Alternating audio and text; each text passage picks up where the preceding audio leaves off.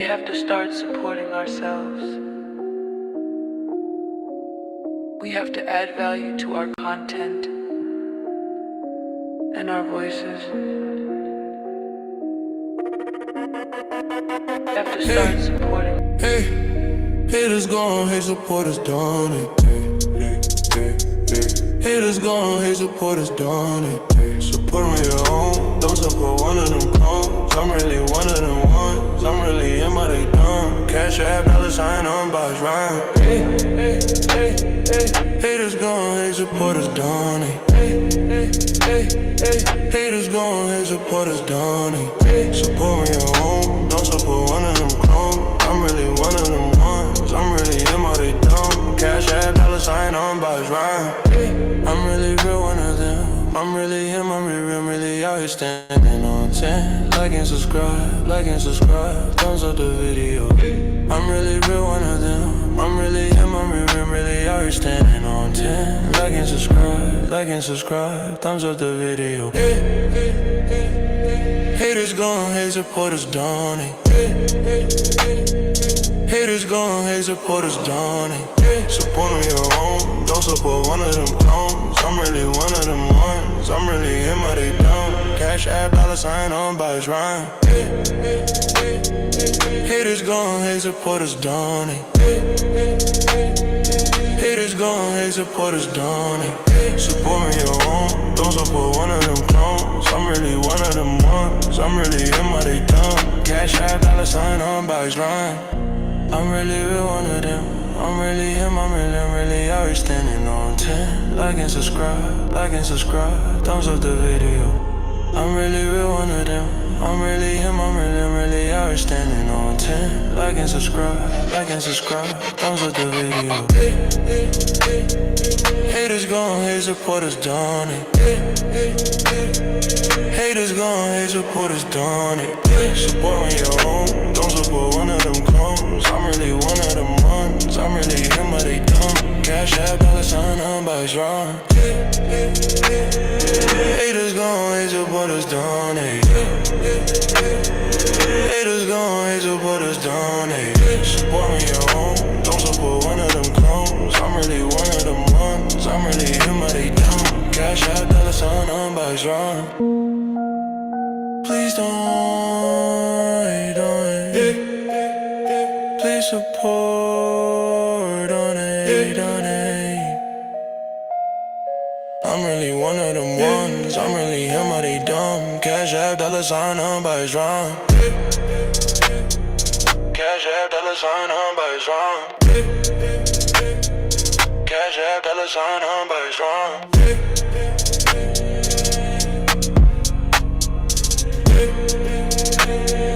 I'm really real one of them ones that they dumb. Thumbs up, subscribe, cash app, $sign on box rhyme.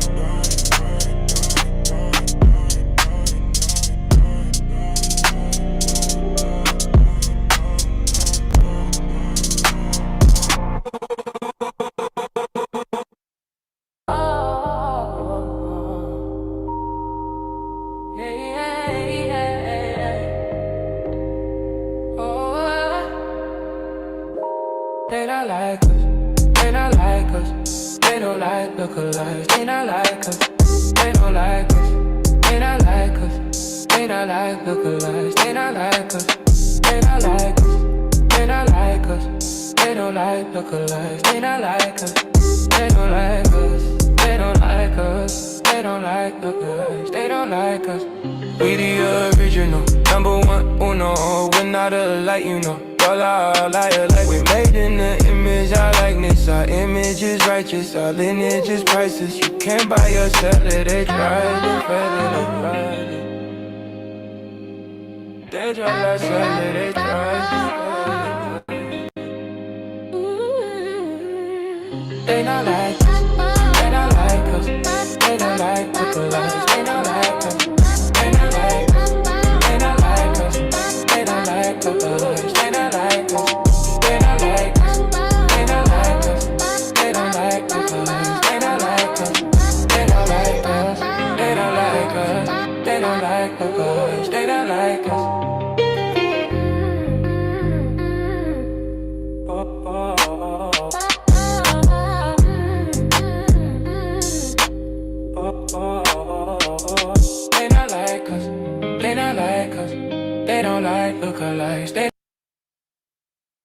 not like us.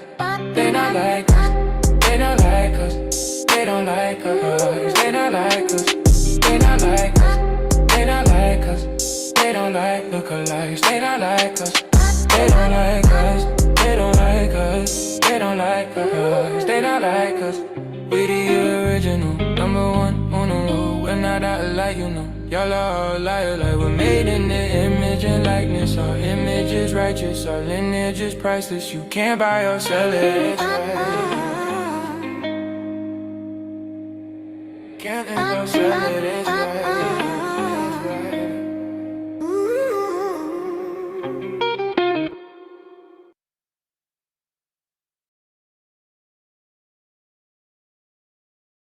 All right. So where we gonna start at first? There's a whole bunch of gossipers out there that likes to put our name in their titles. All right, well, let's start right here. All right, so I never got a chance to check out Sister Napaz sit down with her topic, right? I was invited, but again, she invited me one night and I agreed, but I think she rescheduled, but I had already committed to it, so I ain't go live on my channel. So they had rescheduled it to the next day and to next night. And it's like kind of same time I go live. And I agreed, but I thought about it. I was like, wait, I can't not go live back to back. I can't have 2 days where I'm not live. One night was already like, I felt weird, like I'm missing something, but I can't go night. So I hit her back the morning of that day and said, nah, I can't. I said, unless we can dual stream. So I did add that part in. I don't know if she responded. I didn't even check. But so let's see what they talk about. But okay, what I did not like and what I do not like and what I'm not going to accept to going forward, I don't want to join any panels where they have just unlimited, guests on there, especially if the topic is a FBA,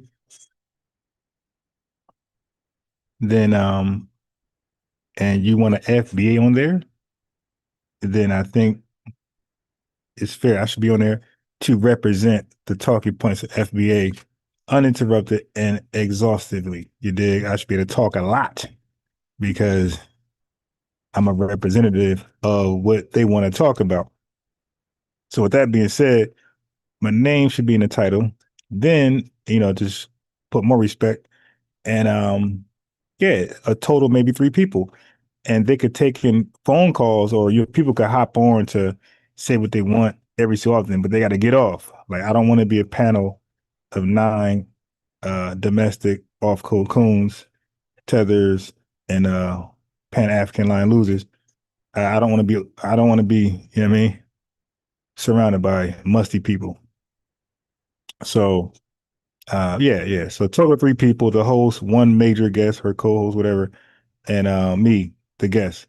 And people could call in after I'm able to, defend talking points, thoroughly explain what we're about, what we're not about, and then get a question too from the host or their co-host, and then one at a time invite a musty tether on to challenge me. All right, so that's anybody going forward. If you invite me to your podcast, name and the title, no more than 3 people at any given time.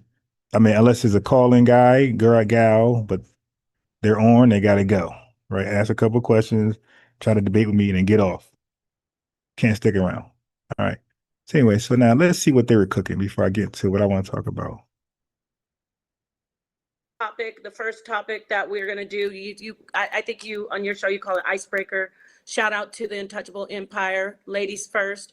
But can you just come out with the first topic and we'll get the people to come in right away and make their statements, what they're going to stand on, and we'll just get things flowing. What do you want to start with? What are we talking about first, Fatty? Whew. Talking about poly relationships. Are they freedom or chaos? We'll start with. It's uncontrolled. Light said chaos. Genesis said chaos. Yara said freedom. And Saw said freedom. Yeah. Did Fatty answer? But it's like I'm trying to give you something that is missing, but we haven't worked on ourselves. So before anybody goes, So I don't know where they're at right now, but I didn't know that they had different topics. Okay, so I didn't even know that much. All right, cool. So I don't know where they're at right now. I'm trying to find out when the topic about us is being discussed. a relationship, right? You should be a happy, complete way. You won't put them in certain situations. Love seeks to heal. It seeks to in a different perspective. Then that may be a solution that we can have with our people today. So I'm not saying it's done perfectly. I don't think there are too many people that we know in a popular space that does this perfectly because of what we see. But it is a perfect system if it's done correctly. I stand on that. Statistically, women create community on their own. Okay, they're still talking relationships. All right, so let's go a little further. So let me prove it then. Because as a woman who right, child father died on some BS and like on some anti-American stuff. They're over in Minnesota, they're getting all kind of okay. So this is Genesis lady.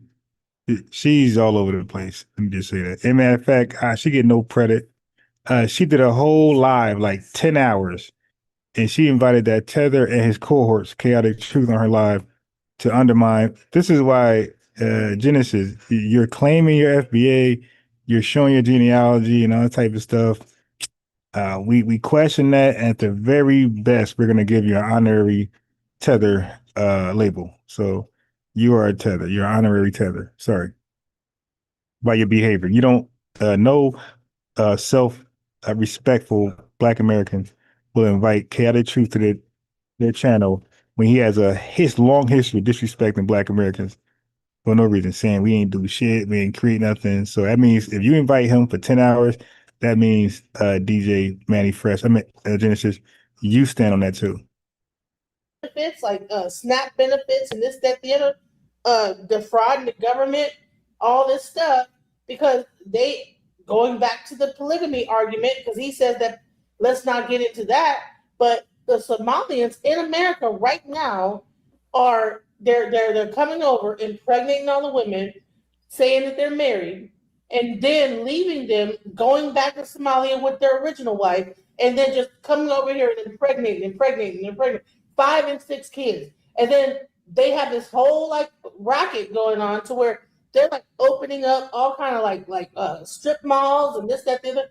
At one point, I would say when it comes to FBA, that is tethering. What's happening right now in Minnesota is tethering.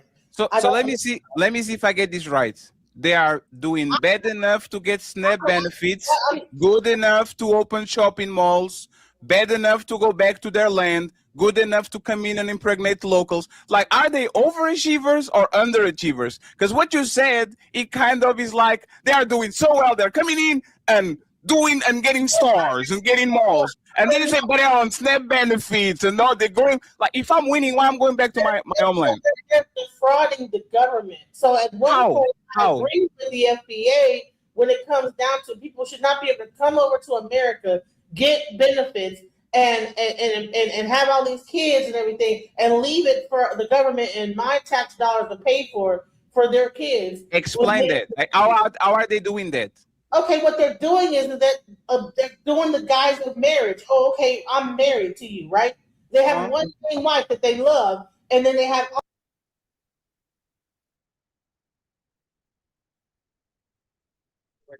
My fault. My laptop crashing out. All right, give me a second to work this out. All right. Okay. Oh, I gotta unshare.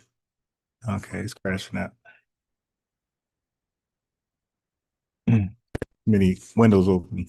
All these other different wives, so-called, that they like are just impregnating, having kids with, and then they like these people are then getting like benefits and this, that, they're lying and stuff like that, saying this and saying that, lying about this whole thing. Meanwhile, our tax dollars are paying for this, and then this guy gets to go back over to Somalia and be with his original wife, the first wife, and he really, really super duper love. Meanwhile, these kids are over here. We got to take care of them. Like what you said make no sense. So I'm going to come to the United States, scam everybody, get the time of my life, get a couple of kids, get business, everything is going, and then I'm going to go back to the place where I was from and I didn't get nothing like that. Why? Why would I go back? Because you could like you could live like a king over in Africa. You could like take the money All from right. Okay. Africa Interesting and, dialogue. from America and bring it over to Africa and funnel the money from America over to Africa and live there. So they are overachieving scammers. Excuse me, Genesis, can you turn your camera off? I can't see anything. No, she's frozen. She's frozen. She's frozen. No, but when she turns her camera off, at least we could see a picture. No, Pa. I don't know where you. We can see. Yeah, we can see the snapshot. Is your side, Napa? You might not see. In animation, you know, when you see. Y'all have to pick and choose if y'all want members. Listen, at one point I was not Napa, sorry. Genesis, you're going to have the chance to reply. Like y'all have to pick and choose if y'all want to kick out people that come on the United States to like that are on some bullshit and are actually underachievers, so they don't help nobody, or if you want to kick out the overachievers. Because respectfully, it sounds like you're destroying shit to the wall and try to see overachievers. Okay, this is why it's hard to talk to a tether on a live panel. You know, this guy said overachievers. Okay, overachieving what? And how's that helping your homeland? Like, shouldn't a goal always be to return home and become like Peter Pan or Robin Hood? Who's the guy? Robin Hood, still from the rich give to the poor. Like, that's called brain circulation? Isn't that the goal? What it sticks. I respect if people are nationalists or people are tribalists when they say this is the problem we have. This is a bunch of something, and we need to stop doing this. But when you say they are so good that they open malls, but so bad that they are on stamps, and they get some keys, but they go back to their land, but they fly, but they swim, like pick a motherfucker, pick a side. Like, say exactly what is the problem you have with these losers or winners, and then we can go from there. But you are destroying things to the wall and see what sticks.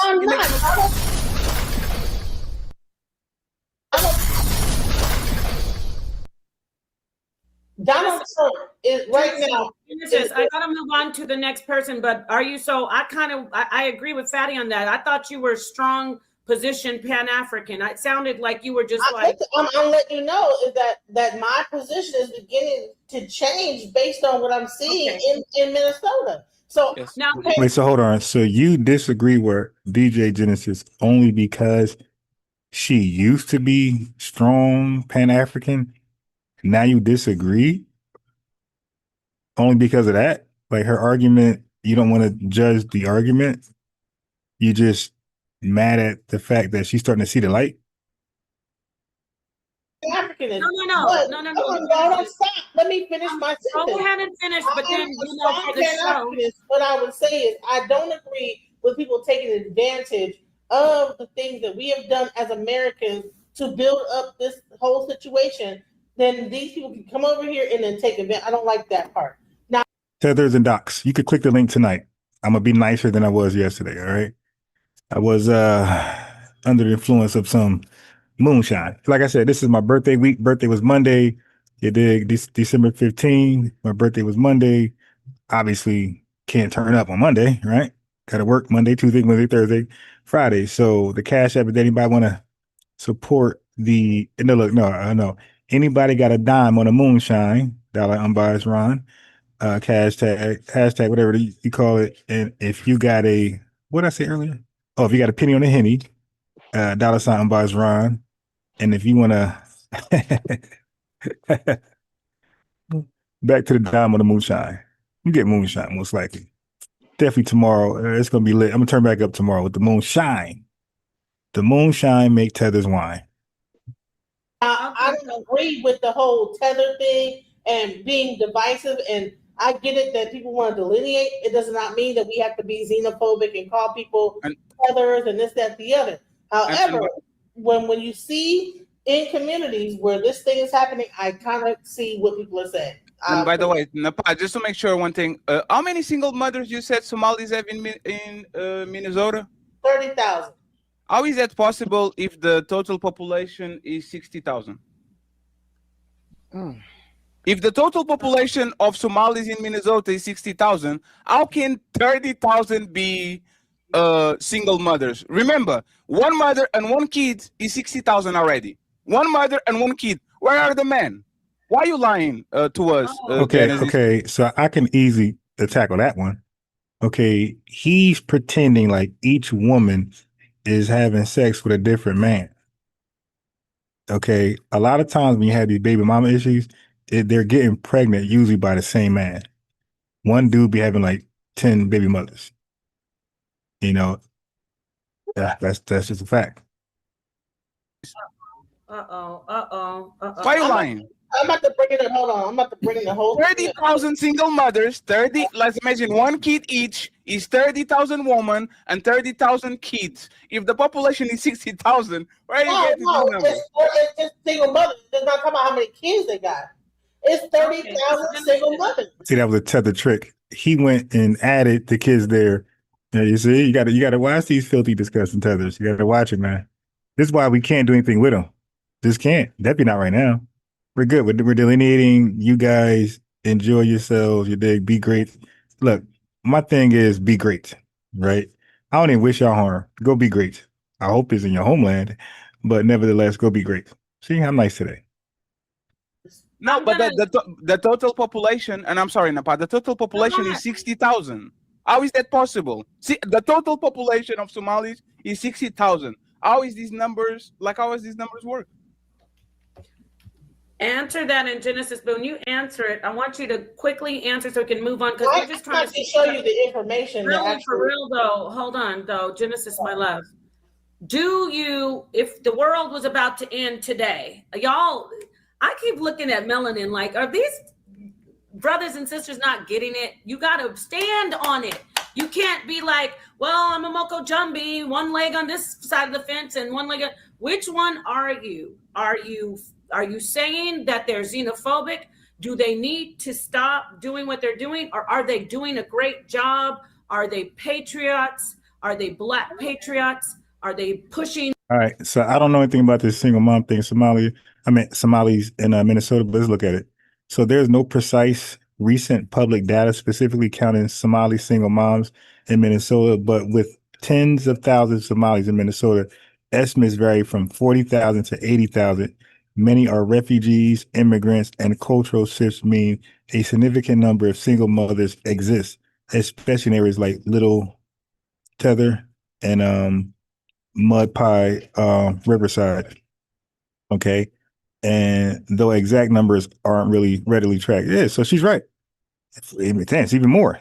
It's in between 40K and 80K. So why would he okay. Or I don't know if the 40K, 80K is total of them. So maybe this could be happening. Maybe the total population is 40, 80. I don't know. They're saying a lot of them. A lot of them are single moms.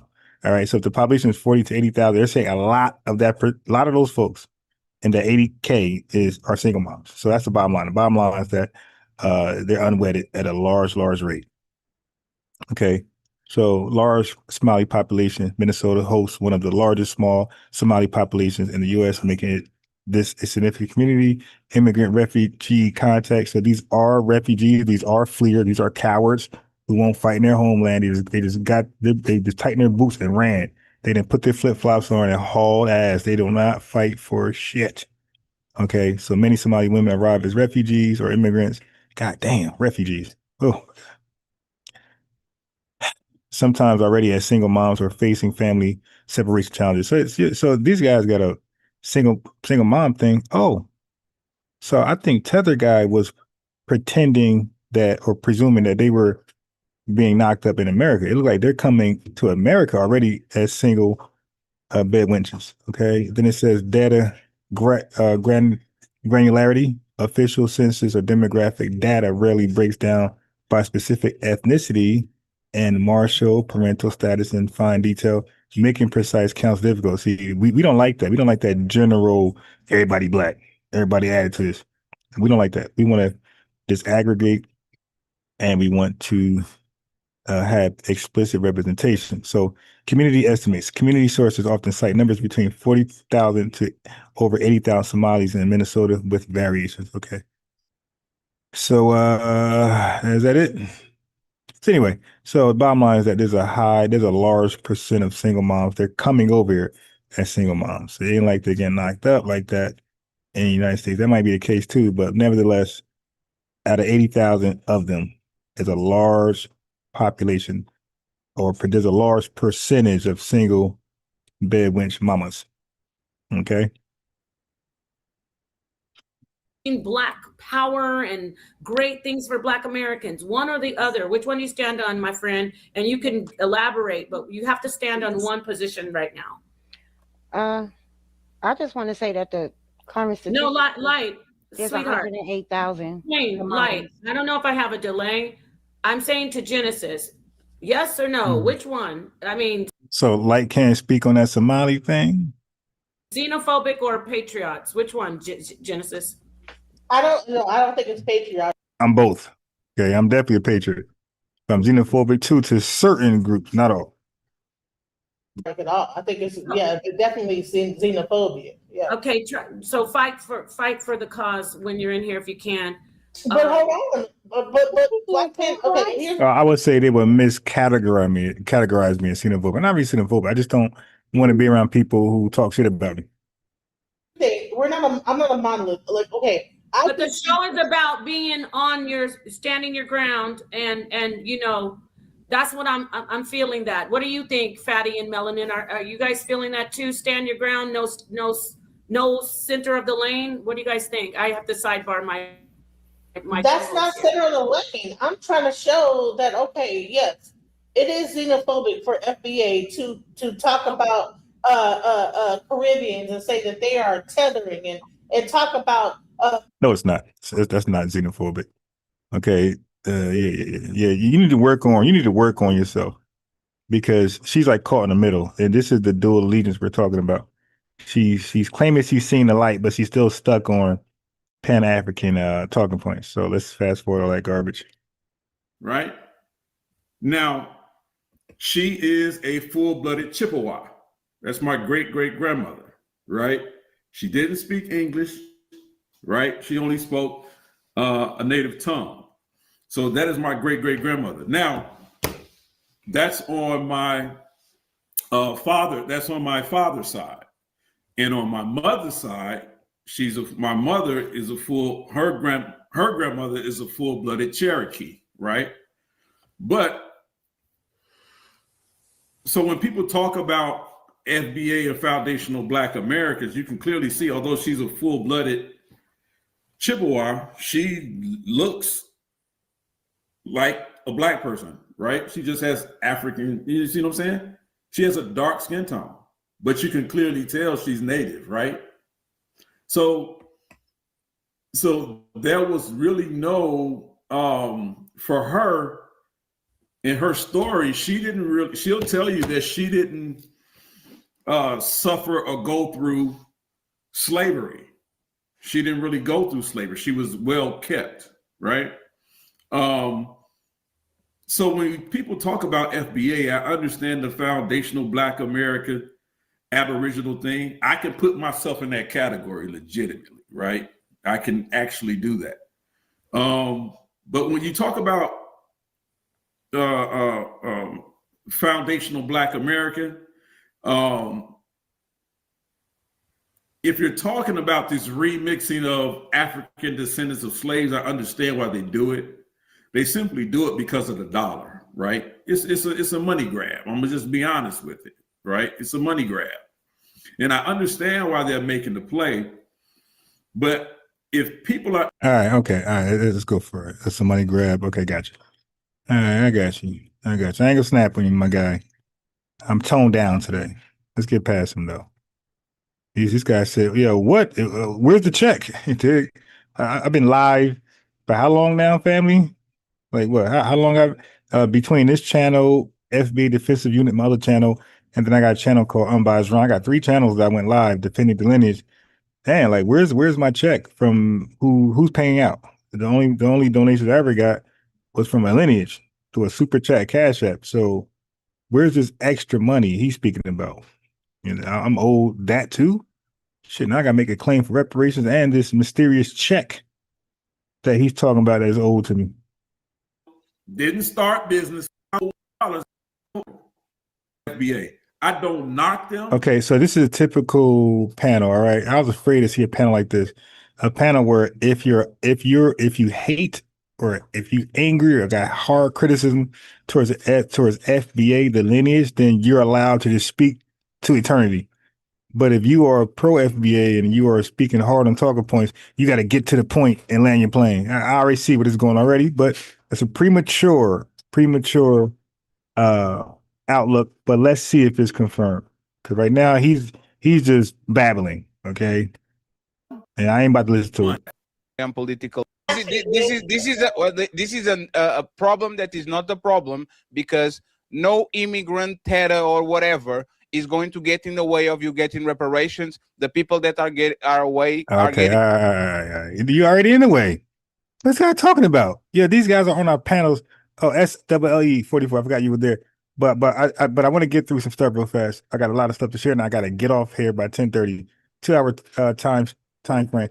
But so they so if you do speak, you got to land. You know what I mean? Go quick, land, and let me run through this video. I never seen this video before, so I'm freestyling, skimming through it. But for the tether to get up there and say that, this is where we always got to correct them. When we have to show them, themselves in these forums, position of seats of power, speaking against reparations, and somehow, but you know what? When they say that, you could tell like they're just brand new to the space. Like they don't know historical background. They don't know why we're delineating, why we're even asking for reparations. Like they don't know even when we started asking for reparations. They don't even know when we took the baton from the Pan-Africans and started to delineate and specify ADOS, FBA, which are lineage-based terms over a racialized term like African American. Like they don't even know that. But I already know I already know from him saying that he has no clue of what he just involved himself in. He just see strong, fierce Black Americans defending themselves versus Tethers. And he's like, well, I'm a Tether, so let me go in and throw rocks. Like he look at it as a rock fight. So if you can like speak on that in about 1 minute and let me get back to this video. I got 3 videos to play. Okay, yeah, bro. I see what you're doing. Yeah. Peace to the chat. Yeah, basically what we watching is a Pan-African meltdown destruction. That's what we watching these people doing. They came on with an end result. That's what she wants. She want an end result. She don't really want dialogue. She don't really want talking. What they're doing is turning into a cult before our eyes, bro. You explained it. These people are literally crashing out over FBA, and I'm loving it because when we have our scholars come out, people like you, and we're just everywhere now. And I understand these Pan-Africans, bro. Just by watching these people, it's like they're all like just want somebody to come and stop FBA. They know it's a lineage. They know it can't be stopped. You cannot stop a lineage. And it just hurts them so bad. But I'm loving every minute of it. This man got up here talking about Cherokee, Choctaw and Cherokee, then said, but I understand. No, dude, what you want to do is you want to appease Pan-Africans because Pan-Africanism is basically fueling these disrespectful, treasonous anchor babies. And we're watching it in real time. Thank you. Yes, sir. I agree. Let's go. They are getting on the way of you getting reparations are above you and are a little bit more pale. And they don't want to have no conversation with you, just like Brazilians don't want to have no conversation with Portugal. Is this the same Tether? I mean, so what do you, he's saying we're irrelevant. They ain't thinking about us. Then why are you saying anything? Why are you even responding that we're delineating? If we were so irrelevant and insignificant, then why is there a big Tether uproar? The fact that we're delineating, we're separating ourselves from you and we're laying the record straight. That shouldn't be a big deal if you know we were insignificant. Reparations. Against reparations idea, and all of this we can And that's another trick bag family. Don't let tethers or white supremacists try to nail the conversation just around reparations. That's what they're doing. All right. They like to do that because they reparations is an ongoing thing. It's tough just to tackle. There's a lot of nuances, a lot of words, a lot of fights that need a lot of wars that need to be won, you know, statewide, national wide. So you know, it might be a little while to see real change there, to see any real thing, any significant thing come out of that. So they like to stay right there. But no, we're not gonna stay there. So with them, I don't be bogged down on reparations too long. I like to speak about self-identification, delineation, okay, and cosplayers. That's what I like to focus on. Yeah, so I'm not really because I notice I see a lot of these Pan-African and tethered channels that like to stay on reparations and don't go past this. I'm like, okay, oh, that's what you like to do. You think your strongest argument is there, and you believe you're weak everywhere else. All right, cool, I got you. So we gonna move from reparations. We're gonna talk about delineation. have a conversation, but having conversations about reparations when nobody on the pamphlet is outline the difference between xenophobia and patriotism. Actually, we got to move on to it. We have another. everybody guest. knows what is xenophobia. There was no need to define it. No, here's the thing. Genesis, But people, like anyone can be a Can patriot. nobody hear me? My mic is delayed again, right? Now we can hear it's just There's no Genesis way being she would belligerent. just ignore me. She would never do that. I know my mic is delayed or something.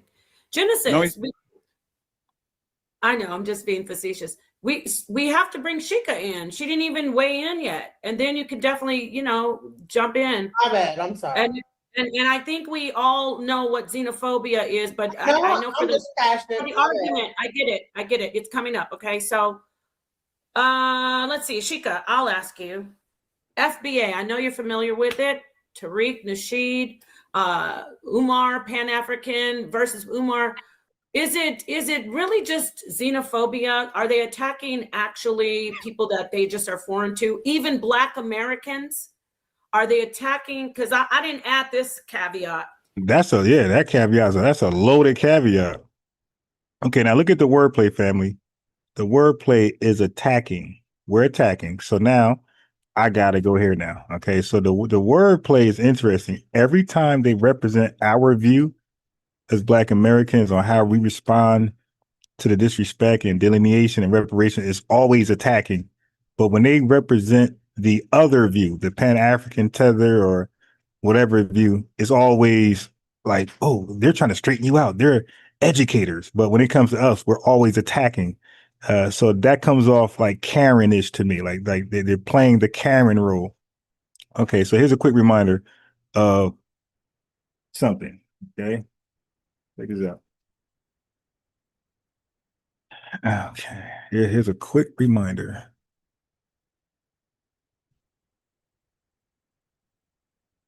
Oh, let me change the channel. Okay, because they say we are attacking. Who are we attacking, by the way? All right. So here's a quick reminder of how we got here. You dig? How did we even get here? Why are we even delineating? Why can I? Okay, I got to plug my mouse up. Hold on 1 second. I hate these goddamn laptops where you scroll your finger and you ain't going nowhere. You need a mouse. They might as well sell these laptops, these cheap ones with a damn mouse. All right. Okay. All right, come on. My mouse working. God damn it. What the fuck? My mouse is done? Oh shit. All right. You need a new mouse. All right. Oh, why can't I scroll down? Let me unshare it first. I'm back. Make sure I ain't stuck. Yeah, you definitely ain't going down. All right, how do I get to my clips now? All right, let me make it smaller. I got a trick. I got a trick. There you go.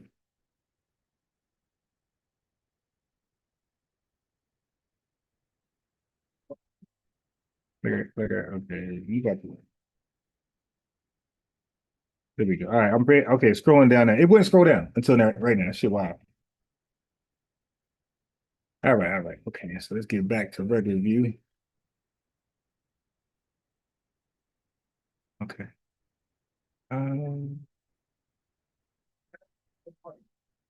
Okay, here we are. That's the case in point. And I'm gonna do another good one.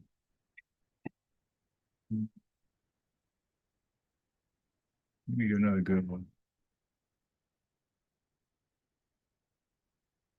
Matter of fact, let's do that so we ain't waste too much time.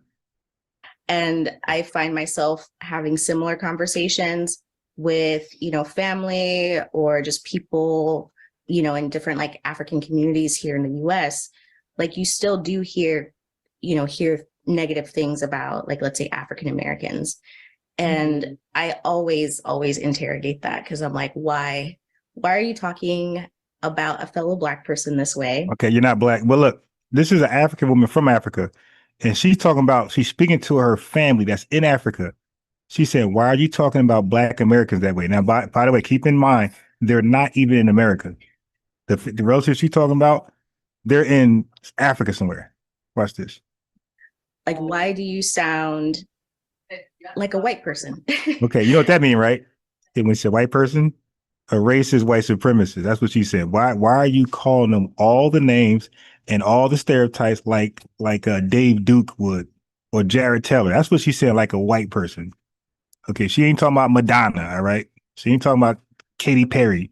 She's talking about the worst of the worst, right? Why are you sounding like a flat out racist towards Black Americans? Watch this. Like, why are you saying the same things? I don't really know. You sound like a white person. It's like, whoa, what? Because if you have the same talking points and the same stereotypes as like white people do about Black people, like, if you have the same, told you, if you got the same stereotype, same talking points, same racism towards Black Americans like white people do, listen. Do you not know what you look like navigating through America? Like, you look Black. Right. That's the problem. Look like, that's good. That's great. Okay, come on. Yeah, they look like us. That's the problem. But their actions is completely, this guy can knock the juice right over. Okay, so they look like us, but their actions are 100% different. Now I'm able to scroll down somehow.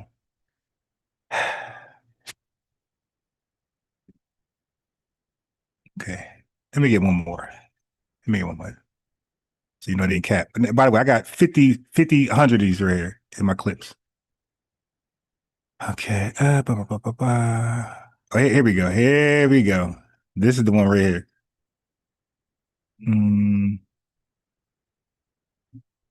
Here we are.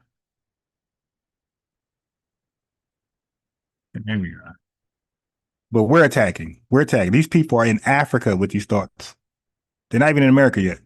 And when they come here as refugees, right, they fled their country, refugees, evacuees, hurricane, or as asylees, right? They come with those white supremacist talking points that she just articulated. Watch this. Right. Like when I was younger, I would be like, they just so mean. Like I can't have my American friends over. Now, when she say American friends, she's talking about Black American friends. She said so what she's saying is the context is my parents are so mean I can't have my Black American friends over. Why you can't have your Black American friends over, immigrant? Why? But it's not really being mean. It's just, I guess, protection. Mm-hmm. So they're protecting them from us. All right. She's a kid, by the way. She's reminiscing when she was a kid. So these people who you would call Black, that I say ain't Black, right? They're immigrants from their homeland, which is a country, and they're named after the country, Zimbabwean, Ghanaian, whatever. That's what they are. Okay, she's saying that when they come over here with their Ghanaian family, their family is protecting them against Black Americans. What's so bad about Black Americans? Is that somebody else who's admitting they're borrowing racial white supremacist views about us? Protection of the unknown. So Protection of the unknown. Yeah, of the unknown. Like they just be so clueless. Oh my Okay, God. listen, their parents be so clueless. Let's go. I just be wanting, bro. Just take a chance. Take a chance on Black Americans. Their parents are so clueless. I'm saying take a chance. Let me hang out with a Black American. So we ain't start the delineation. Okay? They start that shit ASAP. Watch this. We're raised like, I think what we have to remember too is like our parents were not born in this country. Right. Like they came to this country. Right. They came to this country with what? White supremacist views. Look like you, but white supremacist views. What else? Blindly. Like, immigrants. not knowing nothing. So facts. What? Not knowing nothing. They're just stupid and just ignorant, don't know common sense. I got you. And she says it makes sense. Like they're justifying their parents' hatred and vitriol towards Black Americans. But go on. It makes sense. It makes what sense. People will always tell them, like, when you come here, your family's still in your ear. Make sure this, make sure that. Make sure don't hang around them niggas. This is not happens in America. Like, so that sticks with them. That's just what's Now keep in mind, it's never don't hang around white people. It's always us. Like we're like we got the dirty history of you know, Jim Crow, slavery, racism. You dig? Japanese internment camps, Native American extinction. Like they act like that's our history. Watch this. in them. Right. And as we grow up, we change their views on things and change their mindsets and how they view situations. Like I know every day. Okay. So every day they try to look how hard it is for their parents to drop their views on how they look like, how they view us. And some of you are saying we need to link up with them. Their own kids can't change their mind. All right, you guys got to be kidding me. You know what I'm saying? I don't believe that'll be enough per se. Not for them. Now you heard her? She said when she responded to the last kid who said we're trying to change our parents' perspective on Black Americans. She said, I don't believe that's going to be enough. Watch this. It's over. They think how they think. And they old. And that's it. Like, and they old. And my dad, you can't change their mind. They view us a certain way, and they know their parents better than you.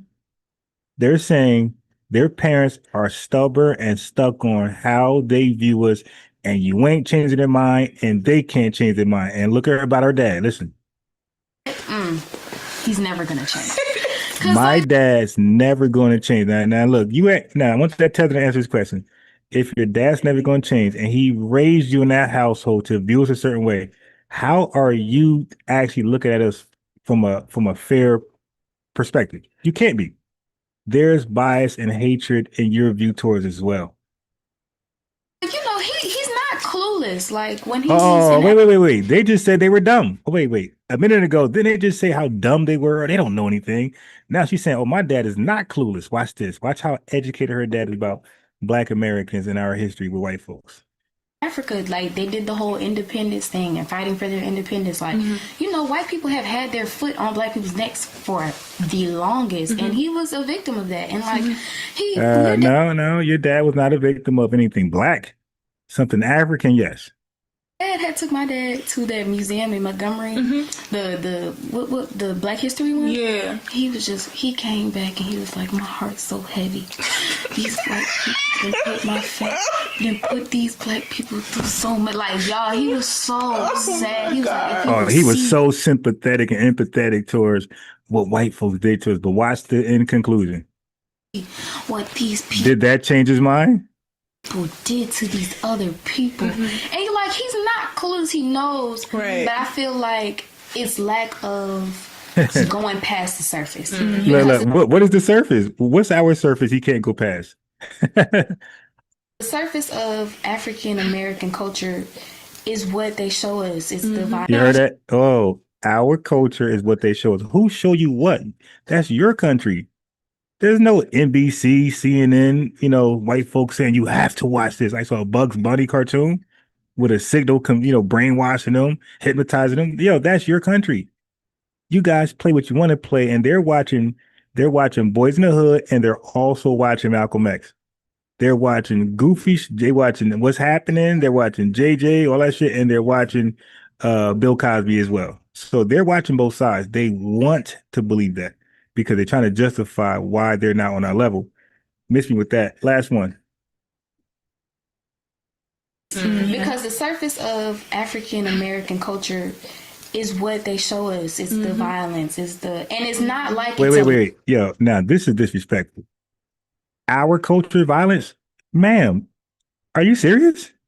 Yo, Chicago is Beverly Hills to any place in the Caribbean and any place on the continent of Africa. Chicago is Beverly Hills. Chicago is heaven compared to what goes on in any country in Africa. And she said, we got violence. These Ibrahim Traoré is in power because he overthrew another coup that's African by straight violence. And guess what? Those people they overthrew somebody with blood and death. So there's nobody more violent than Africa. As a matter of fact, Jamaica has been number one as far as country violence, right? They are the Chicago of countries. They've been number one ever since their independence. Yeah. The independence of 1960, it's 2025. Go look up the most violent countries in the world. Watch Jamaica might be number two now. It might be Nigeria number one, but Jamaica was number one for 60 years, the most violent country in the world. And they're saying we're violent. Now look, keep in mind, if we're violent, damn, how is white folks not Jason Voorhees? If we're violent, then how come they don't see white folks as Freddy Krueger, Michael Myers, all these KKK? What? All right. lie completely, but we never get to know. You heard her. They show us movies, so it's not a completely lie. So she's saying they tell us that now the whole they thing they're lying, right? I already said in grammar, basic grammar, you cannot talk about pronouns without first establishing a noun. Who is the they? Who's the they? So the they leads to our imagination. Now we got to figure out and guess who the they is. We got to speculate, right? So that's already been decisions. Man, who's the they? Nobody's showing you shit. Okay, so she said their culture. Well, she said they are showing us their culture as degenerate and whatever. And she said they're not lying. Wait a minute. So a movie defines our culture? Boys in the Hood? Okay. African American culture. But this ain't attacking us. So that's the bottom line. They don't see this as attacking. They never even met us yet. They have no contact on this soil, and they already got these views. And her dad's not going to change before his mind was made up before he came to this country, and that's not considered attacking. Watch this. Is what they show us. It's the violence. And it's not like it's a lie completely. See? We're violent, but we never get to know the people themselves and why they are like that because of why are we like that? What the y'all just heard that? They never understood why we are just so violent.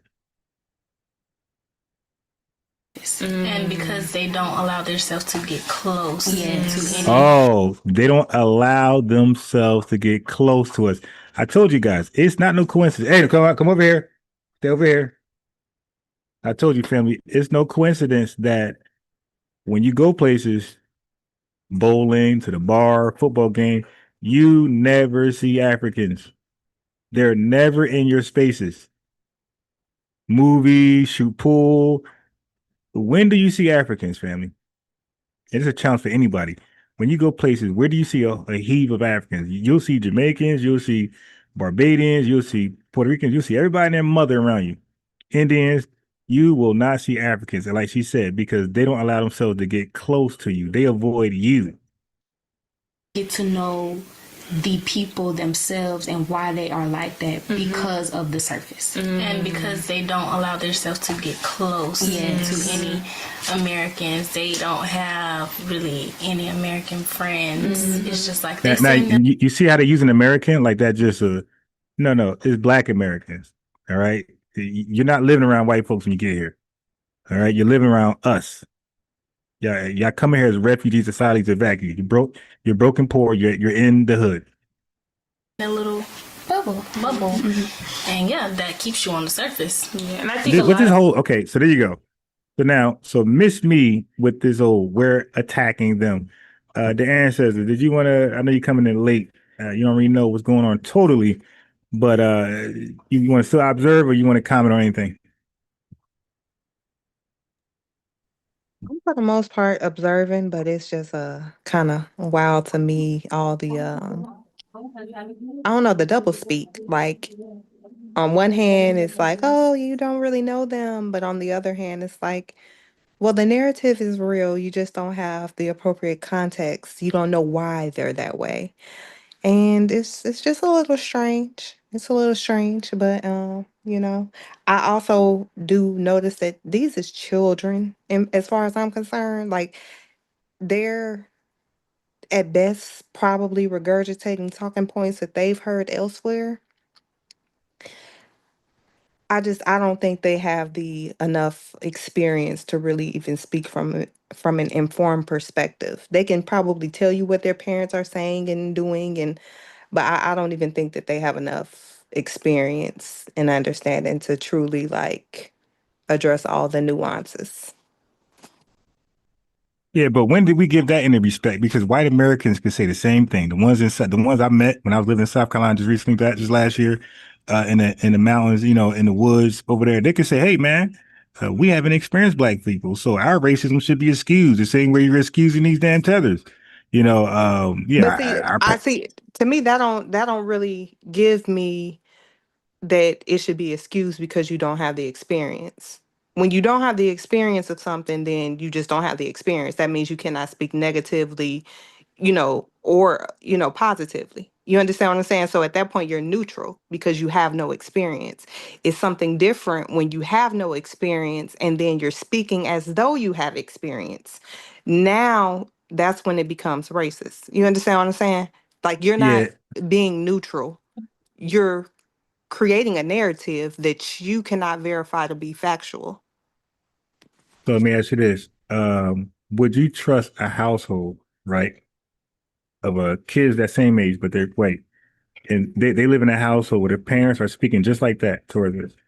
Like, would you trust to befriend that white girl or give her a No, chance and I get? absolutely Uh, not. So what I'm saying is I still would not befriend any of them. The children are speaking truthfully that their parents definitely um frame Black Americans in a specific way. And they definitely perpetuate a false narrative to their children. So I'm not debating that. What I'm saying is the children are not informed enough to speak one unbiasedly. Like you have to be trained to speak, like, because they want to be a part of the conversation and they want to scrutinize and criticize because they know they can feel that something is wrong, but they're also children, so they also still want to protect their parents. So then you get this, oh well, my dad felt so bad. You understand what I'm saying? Like, it's, to me, they're not equipped to fully be neutral and just really call a thing and speak to the real the real underlying motivations of the why. They're framing it as ignorance. They don't know. It's not ignorance. It's a lot of it is intent. Like you're intentionally trying to position yourself because you see us as competition when you come here.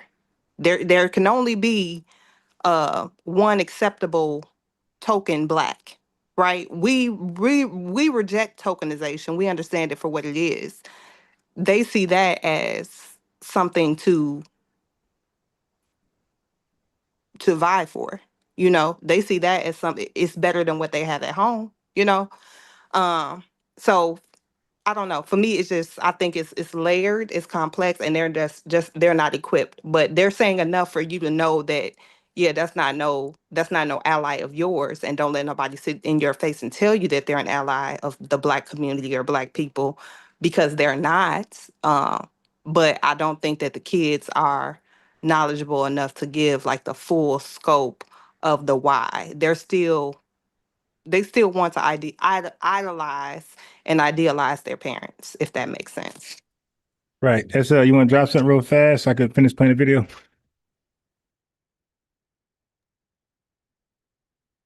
Did you say me, Ron? Yeah, yeah. You want to say something real fast before Oh, I finish playing it? oh yeah, yeah, yeah. The sister, man, she explained that very well, man. I just like to add, right, that these young people do know, and I'm gonna tell you why. Because we are the most important dark people on the earth. So they do know that. And not only do they know that, they're constantly reaffirming that by saying images, TV, talking, parents, and all this stuff. They understand because they came over here. So anytime you remove a child from a situation, whether that be trauma, whether that be willing, or you take them out of their environment and you take them somewhere else and you start explaining something to them, those children are learning that, because that right there is also a defense mechanism. To cosplay us is a defense mechanism. Then go home and see the difference. That's like a violent home. That's like a what you want to call a parent that's out of control, but you're going to school acting like your parent is good. You know that they're not. This is really what you want to call an abusive relationship. We are under attack by abusers. This is an abuser relationship. When you take a child out of their natural habitat and you try to force them to do something else, they know it. It's just like a parent, when you see them doing a lot of bad things, when they grow up, they think you don't remember it, but a child remembers this stuff. You're going to remember what your parents did. You're going to remember what happened to you. You're going to remember that stuff. Child out of their natural habitat. And right. So you're going to understand that. So these children, what they're doing, this is a coping mechanism. This is them trying to protect themselves from their parents. But they, like she said, they do want to protect their parents. That's an abusive relationship. This is a psychological warfare that we're going against these people. These people basically are white. I'm not trying to be funny here, but white people have that same identity complex too, because they came here taking something. These people know what they're doing. Yeah. I absolutely agree. And I just want to add really quick, because I think it's some people in the chat that don't quite understand. So it's like, if you have, because I know I have a child that's 22 and I got one that's 15, right? If you ask them issues about the Black community, if you were to put them on the spot and ask them to speak to issues of the Black community, they can speak. A lot of it is going to be what they think they understand from what they've heard, so it might be some regurgitated things, it might be some experience, but they're not going to speak on the level that a 40 plus Black American that's been living this shit or educated or, like, they're not going to speak the same way on the same level. And I think people got to realize that, yeah, they may be aware, they're aware of what their parents doing. They might even be aware of some of the impacts. But as a 40-year-old woman, this stuff I'm still unpacking from childhood that I'm still realizing to this day was a traumatic experience. Some things are blatant, some things are more covert. You don't even realize how it like gnaws at you invisibly. You understand what I'm saying? So like that's where the whole term like microaggressions come up. You got like your overt racism, and then you have a lot of covert actions that still have lasting impacts, even though you can't quite put your finger on what the fuck going on. So that's what I'm saying. It's not that they're getting passes, but yeah, to some degree, younger generations, they do have to grow and experience life a little bit more, and they're not going to understand things from the same scope that somebody who's older and more experienced is going to understand it from. Oh yeah. I Right. definitely. Let me Go ahead, see. bro. I was gonna say something. I forgot. All right, let's go. I want to ask you, Americans like you who have Caribbean roots, right? Are they attacking you? Are they really xenophobic against their own? Even, or is it just patriotism? We just don't understand they're fighting for Blacks. Which one is it? What do you want to say? Okay, so my thing is this. I was just telling an ex-architect earlier today. I was talking to him, and because we be having these conversations in private. And I was like, you know what?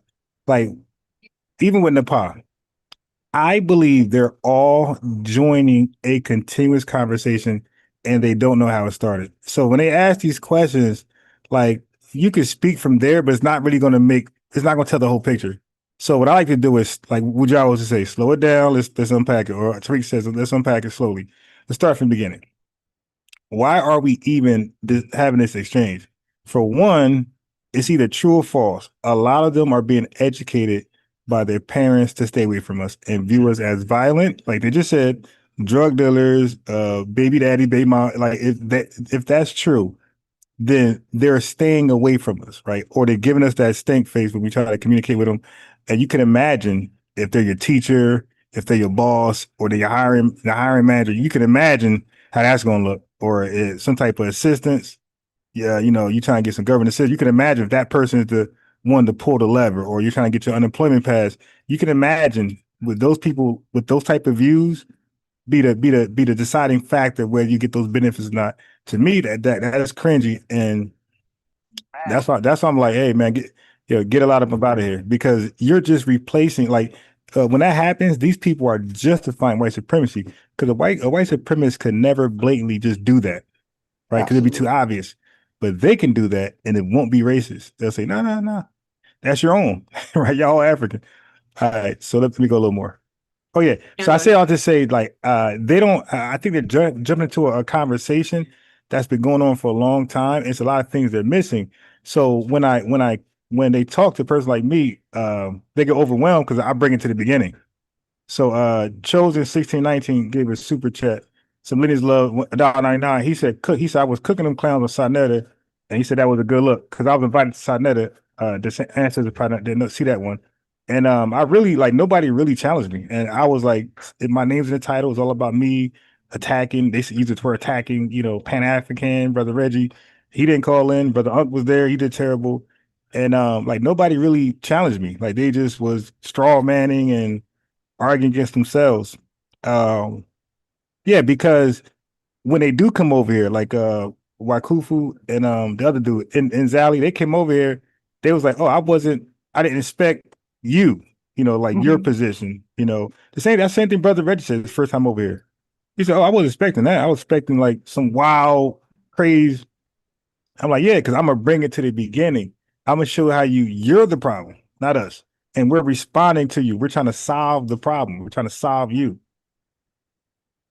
Yar's in the back too, by the way. Oh, yes. He's just, his device isn't connected on my end. Do you see that? It's okay. Heard. You are leaving a lot of money on the table because so I have two roots. I have Caribbean roots on my mother's side. My father's side is indigenous and African. They can. I don't know what that is, what you just said, but we call that a dual allegiance. So people like that get a big question mark. You have a dual allegiance. Like sometimes you're going to favor one over the other. Indigenous African. I thought she was going to say indigenous, like American something. Let her go on, because it sounds like you're just an immigrant. You could go all the way back to slavery, and I have with them. So I have two roots. So I only get half of the money. This is leaving money. Okay. So she said you get half of the money. Yeah. Yeah. That's exactly what's going to happen. But they're bringing it back to reparations. I'm looking at the title. I don't see reparations as a title. And the ancestors, before you came on here, I said they have a habit to bring in a topic to just reparations. Like they narrow it down to this is not a reparations topic. Matter of fact, we don't even talk about reparations, because reparations is something we understand going to be hard. It's a lot of nuances, a lot of legalese. It's a long fight, and we're in for the long run. That's not something we think is going to happen next year. But okay, if it does, we'll be surprised. Yeah. I mean, and I say she says she gets half, right, as if it's here. So she's living out reparations. For her, this is another opportunity in the pipe, and it's here now. So that conversation, everybody is qualifying as Black because they've gotten their mortgages, they've got their grants for education. Now it's time for reparations. They want it all. The ancestors, what are you going to say? I was going to say, well, first off, part of the reason why reparations is such a hard thing to get is because of this conversation here. And this is why I feel like it's so nefarious what quote unquote other communities of color, the diaspora, does to Black Americans. Because part of the problem is you cannot get reparations if you cannot agree to get people to agree to the harm. You understand? Like it is a response, a financial response to an agreed upon harm. If people want to debate the harm, or they want to say, well, it wasn't just y'all, it was everybody, or well, this happened to us too, or like it gets convoluted, and that's what makes the reparations conversation so hard because everybody wants to gaslight Black Americans. Well, And it's a global versus a U.S. harm. but that's the whole thing. Like nobody goes for global reparations. That's not even a thing. They do. You understand what I'm saying? Right. But it's a nothing burger, is what she's saying. It's not even possible. Like you got to hold each person got to hold their own governments. Like as I was explaining to a tether the other day, the UN can't force America to pay 1 penny, and America can't even make France pay 1 penny. Like nobody can make another sovereign nation pay a penny. Like And that, that's but within here's their the own thing. politics. I would argue that they can though. See, I would argue that they can, and not necessarily like you might not have legal standing, right? But you have political leverage. You have economic leverage. And I think that's my biggest issue. It's not like we cannot, and that's largely what happened during like the civil rights movement. America wasn't ready to do shit. But on the world stage, you can't position yourself as some type of moral authority and you're committing the worst harms. You're trying to police everybody else when look at your own, get your own house clean first. And that's pretty much the position that they were put in. So even with this situation, if people would quit, oh, well, we known to stand up and stand out, right? But at the end of the day, we're not going to keep standing out for everybody to eat off of us or to play in our face. We can put you in a wonderful position. You come here and you know how our government feels about us in particular, and you want to leverage that as an opportunity to get more for yourself, and you don't stand with the people that made it possible for you to come here in the first place. Like stuff like that. If you was to stand with us, we wouldn't have no problem with standing with y'all to make sure and use our political power to make sure you got what you needed from your government. But the problem is you want to come here and exploit us on top of the exploitation that we already suffered and then try to play in our face like we're so selfish or we make it all about us. No, we haven't made it about us enough. They're not new. This is nothing new. Them coming here has happened since the 1700s, not in numbers. And they've always had a separate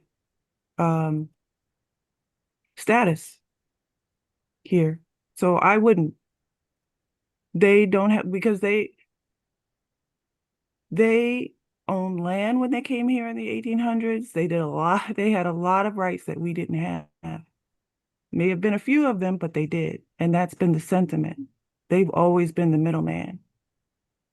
And as for the international, when it comes to the money, which is why I think reparations came up, I would love to know the original source. I don't know it.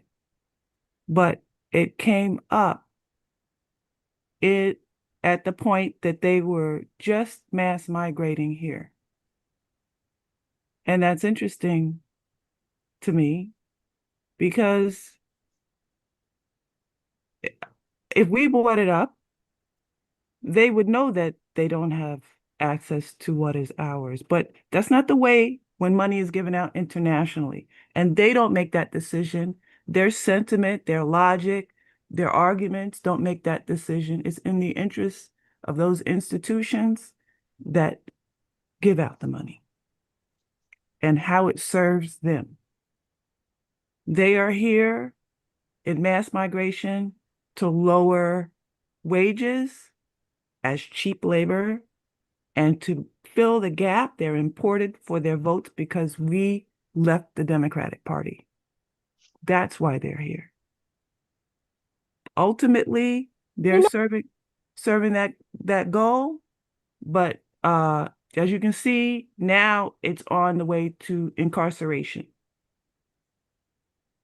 They're not getting money. We may not get money, but our call for reparations is sincere and it's owed to us. They can have all the arguments. She can have that. I get this half if she wants to, but that's a different call for reparations. That's a call for an opportunity that's not hers. Let me play a little more. On the table. I have been disenfranchised my life throughout my Okay, life. so this is what I mean by dual allegiances. Okay, now she claims she half and half. So that means she should be neutral, right? Half and half doesn't mean you're one sided. That means you don't have a dog in the fight, or you are neutral to both sides because you're part of both sides. But already her argument is anti-reparations. It's a pessimistic argument, and she's arguing on behalf of the other side, right? Who ain't getting the damn thing from over here. I had to work twice as hard to get what I need. Okay. Now we gotta stop that lie right there. Now that lie right there gonna piss me off. I'm tired of immigrants coming to this country saying they work so fucking hard. I've never met. I'm 48. I just turned 48 Monday, December 15. Throw a penny to the henny, throw a dime to the moonshine. Hey, I ain't never meet an immigrant or anybody that can work harder than me. I seen them work as hard as me. They kept up with me, but I never met somebody who worked harder than me. I just started a job. I'm like barely 2 months in. I'm already gonna be a manager already. Like I literally jumped over everybody. Okay, matter of fact, that's why I'm leaving tonight's live so early. I got to go there tomorrow morning early as hell to learn some extra shit. All right, but I'm the only guy that can do everything outside of the owners, who have done everything outside the owners. I just got there. So I keep hearing this. I work hard. I got to work double hard. Weird. Like, and how do you, and wait, hold on. And how do you prove that? You're just saying that crazy shit. But when I'm in the workforce, work field with you, you're slacking. You're sitting down. You're complaining. You're calling out. All this twice hard. Like, show us some videos where you just busting your ass more than everybody there. But go ahead. They work cheaper than you. That's about it. And they're preferred. And I see that especially in the medical industry. In the 80s it's like ethnic musical chairs. In the 80s we had Filipinos as nurses. Now we have West Indian nurses and African doctors. I'm gonna be honest, them Asians and them Indians they're not working cheaper. They're not. If you look up the labor statistics, they're on par with white people. But they're still serving the same purpose.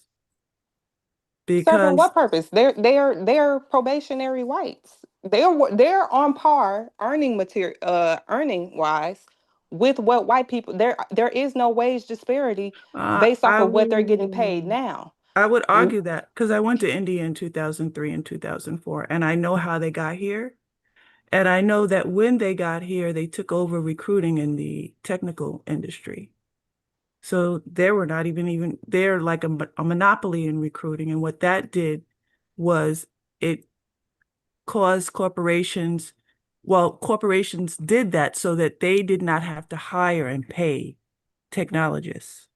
Well, at a fair wage. This is what I'm saying. What I'm saying is you have a point if you're talking about people that would fall under the banner of Black Americans or Hispanics, Latinos. You would be correct, right? But when you're talking about Arabs or Asians, like Indians, especially a lot of those people in the technology field, first off, do you see how Donald Trump has now attached a price tag to the H-1B1 visa? Because a lot of those people were coming over. He's trying to make it harder for companies to bring that talent over here. It's $100,000 for them just to give the visa. So they're paying them more than that. So their labor is not cheaper, but what we are doing is we're getting their skill set because they are more skilled in some areas. They are not. I went there to train. Okay. And I worked with them through 2 years ago. And I was usually the strongest on the team. Wait, I want them to, because I do want to play some work. I got like 2-3 more videos to cover. I'll stop this point and I'll just, I'll come back with some facts. I don't do the anecdotes.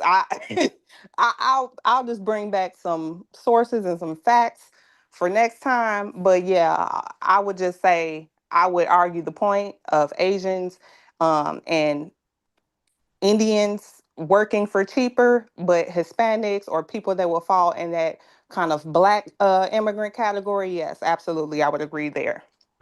Okay, I would agree that they make as much, but they're serving a purpose, and Vivek Ramaswamy can't be president. Yeah, I'm not saying that they don't serve their purpose. I'm just saying that So they that do was my not only work cheaper. point. Yeah. Vivek, they serve the purpose of being a higher level minority. It's a game of ethnic musical chairs. They serve the purpose of being a higher level minority. And in the end, they are not on par with whites. That's not the intention. Well, what I'm saying is, if you look at wages, so originally you said that they were working for cheaper, right? Than what we are working. What I'm saying is that is not true in all cases of all minorities. Asians and Indians get paid as much as white people. So there is no difference and there's no wage disparity between them. But They there get is, paid if you're in their talking own about, industries, owning their businesses. They don't get paid as employees.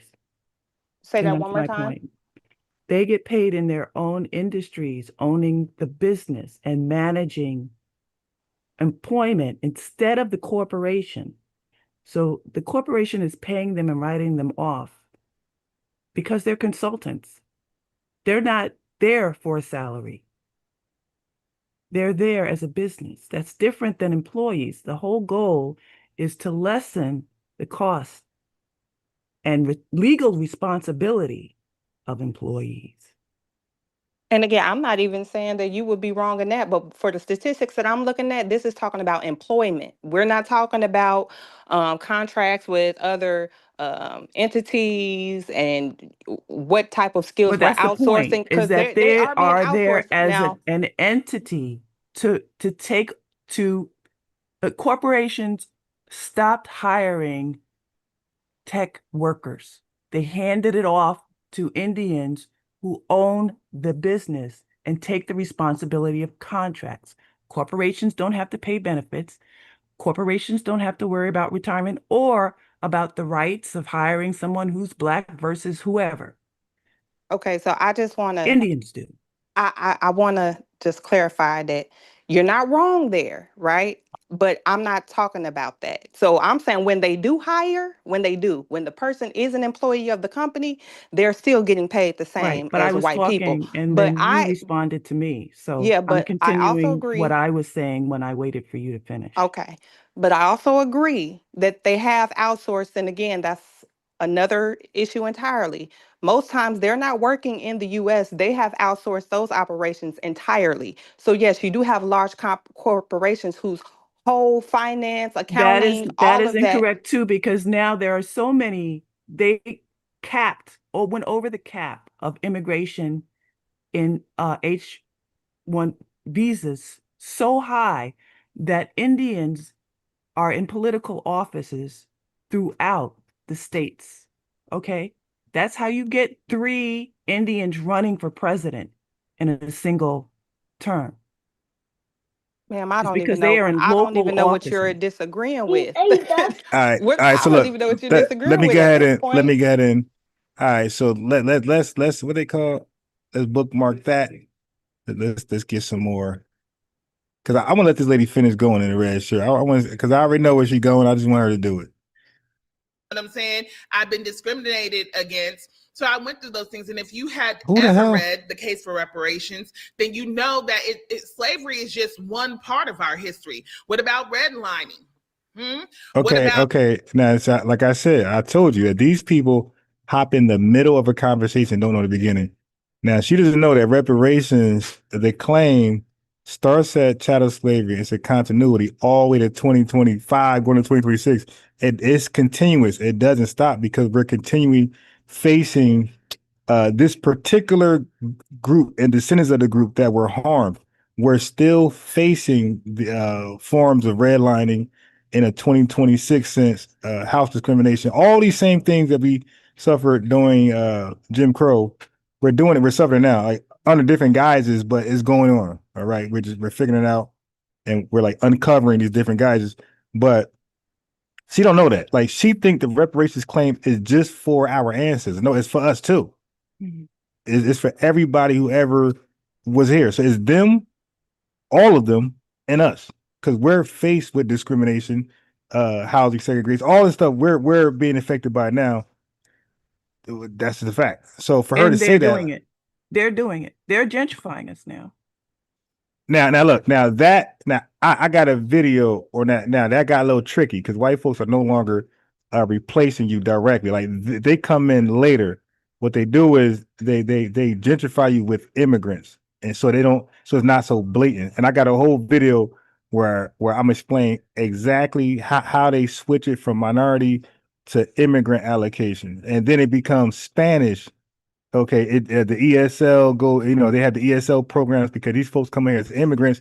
They don't learn English. They speak Spanish, so a lot of monies go to ESL programs so they can learn to speak Spanish, but they never learn to speak Spanish. You feel me? So now a lot of programs are in Spanish and they're in your face, but you don't read Spanish, so you don't know that that's for everybody. It's free. Right. So, but that's a whole different thing. I'm gonna do a lot just on that by itself. Just two acts: sanctuary cities and opportunity zones. Yeah, we gotta get rid of them. That sanctuary cities gotta go. The Tuskegee experiments, which actually shows up in my DNA because of my father's side. She just saying any old thing. Let me get past her. Any way of trying to get Let me get past her. In the diaspora. They have a definition. Why do you think people are starting to give out reparations right now? They're trying to get ahead of the 8 ball. Okay. I don't know what she's talking about. Needs therapy. I used to be offended. Because I don't make America, to me, How? It's feudal, it's divisive, they're behind the 8 ball, and it's lazy. Can you explain how are people leaving money on the table under Trump? Let me fast forward this. Where is the wait? Okay, I'm Yes. like melanin. I'm willing to learn.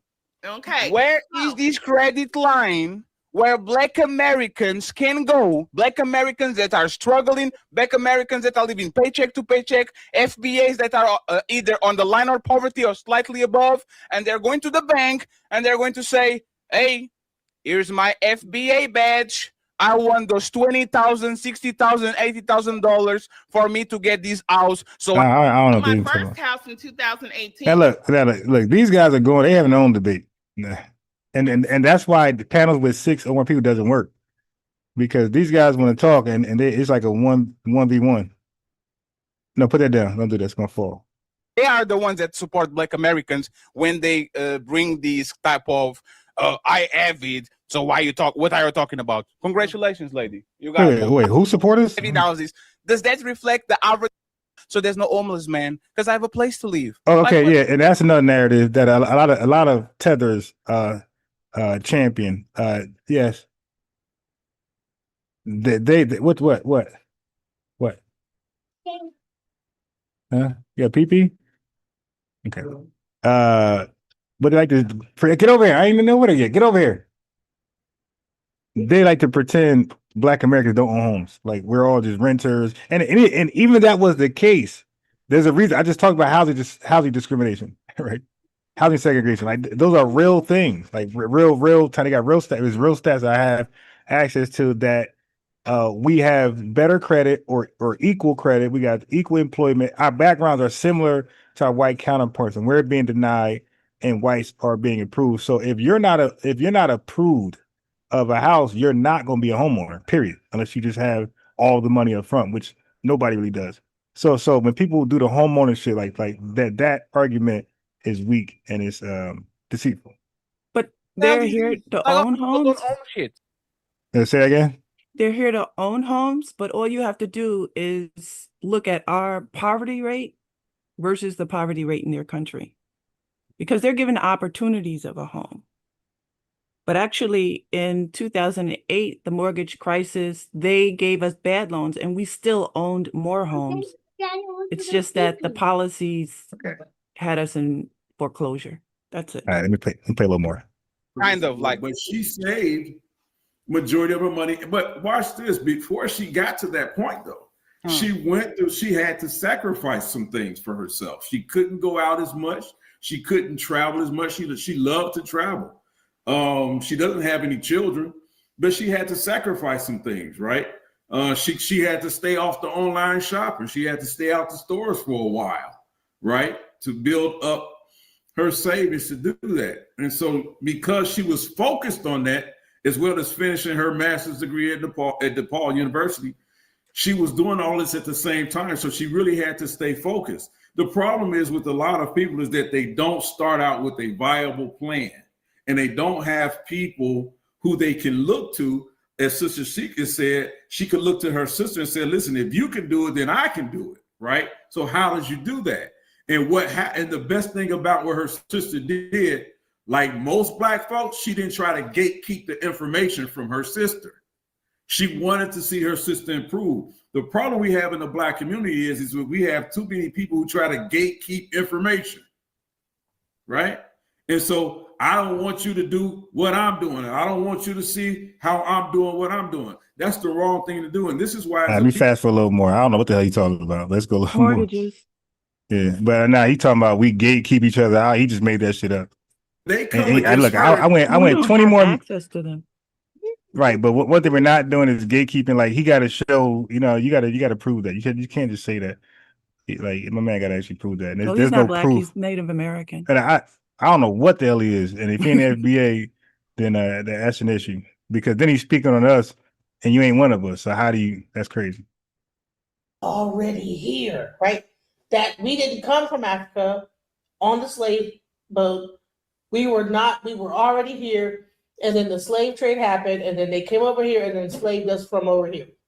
That is a really strong talking point in the FBA community, that we did not get that whole slave trade was not us. We were just here, right? That's nothing.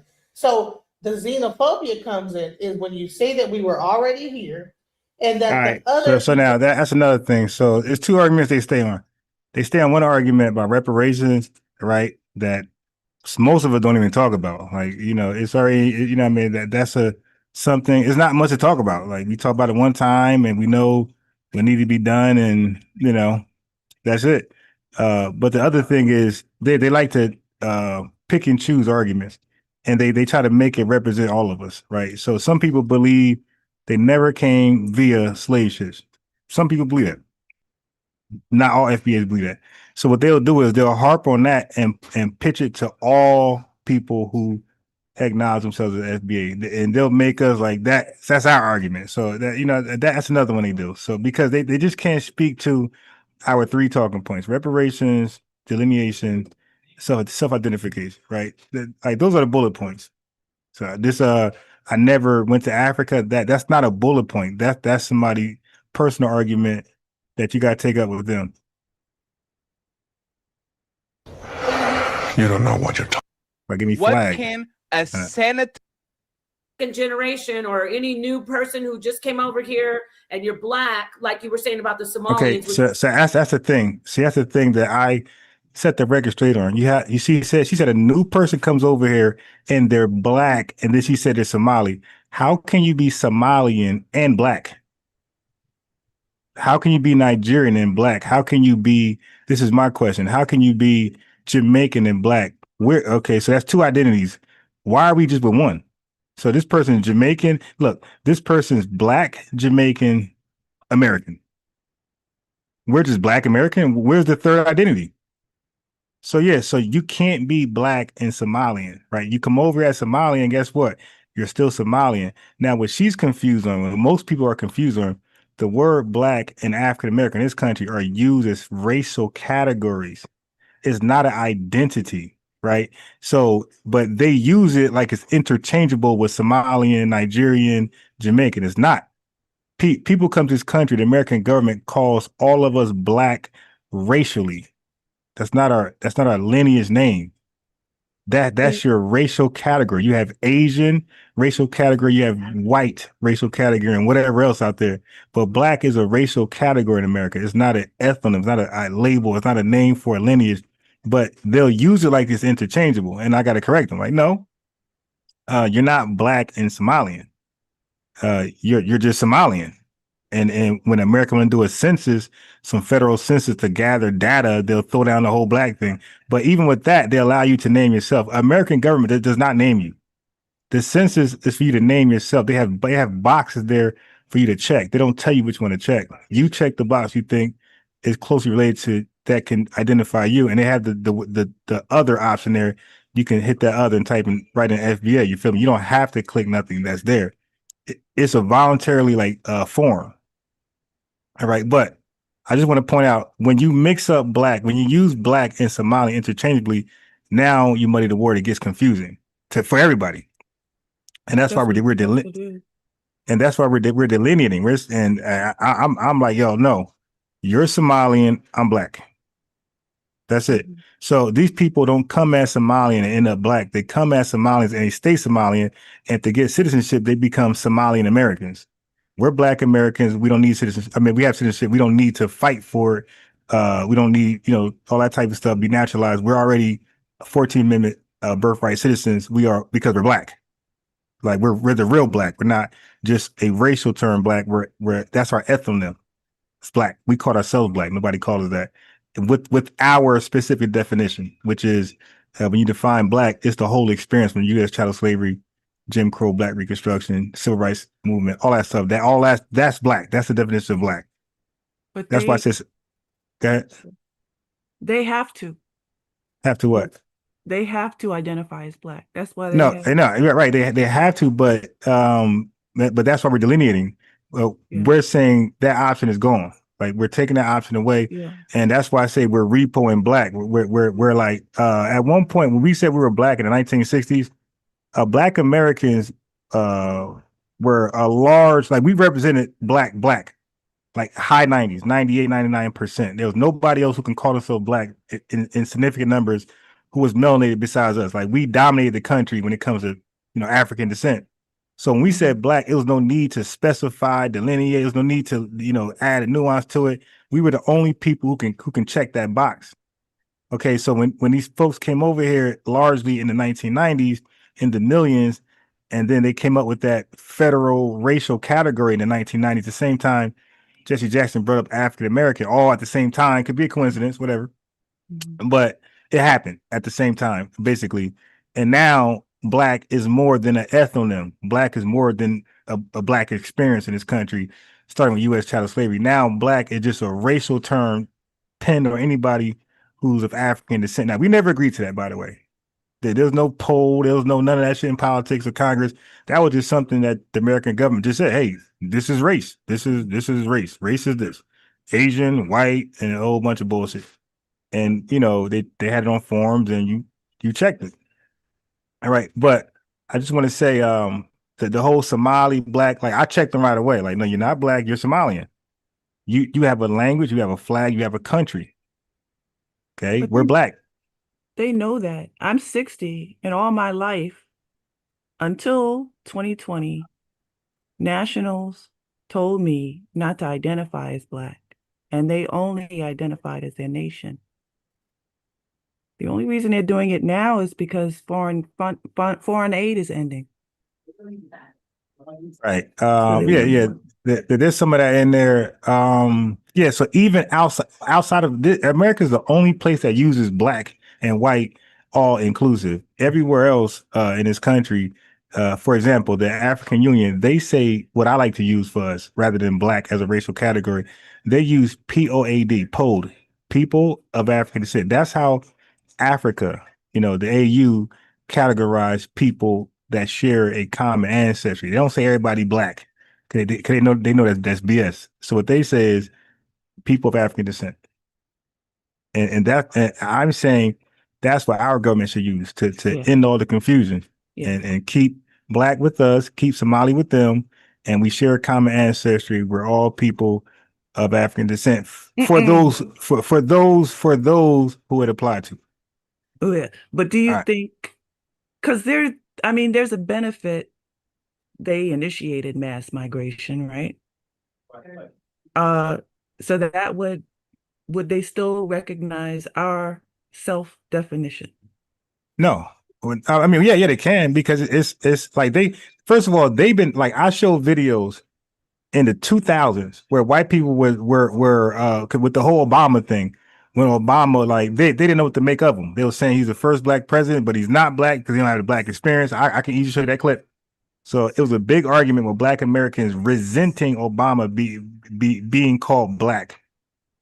They were saying, no, he's not black, even though he's black, because like we were confused because, again, He's black because of not. racial. Right. No, I'm saying the confusion was racially he is, but he's not. You feel me? Ethnic wise. So it was confusion during that time because we didn't have another name. We didn't have no Adolf's FBA during his presidency run. So we didn't have another name. So what we did, and what white folks did without even thinking about it, they were saying Das, descendants of slave. They were saying, okay, he's black, but he's not a descendant of slave. Okay. Right.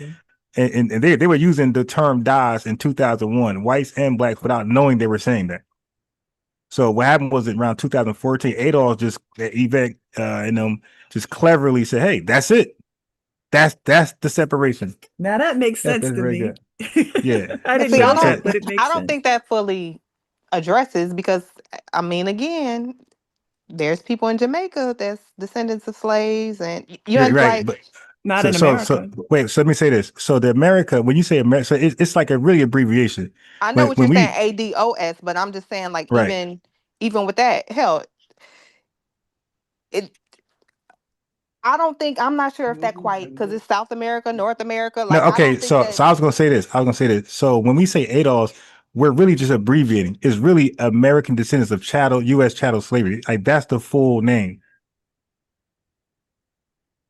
So we're saying under the United States government chattel slavery. So that eliminates all those from different Americas. I prefer FBA, but No, me too. No, me too. Because no. Well, we're on one accord there. I already said I prefer being called black over anything else. I prefer being called foundational over slave. So if I had to pick and choose to identify myself as a slave or foundation, I'm gonna pick foundation every time. So I do believe foundational is like, it's a little more respect. It's like there's no shame in that one. People can't shame you. Like, that's more like a bragging, flexing qualifier right there. Yeah. So I prefer FBA too, but at one point I was just saying FBA dies, like, because it's all true. Foundation of Black American Descendants of Slaves, of slavery. So yeah, but yeah, FBA. I think the census, and most people prefer FBA. Like, it's leading the way. It's definitely leading yeah, the and I way. think it's less wiggle room. Like, the Yeah, more and you got it to is. explain, And that's why Tariq actually, that was his reason for coming up with it. He said he feel like Adolf's term, some way, somehow, he said he don't feel like it's airtight. He feel like an immigrant could come in there and squeeze their way through there. agree, because I don't feel like a lot of them were as upset or angry when ADOS was a popular term. I feel like the FBA term has really got people triggered because it's less wiggle room Right. and it's less of Right. an ability to try to insert themselves in there. Yeah. Yeah, that's a great observation. When we were saying we were Adolfs, nobody was crying about that name. Nobody didn't care about that. Once we said we were foundational, now everybody, you foundational what? You ain't foundation. You ain't build nothing. Now we lying. Then we say we did build it. We prove it. Then they say, yeah, but you were directed. It's like, well, did we build it? Like, that don't take away the hands and free labor. They like to see us as slaves. Right. And that's why I personally prefer the foundational over the slave part, just for that. Just to so they can't flip it in, nah, we But good. So even you're with that, forced. I don't know. To me, that's like the biggest flex ever, though. Like, Right. because it was so,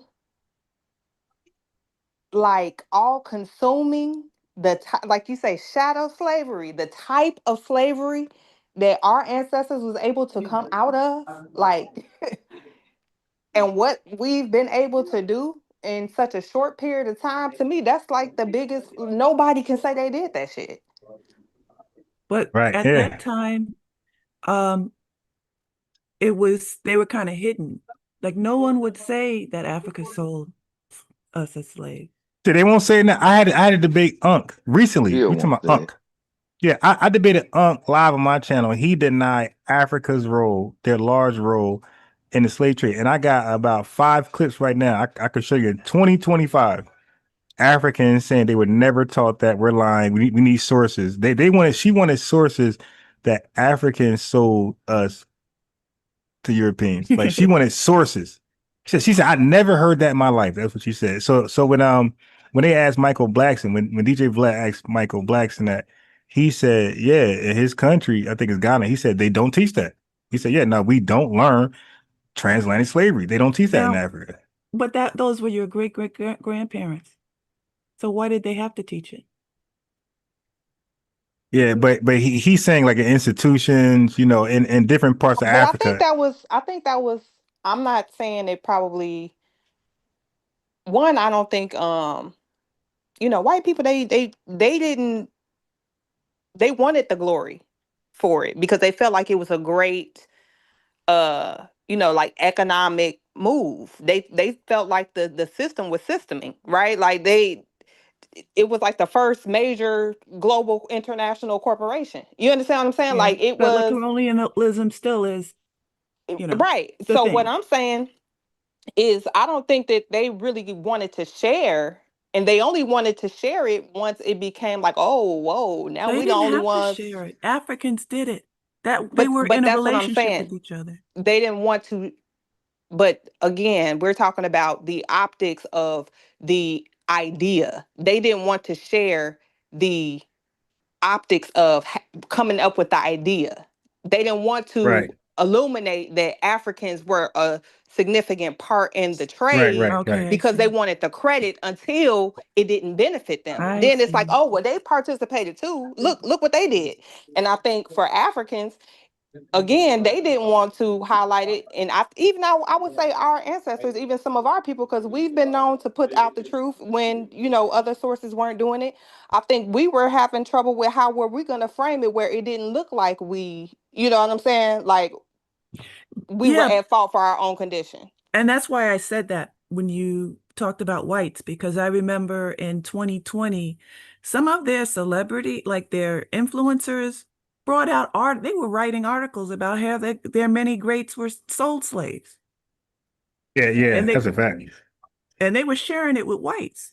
Like this was in white platforms, a white article. Yeah. So, and they were kind of like bragging, like, yeah, my great grandfather owned a plantation. Yeah, they was kind of bragging about it. They weren't like sorrowful. So when you say education, they run on this education thing because of their eugenicism, everything has to be taught and people have to be socialized. They know what they did. And it's a game they're playing when they're in your face. So this right here, I'm kind of glad I didn't join this panel. It definitely don't feel like it's doing nothing. It just I was expecting more than that. Now this right here, I'm gonna tackle more of this tomorrow because the sister right here. I really want to have a very respectful conversation. All right, so this sister right here was cooking on this tether right here, and he was denying Benin's part in what we're talking about, the slave trade. Again, this guy right here, look, listen to him. So you said Benin sold. Benin did not sell slaves because. Okay, you heard that. So we're gonna address that tomorrow. All right. He just said Benin. And then he did the whole semantic thing because Benin wasn't a thing at that time. It was the homies and other people that's in the same region as Benin. But let him go. Slaves were bought from that region. There was no Benin. There was no country called Benin. The homie. No. Okay. Well, whoever, it's the same landmass, correct? Same people? No. Same people. They have nothing in common. Okay. So now he just lied. Yeah. Please allow me. Yep. The place that became called Dahomey was at independence. Daddy, where's these come The from? place you're calling Benin was not there. Dahomey was not there during slavery. What was there were tribes. Abome, the women warriors you mentioned, they are not from Dahomey or from Benin. They are from only one tribe called. So those women warriors, he's talking about Queen Nzinga and those folks who were selling. All right. So I mean, there's no way around this, bro. Like Queen Nzinga was capturing and selling people to Europeans, bro. Stop. And he's not, That's but right. he's from there, but he's not of that line. Yeah, well, yeah, he's about to contradict himself. Watch.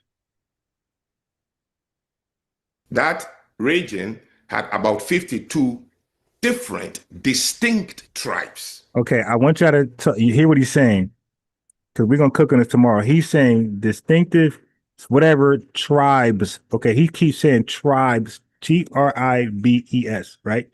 Now we can't relate to that shit at all, right? But he can. All right, but go ahead. Only one of them captured slaves from either the Aja, the Yoruba, the Bana, or the Nagongo areas and sold. They didn't sell their people. An example. Okay, so he's slick though. You heard he said they didn't So sell. I'm confused. Is his argument that of the 52 tribes that were occupying what would become Benin, Right. only one of the tribes sold, Right. and they didn't sell their own people, they sold Right, the right. other See, tribes. you caught that. Yeah, But at that's the his end of the argument. day, They say Yeah, that all the time. and again, he want to make, play semantics and say, oh, no, Benin didn't sell, but let you tell that there is no such thing as Benin. Everybody Right, is their own tribes. Right. So No, but everybody's Yeah, not their you own just caught tribe that. because it's the most powerful tribe that owns slaves. But my Right, thing is, no. but to outsiders, we don't care. We don't care about the politics of Okay. the What we 52 should. tribes. No, We no, care wait, about wait. the landmass. Because this We care man about the loves people. slavery. Wait, hold on. Okay, but now we're talking to each other. Look, for the sake of argument, when they talk about Europe and white people doing stuff, they don't break it down which country, which they say white people or Europeans. Now, when it comes to Africa being involved in some shady shit, now we got to be specific and we got to tiptoe and point out the exact tribe that did it. No, they're African, same continent, just like you call all European countries, that you call the Dutch Europeans. Why? Because they're part of the same European continent. Now he want to be specific. Oh, they didn't sell themselves; they sold another tribe. Like, Right. dude, like the answer said, yo, we don't see that as 52 different tribes. We see all y'all as Africans. We see all y'all as West Africans. That's like saying we didn't sell people from Queens, we sold people from Brooklyn. Right. Yeah, like it exactly. makes no difference to us from the outside looking in. And we don't even have to say West Africa. We could just say the question was Benin. That she specifically said, he said, no. It wasn't. But yes, it was. I don't Yeah, care. it was They were it was a occupying what tribe, would become right? Benin. Yeah, it was a tribe in Benin out of other 52 that was doing it, and that's Benin. You did Yeah, like the hell. we're not finna play them games. Yeah, And that's why so he can't stand here and call himself black. They can't call themselves black because that's not their culture. well he doesn't, because he just says Benin. So once you identify yourself from a country that has a flag and a language and a lineage and a culture, that's who you are. Like you can't be black now because we have our own unique experience that's different from other people from different parts of the earth. So once you identify yourself as something, you're that. And I'm going to call you that. I'm not going to mix you in with me all of a sudden. You're still that. And you might be cool with me, my best friend, whatever. You're still that. Like you're not black. You're the nice guy from Kenya. You're the nice guy from Trinidad. That's who you are. You're not black. But he's going to say this right here. Listen. If there is a war in, let's say, Asia or in Europe, Italians captured Portuguese or Spanish and English and sold them to the Chinese. They haven't sold their own people, even though they Oh no, yes they did. Because when we look at white people, I'm talking about the black perspective. When we look at a Russian racist cop in America versus Italian white racist cop, we don't look at them as, oh, that Russian cop is racist, but the Italian cop, he's an Italian racist. We look at them as all white racist cops. But here's the thing. He's telling on himself. He's telling on himself. Now I'm not sure what his messaging after that is, but at the end of the day, so what you're saying is you don't even look at your own people as your people. So don't come over here talking about uniting and this and that, because you're literally saying that yeah, we look alike, but we're different. I'm this tribe, they're that tribe. We are not the same. That's what you're saying, sir. That's right. That's right. That's what they that's do. his culture. to live in a That's region. who they are. The slaves sold were only sold by Agbome tribe. Right.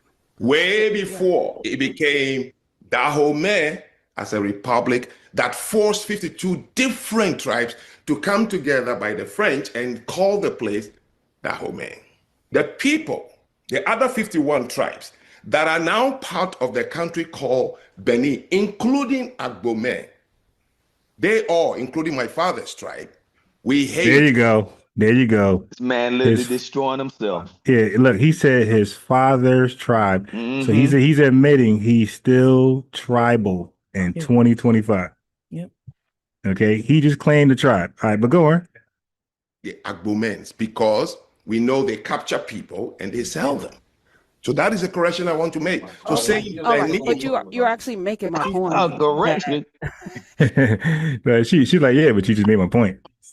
Like how does that deep analysis, disprove her initial point? And her initial point was, you come from a region, like she initially started off by saying, how can we rock with you anyway?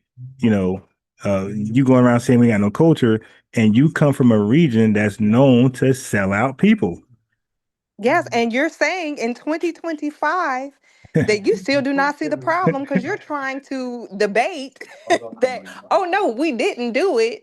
That was a different tribe. But guess Right. what? Them other 51 tribes didn't stop that tribe from selling them people to white Right. people. Like, Right. are you serious? So now 12 to 15 million. That's a documented number. Right? You Google, that's what it's gonna say. All right. It's gonna say, so you try to tell me like they just sold, so they sold 12 to 15 million. Like, so you gotta explain that one, sir. Like that's a large number. So who else was selling, dude? Because that one tribe ain't sell 12 to 15 million people. Yeah, get that number because he owes us reparation. They say this the expert, Ron. He's really bad. He's really bad, and like all he does is like he's really good at like twisting words and wordplay. And even with the culture doctrine he has, like he redefines culture. He don't stick to the dictionary or any standard definition that you could find online. He goes away from all of them. He makes up his own definition, and of course, you make your own definition. You're gonna fit who you fit in there. So his own made up definition, we don't fit. I can't find any degree for him except for an honorary. All right. Okay. So I just want to play that real fast. Let's go here. So this is I'm picking back up from so that right there. We're gonna continue issues, right? We're gonna continue. We're gonna continue on this guy tomorrow about Benin's role and what really happened. Right. So I did some scoping around, and we're going to tackle that in full tomorrow. All right. So now this is Chef. This is Corey. These are all these guys, and you see the title. Okay, so they're making FBA monolith. Like we're all the same people. In every lineage, you got crooks, thieves, smart people, dumb people, honest people. But somehow our lineage, one person represents the whole. Okay, so FBA is grifting and selling snake oil, and y'all don't care. Okay, cool. Now watch some of their talking points. The violence, because there's two ethnic groups that can have issues with each other, right? So that's where, violence and stuff come about. Then they in the same schools with our kids. Now the resources for African-American kids that do, okay, so now this is my problem with people like them. They will say they're black, but they'll never, they'll say they're black for conversation. But when they go to identify themselves, they will always say they're African American. They will never say they're Black American. Chef was over here and he lied to me. He said his whole life he called himself African American. He said his whole life he said that. I'm like, dude, how old are you? Your whole life you called yourself African American? But you old as hell. You lying? Well, Frank is his uncle. but I found out the dude is from the islands. So I'm like, well, shit. You just might have called yourself that, but the whole time now, hey, the ancestors, he told me, he joined me months ago. He said he was FBA. And Ngozi slipped up and told on him and said, Chef is from an island in the Caribbean. So I'm like, wow. So this dude literally was cosplaying, like faking and trolling, saying he's FBA, but this dude is from the island. I mean, but you can't get no more desperate than that. All right, we play. Yeah, that's embarrassing. Hold on. African American kids don't do as well as white. So in a second, I'm gonna stop playing the video, and we're just gonna just talk in a second. Everybody, SL, the ancestor, Alicia, in a second. So it's gonna just be freestyle. We got Mark, who just called in, and we're gonna just have like a freestyle. You know me, I'll probably be on mute and just make it organized, where people can hear everybody, and that's it. Kids and there's less resources in those schools. Now we're sharing those depleted resources, right, with another population that don't even speak English. So they got to divert even the depleted resources. Some of that get cut from black and got to go to people to teach them. They don't care, Spanish. Chef. But they don't care. They don't care. Sheffrin, 100% agree with you. But what I'm telling you that when she started her argument, her conversation, aiders and separation, it wasn't about the Latin Americans. It wasn't about the European Americans. Right? So therefore, I don't have any problem. They're not being intellectually honest, as some say. Because when they started to listen to her. Every argument she make, and the data-driven argument, and the immigration and the crime, it was more referred to black immigrants, as if black immigrants were the sole cause, when black immigration is one of the least immigration into the country. But that's what she was saying. Now, right? the few 2 or 3 shows that I've seen her do, I remember a little bit of that in there, though. Just to be, I'm not saying this because I only seen her like 2 or 3. Now I'm not sure what they're talking about. By the way, I was trying to think what are they talking about? I'm not sure. 3 times, and then like I said, it was in between the Hillary and Obama thing, right? That was a long time ago. So heard some of that with Stu Pease's talk. But by they saying her and she in this space, I don't know a stronger her she voice than Yvette Carnell. So I'm just thinking maybe they're talking about Yvette Carnell. That's just a random guess. About in the discussion, just to let y'all know that. All right. What y'all doing? What you're doing is conflating different ideas. We're not conflating everything. Yeah, no, I'll explain. What you're doing is minimizing. Some of the discussion in relation to black immigrants, a lot of it is revolving around eligibility for reparations and set-asides. So that's the bulk of the discussion when immigrants come into play, black immigrants, that's what we're talking about. Eligibility, set-asides, the first black so-and-so, the first black so-and-so, and the illusion of progress when other people who are not of the ethnicity are making the first black so-and-so, and it's not us, i.e., Kamala Harris and Barack Obama. That's what that's about.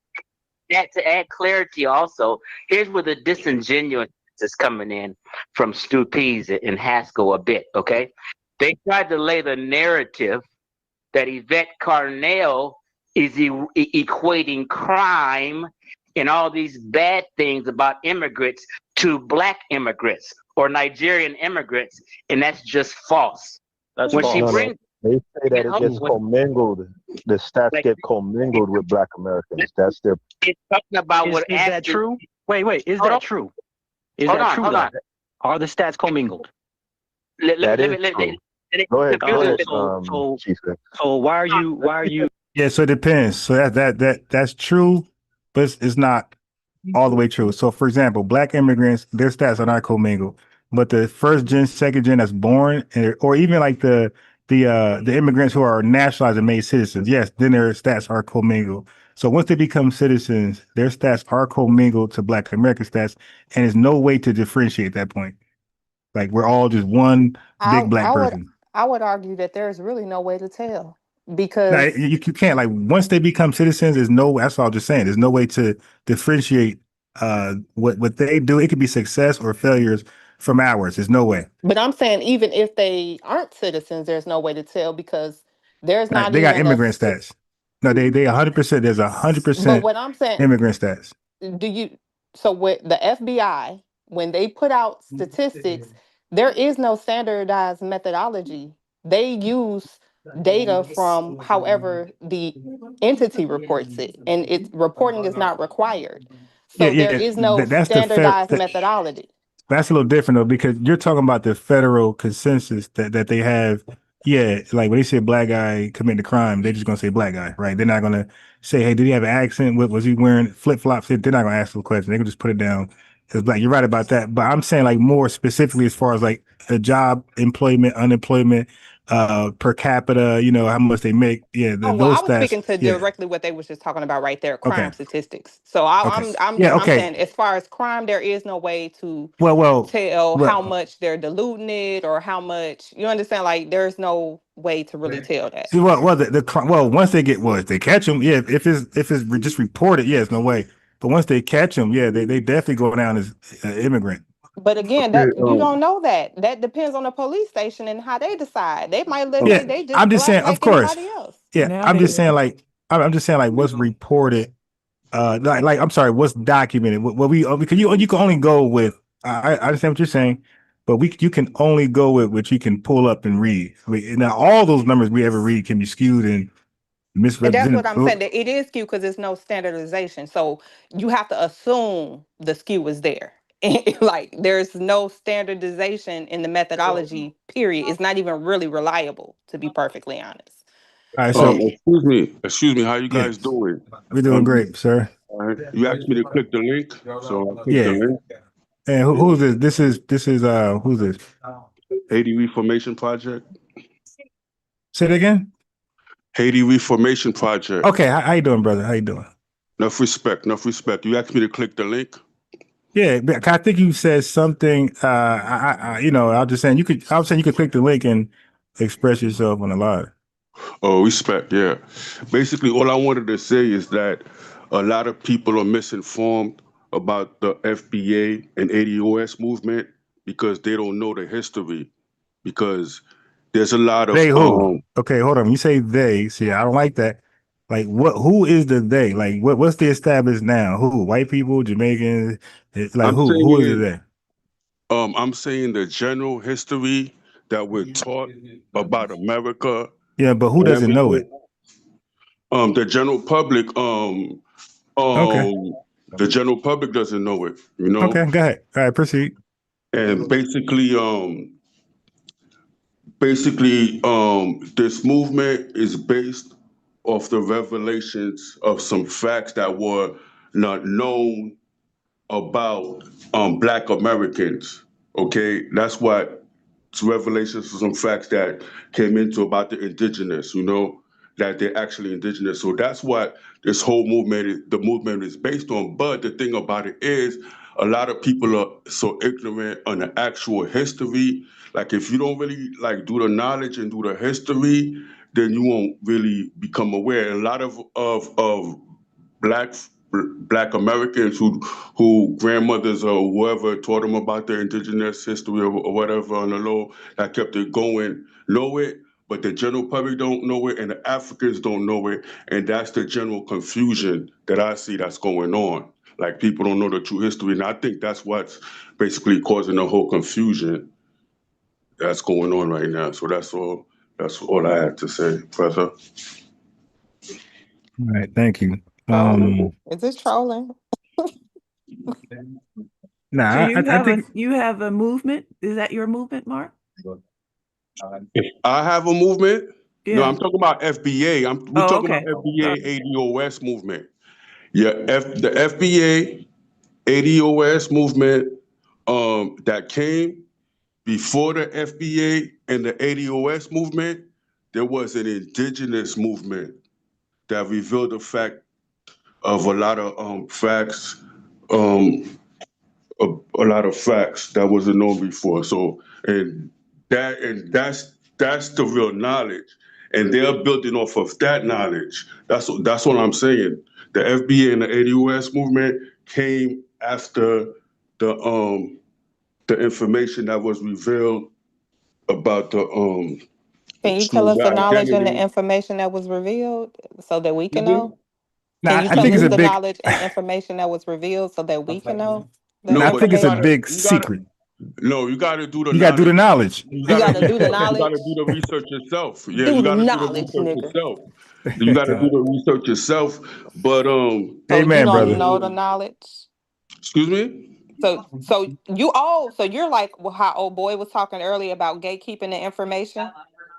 I'm not gatekeeping the information. Like between me and you, like there was there a couple like a year or two ago, like before COVID or whatever, there was a white representative. I don't know if he was a senator or if he was a congressman, but he came right on the TV and he said the true identity of the Black Americans is that they're indigenous to the country. So they already know. You know what I'm saying? So why Your you can't just government. say what if so you're saying it was private, it was a secret, and then the white man came on TV and said it and it was no longer a secret, but you still want people that do not know to go back and do the knowledge to find out the revelation that's going to be revealed for the knowledge and the information as to why the whole ADOS and FBA movement is going on currently. Does that summarize it?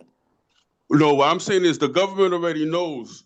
This government, they already know what's going on already. They're just hiding it from y'all. That's what I'm saying.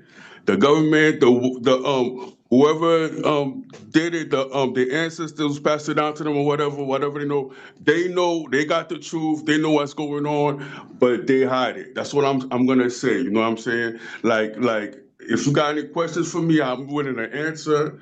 But this government, they know exactly what's going on, but they hide the information from you guys. That's what I'm saying. They know the true I got you. identity of who you guys are, but they just hide it. So you're Thank saying you. who you guys are, so that means you not who the guys are? No, he's So you Asian. something different than who we are? No, me, I'm Haitian. I'm fighting to save Haiti right now. I'm Haitian. I'm a Haitian Oh, okay. veteran. So you're not Yeah. even FBA or ADOS. You're just saying that you know you got the knowledge and the information on ADOS and FBA, but you're Haitian.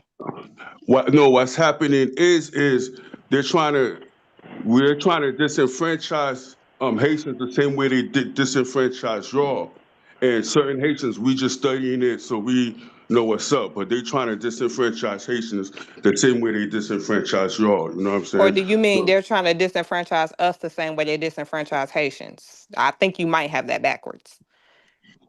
I don't want to argue with you. I'm not here to argue with anybody who this disenfranchised who first. You know what I'm saying? Who or what? Compliment. All I'm saying is that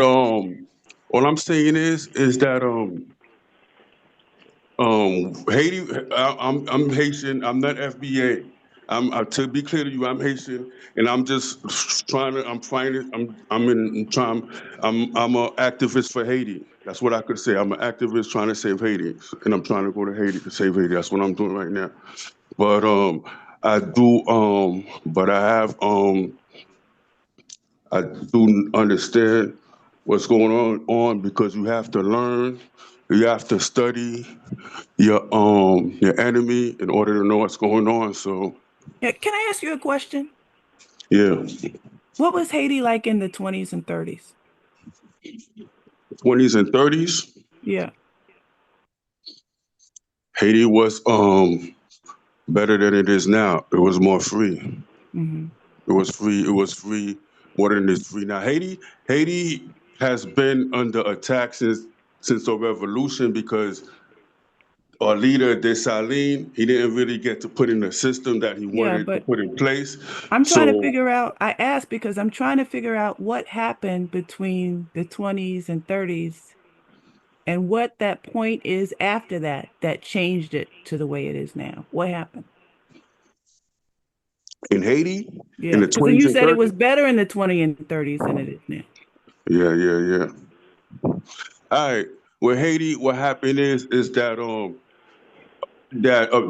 Haiti we had our independence at the same time as the American colonies. When America got its independence, we got our independence, and America has been working with France to keep Haiti disenfranchised. And what happened is after we paid reparations to France or whatever, and we had to go through that, we started to get our independence. But what happened is that the U.S. bought the rights to the rights from France to the debt. So their banks took over. So they secretly took over the Haitian bank, and they were controlling it. And then in 1915, the U.S. invaded Haiti, and they occupied Haiti from 1915 to like 1930 something, and it was because of the banks, and they controlled the banks and everything. Okay, so that makes So, sense. so after they occupied it for like 30 years, and ever since then, after they left their puppets in place or whatever, and they've been controlling it ever since. And then we had the earthquake, and then after the earthquake, they stole the money. But the earthquake is kind of what woke us up to what's really going on. So we're trying to see what's up now. But basically, there's a lot of it's a lot of neo-colonial stuff happening with Haiti. So how, when Haitians immigrate to the US, what is going on in your mind? Like, what are you thinking these are the same people that disenfranchised us when you come here and then you kind of forget about it? Or what happens? Well, basically what happens is that America has the media. It has a big media machine No, I'm which talking about portrays you itself. when you come And wait, here, wait, not wait. Yeah, I'm gonna tell you what happened. Because around the world, before all the nations thought America was the best nations. Every other nation looks up to to America, and they think America the grass is greener, and they choose the coon classes to come here.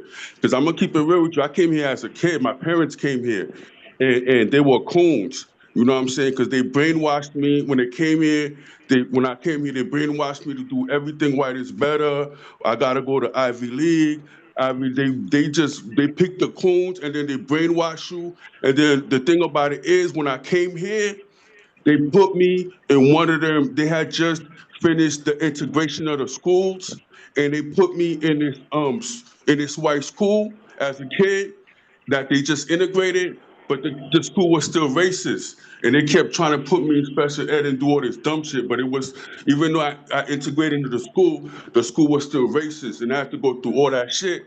And I'm trying to tell my parents, yo, this shit is racist, but they so in love with this shit because they fucking make you love America.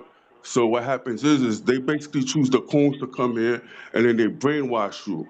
And then it's not until you come into the and then it's not until you come into the system and you see what's going on. But it's a neo-colonial empire. They do this across the world. You know what I'm saying? Yeah, I know. Because it started So, but as when you say your parents are coons, that's intense. What, like, how do they become coons to me, by? no, I'm just saying to me, they're coons. To me, my parents are coons. You know what I'm saying? Because they loved they were infatuated with white society. When they came here, they try to integrate into like all the other cool. The white man's ice is better. They brainwash me. They try to brainwash me to think white is better. Brainwash me to go to Ivy League. Brainwash me to do all this stuff to integrate into the higher elite of this shit because but they wasn't trying to the black side, they totally ignored all that. And certain things about Haiti, they try to hide, you know, even the So they language, don't have the they try same to completely politics as we integrate. do. They don't even think about our politics. Yeah, they don't understand the Black Panthers. They don't understand, they don't, they basically, okay, yeah. Because this is it right here. This is it. Basically, black people weren't allowed to emigrate to the U.S. until you guys did the Civil Rights Act, because before then, this white supremacist government was only letting Europeans in to back up their numbers. They wasn't letting no Africans or no blacks emigrate at all until you guys fought for the civil rights movement. But what happened was when you guys fought for that, so black people to come here, what happened was there was an international movement going on at the time, but when you fought for people to come here, since you guys can't control it, and because what happened was at the time during the world, they looked down on America for Jim Crow and all that. They were still going on over here. So for them to get into Africa, what they did is to make themselves look better. They got rid of Jim Crow and they did the civil rights thing so they could look better to Africa or whatever. But it was all fake because they let all the coons in, and then they still destabilized. They still went into Africa, and they went in and they went in and they still destabilized all their governments when they were trying to do their liberation movements. So what happened is that because MLK and all that was over there, but once they said okay to start letting black people in, they basically choose the coons to let in. So that's what's I see what's going on, because they had a boule class here already, and then they letting the coons in because the pro-black people that they might have let some pro-black people in during the beginning, but after like the Black Panther movement and all that shit, and COINTELPRO, they deaded that shit and they just strictly letting coons down. But that's what I see what happened with the from my point of angle with the immigration thing. So Yeah, I do have if a I few could, questions, and I do. could I go before you, sis, right quick, and Go then ahead. you can go. I just wanted to say something about my brother Ron, right? For the FBA family, for everybody on these panels, and for us to be giving this information to our family, and just how important this is. Look what we have. We have a person just called in, and you know FBA, our BS monitor is always on. This is how we get down, but we still be able to deal with people in a very, very, loving manner. We have a person coming on here now that's saying that he is an immigrant that came here at a certain amount of time, right? And he's giving us an example of what he was living with. We also had early on when Ron showed those young people. You remember those young immigrants that came on? Just to pose that compared to what he's saying. And what we was talking about, this mindset, about this abusive relationship between their family or their parents and them coming over here, and this cosplaying and this destruction of this white colonized mind, right? See, we are built to go against white supremacy, period. That's how we're wired. They are not. And what he is telling you now, if it's what he's saying is true, I'm not questioning, brother, but we just have to premise it this way. If what you're saying is true, and the way that you dealt with your family is rare, right? Because normally what happens is we get immigrants coming over here, honestly, just to undermine us, because they have the information like you did, and to be able to call your parents a coon, that is an abusive relationship, right? We were just discussing that, earlier today. And if people in the chat can go back, get some of your family and friends and stuff, then we need to start coming back on and supporting our brothers and supporting our other content makers and Ron them, because you're not gonna get this nowhere else. When you have sisters on here that are explaining things like here, these are our scholars. This is the best that we have. We have to continue to support our people and understand that this content that we're giving, this is the future. Look, our children on the line. You have to be on top of your game all the time. You have to listen to people that come on Ron shows and Black Alpha and whoever else and listen to our sisters and our brothers like this right here to understand, to be able to look into appearance of a thing like our ancestors. Our ancestors was able to spot this stuff. You saw the way our BS meter was on with him. This is how we get down, but we have to continue to do this. We have to continue to put this content out there. You have to go back, watch some of these videos, show these videos, like these videos, share these videos, big up our people, because we have to do this. This have to happen now. And that's what I have to say. All right, go Can I ahead, say IBM. something? Good.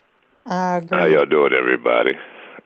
Hey. What's up, sisters? What's going What on? is up, IBM?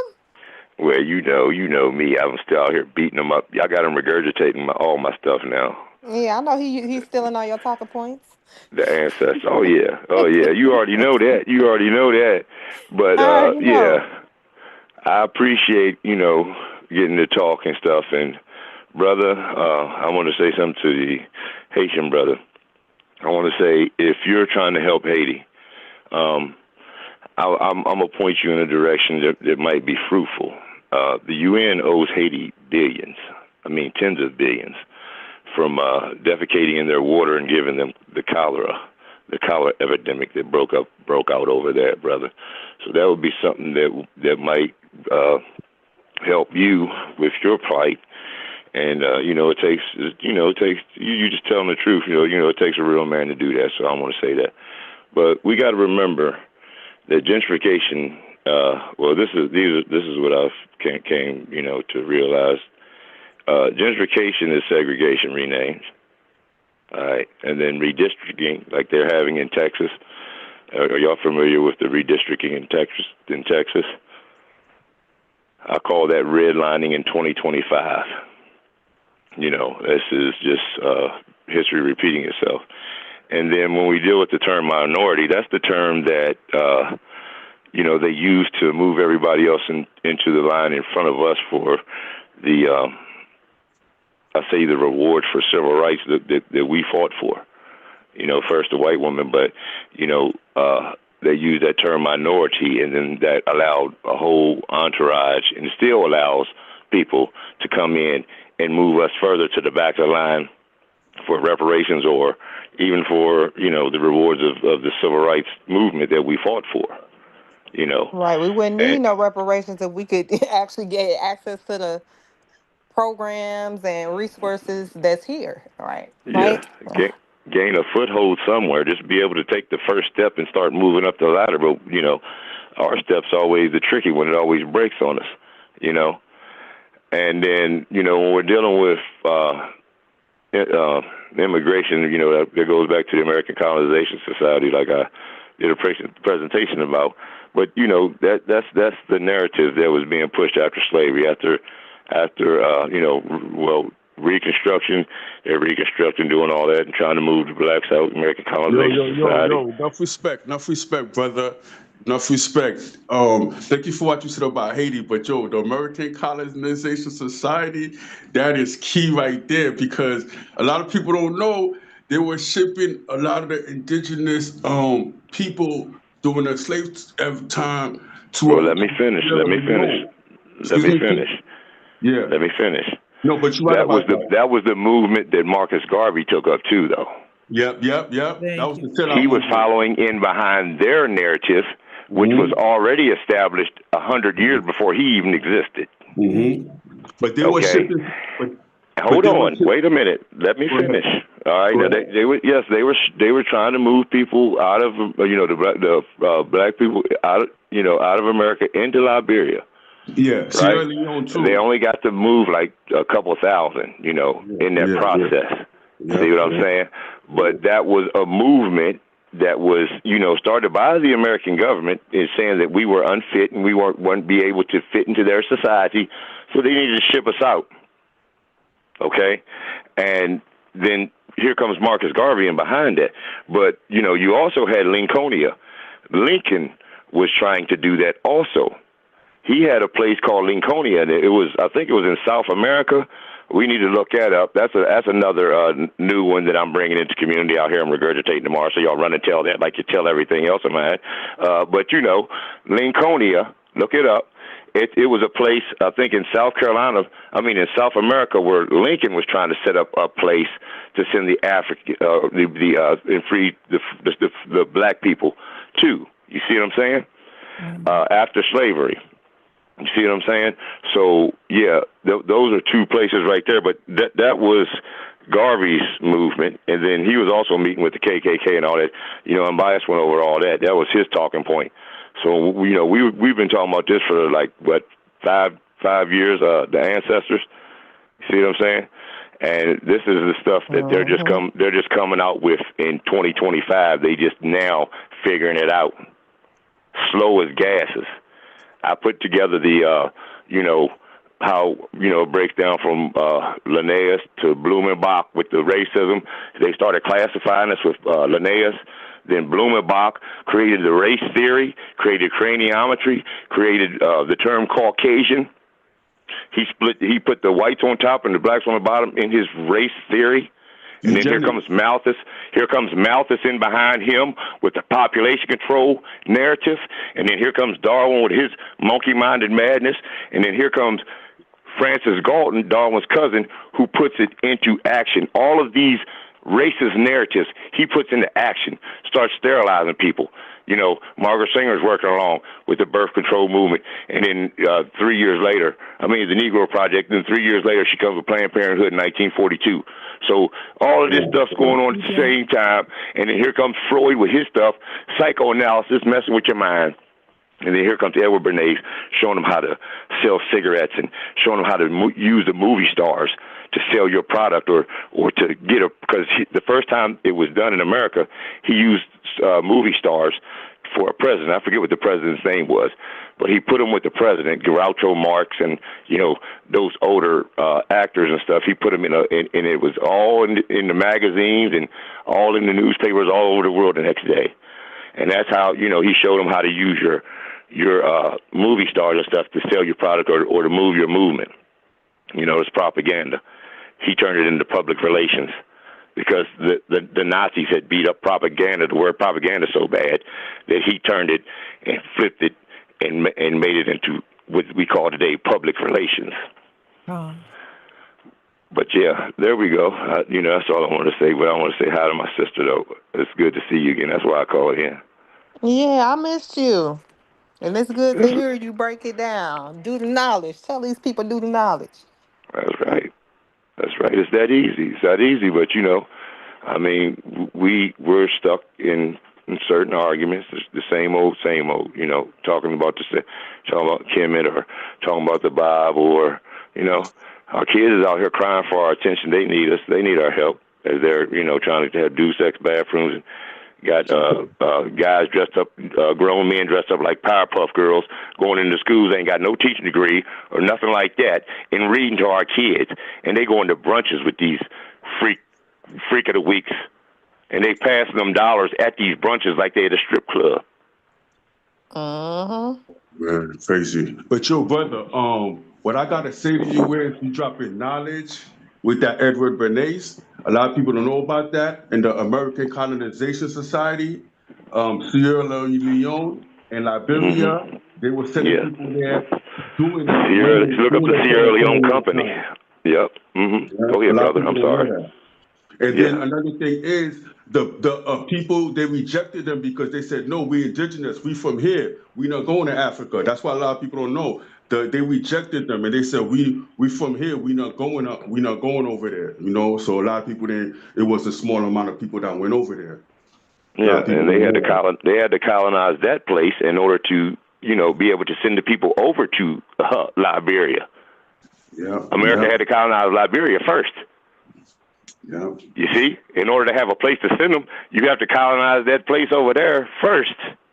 Actually, look, hold up. And then when they got over there, they tried to expand out. They was trying to expand out and do like what Israel did. First, to start off like a dime, and then all of a sudden it's the size of a silver dollar. I'm gonna leave it at that. Y'all, if you don't get it, you don't get it. But the ones who know, and you know what I'm talking about. But they were trying to expand out. And they were colonizing.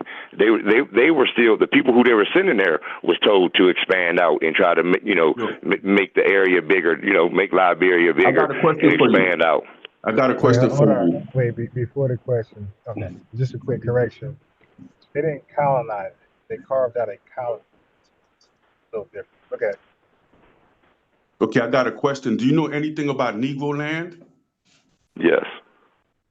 Can you tell me what that is, Negro land? Because I've been doing research on that, and that thing is hard to research. I know they were shipping a lot of indigenous people from here over there to Negro land, and then brainwashing them, and then bringing them back over here, or something like that. Well, I don't know about that, but the Negro land started off from the Spanish Inquisition, brother, and they were running the blacks out of Spain and Portugal, running the Moors and and that's even in the American Colonization Society. See, that's where the American Colonization Society got its plan from. There was a colony, a black poor over in England. They was trying something about the black poor. I could look that up for you, and I'll get the information for unbiased. But yeah, it was called the Black Poor, and they was in 1542. They were trying to remove the black Moors out of England. They was calling them the Blackamoors out of England. See, and that's where the American Colonization Society got its idea from, because that predated the American Colonization Society. So this is the removal of the blacks from the lands, and from their lands, and make it an all-white bastion again. See, or try to, or not again, but what land is this? What land is this? over in Europe when they was doing that plan before the American Colonization Society. So let's make a quick correction. So the blackamoor, again, that's an adjective. So when I talk about black, I always say little big B, right? So little b is when you say black as a descriptive term. So everybody who's been called black outside of Black Americans in America has been called that because they look a certain way, and they were usually named that by somebody else. That's called an exonym. Some of them rejected it, some of them accepted it, like the Sudanese people, they accepted it. That's called an exonym. When you allow somebody to name yourself something, hold on, no, cut me off. I got you. Explain something that's over your head, Mike. You said do the nouns, I'm doing the nouns. Okay, so when you use color as an adjective, it's using a descriptive form. So blackamoors, they was calling that because of their skin tone. We're not called black because of our skin tone over here. We are black as an ethnonym. Ethnonym, endonym means you named yourself and you gave it your own definition. So when because you say blackamoor, that kind of confuse people because we're black. No, they're black by color. That's little b. We're the only people to be called black with a proper noun. So we say black is capitalized, right? So you could Google that. You could Google is black in America capitalized? Yes or no? It's going to be true. It's a proper noun for us. It's an adjective for them, exonym, and usually they rejected it. Okay, they seen it as because it was. You know what? Dude, yeah. Be quiet while I'm talking, man. All right, go ahead. I mean, one second. Give me a second. I'm almost done. I got you. Okay, you might want to listen. Right? You might want to listen. I'm listening. Acronym. You said it's blackamoor. It's an acronym, right? No, I said adjectives. You're not listening. So I said, and that's a descriptive term. So I'm just pointing out we're the only black people in world history. Everybody else is called black by somebody else. That's called an exonym, and they often rejected it. And if they did accept it, that's still an exonym. That means somebody called you that by your color. We don't call ourselves black because of a color. We call ourselves black over experience. We have our own definition, and the definition is the experience. So we're black with a capital B, ethnonym, endonym. Everybody else is black through a lowercase b, adjective, exonym, ethnonym, and they usually rejected it and they named themselves after their country. Like Dessalini, you said Haiti earlier, right? You're Haiti, right? You're Haitian. Are you familiar with Lesnor? With who? Lesnor, Lesnoir. That's that was going on. Right. Yeah, there you go. And what that mean? Oh, you talking about the Noirs? It means the black. Les Noirs. Right. But you guys use that to galvanize in war. You didn't call yourself that as a permanent label. When Dessalines got in, use that to galvanize the fight against the French. So that was like a war chant to galvanize people, to motivate people to fight against the French. But when Dessalines in 1804, when he had a chance to name the country, he ain't call it what you call it again? What's the proper pronunciation? What you mean? Haiti? Say that word again. No. Okay. Les Noirs. Cool. Right. There you go. Noir. So when he had a chance to say, 1804, when he established independence, he didn't say we're that. He said we are Haitians. So the blackness went out the door. So we're the only people who actually stand on black and nothing else. That's all. So I just want to talk about that since you mentioned blackamoor. I don't want people to confuse how we call ourselves black versus everybody else. We're different. We're the only ethnonym, endonym black. Everybody else is a color, and they normally reject it. Okay, but Dessalines, after the Haitian Revolution, the way Dessalines, he created a black empire of black people. No, he didn't. Stop. You're wrong. He said, listen, in 1804, when he got independence, did he say from now on we're the blacks, or did he say we're the Haitians? Which one? No, he said we're the Haitians. Right. So stop. Wait. Yeah. No, you're not black no more. You're Haitian. You're missing the point. He established your identity in 1804, and you've been called that since then. So whatever you have done since 1804, it's been a Haitian effort. It's not a black effort. But the thing about it is, is that like, but you have to remember back then they had white was a class. It wasn't Right. really a No, race. It was a dude, class. listen. Look, I get all that. And y'all called. I know, bro. I know what I'm talking about. I know, and Yeah. y'all called yourself less noir as a rebuttal to that, and to galvanize the Haitians to fight against them. And you only called yourself less noir in battle. I know your history, my guy. I know it. This is what I do. That's why I cook anybody. Come on here. I know Nigeria better than Nigerians and Pan-African. I know this shit. So when it was time to label yourselves, that's when he said we are the Haitians. When it's time to label ourselves, you know, we said we are the blacks. Yeah, because Haitian is the nationality. You know what I'm saying? And who, but nobody ever. Haitian is your ethnic. Okay, look, you're Haitian, right?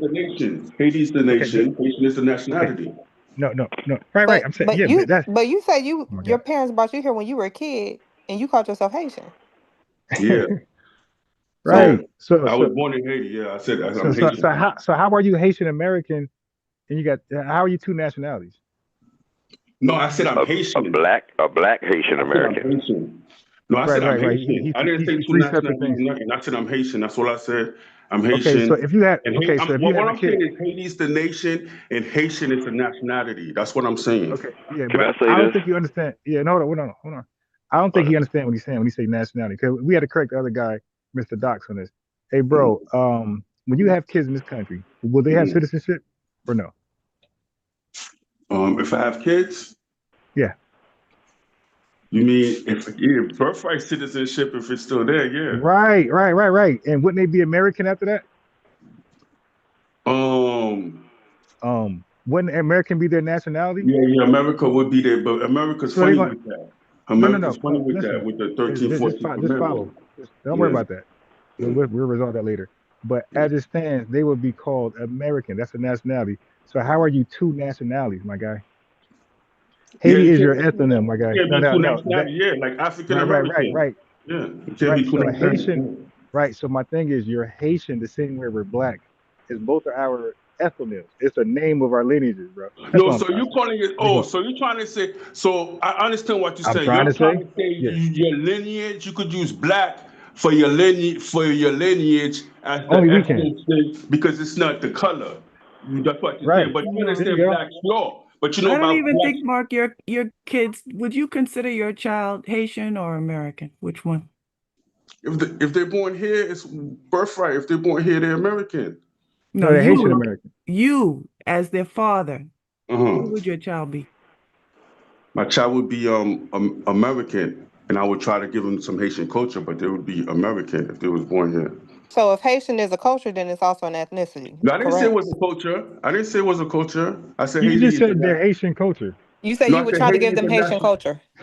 No, they would be American, but you would try to give them Haitian culture, is what you said. Yeah, but right? they would So be you're trying to establish in them the ethnicity, the ethnic cultural experience of Haitians. No, they would melt into the American heritage. They would learn whatever because they're living in America. So they would learn whatever cultures in America. So now I have to call bullshit. So you were pretty much capping about your parents then. What you mean? Because you say your parents was cooning because they came and they tried to be American and they forgot about their Haitian roots. But they were still Haitian though. But even though they cooning, they still technically Haitian. But you're saying that you're gonna coon with your kids once you have them. You're saying that no, they're gonna be American. Fuck that Haitian shit. Culture is not a nationality, though. Culture doesn't really you can't compare culture to a nationality. You can't compare it. It is a nationality if you live in it and you it's a nationality and it's a culture. Culture is what you do. It's like culture and but the culture is named after your nationality. This is called American culture. But you got Nigerian culture, you got Chinese culture. I have a question for you. Do you know about Black's Law Dictionary, right? Yeah, I know about that. And you talking about page 5, Black's Law number 5, page 249. You talking about that right there, or 449 or something like that? Yeah, black. The definition of black. Okay. All right, look, brother, listen. You don't want to do black with me, bro. Like, Yeah. save. Okay, yeah. Trust me, bro. Trust me. Save yourself some time. You don't want to do black with me. I'm the wrong guy to do black with. I Yeah, respect, man. I'm the I wrong guy. Yeah, I'm respect, gonna cook you in that black sauce. All right. Yeah, I'm the wrong guy, bro. I got a whole PDF I'm about to give away free on black. Who's black? Who's not? I'm gonna explain S and M, all that stuff I was explaining earlier. Stuff you never heard of your day in your life. So yeah, you don't want to do black with me, bro. Okay, All right. cool. Anyway, Okay, I'm going on cool. mute. Okay, I got one more thing for you. Now, what the brother was saying about the black Moors, I understand what you're saying about the black thing, but the Moors did go into Spain around circa, I think it was around circa 700. We kind of way off topic. Wait, Look yeah, at but we kind of way off. 700 AD. Yeah, They went but we into kind of way off Spain. topic a little bit. Hold on. Listen, we got a listening audience, and they give 2 F's about Moore's history. All right, like they want to know what we're talking about on topic. But it does Okay, have to we're do talking with about. it because the No, Moors Let me went no, into no, explain. Spain Let me explain and it. they no, no. colonized the Spaniards who were Visigoths, and then they ended up kicking them out. But it does And have what they to got to do do with with us? it What they got to because do with Yeah, us? I'm like, we not getting off into all of that. We're not finna center the Yeah. conversation around We're everybody not doing but that, bro. FBAs. We're not Yeah, doing we're that. not doing that. We're not doing that. all right, Yeah, look. cool, no All problem, right, so But we're gonna get I was back just saying into the that to the topic. Black Moors. All right, cool. All right, cool. Yeah, but let's stick to this, around what's going on here and today. And, it passed too, but let's stick with America and anything involving America, especially Black America. Going back on mute. All right. Well, I want to say something about black real quick. As a part of my name, I said that, this was a name given. I've been calling them social constructs. Unbiased breaks it down a little bit more into detail. But my term is social constructs. It's a title given by one group to another, and the name that the group was given takes it on and adopts it upon themselves, like the N-word or like black. Unbiased is saying that everybody else, there's a lot of people that's been called black. That term Niger is pronounced Niger. And then that's Latin, and then it was changed to Negro, and that means black. Those terms mean black. Remember, it's in Greek. It's Niger in Greek. Oh, well, it was in Latin. It was in Latin. Greek comes from Latin, right? Yes, I do. If you're going to get etymology, you might want to test Greek. I was talking about the Niger in the Bible, unbiased. Strong G 3526. Yeah, that's afterwards. Yeah. Wait. Stop. That's Roman you said times strong, right there. No. You said Strong's G. G stands for Greek. H stands for Hebrew in the Bible. It's not Latin. It's Greek, like I said.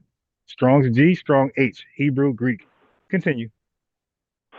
Okay, well, we can pull that up later. But, what I'm saying is... Wait, so you didn't know the G stands for Greek and the H stands for Hebrew? You didn't know that in the Strong's? No, I didn't. Bro, yeah. Go to your blue letter right now. The G stands for Greek and the H stands for Hebrew. That's it. Okay. All right. Okay. All right. Got it. Thank you, brother. Yes, that's why I said start with Greek first and then Latin and Spanish. That's how you do that. Okay. I appreciate that. See, I learn something. You learn something new every day. But the black is in my name also. But, even like the term indigenous, this is everybody's indigenous today. But black, that's all we got, really. To be honest with you, I mean, it's like, if you see, what was that movie with Wesley Snipes, and he says, CMB, we all we got. Well, BLACK is all we got.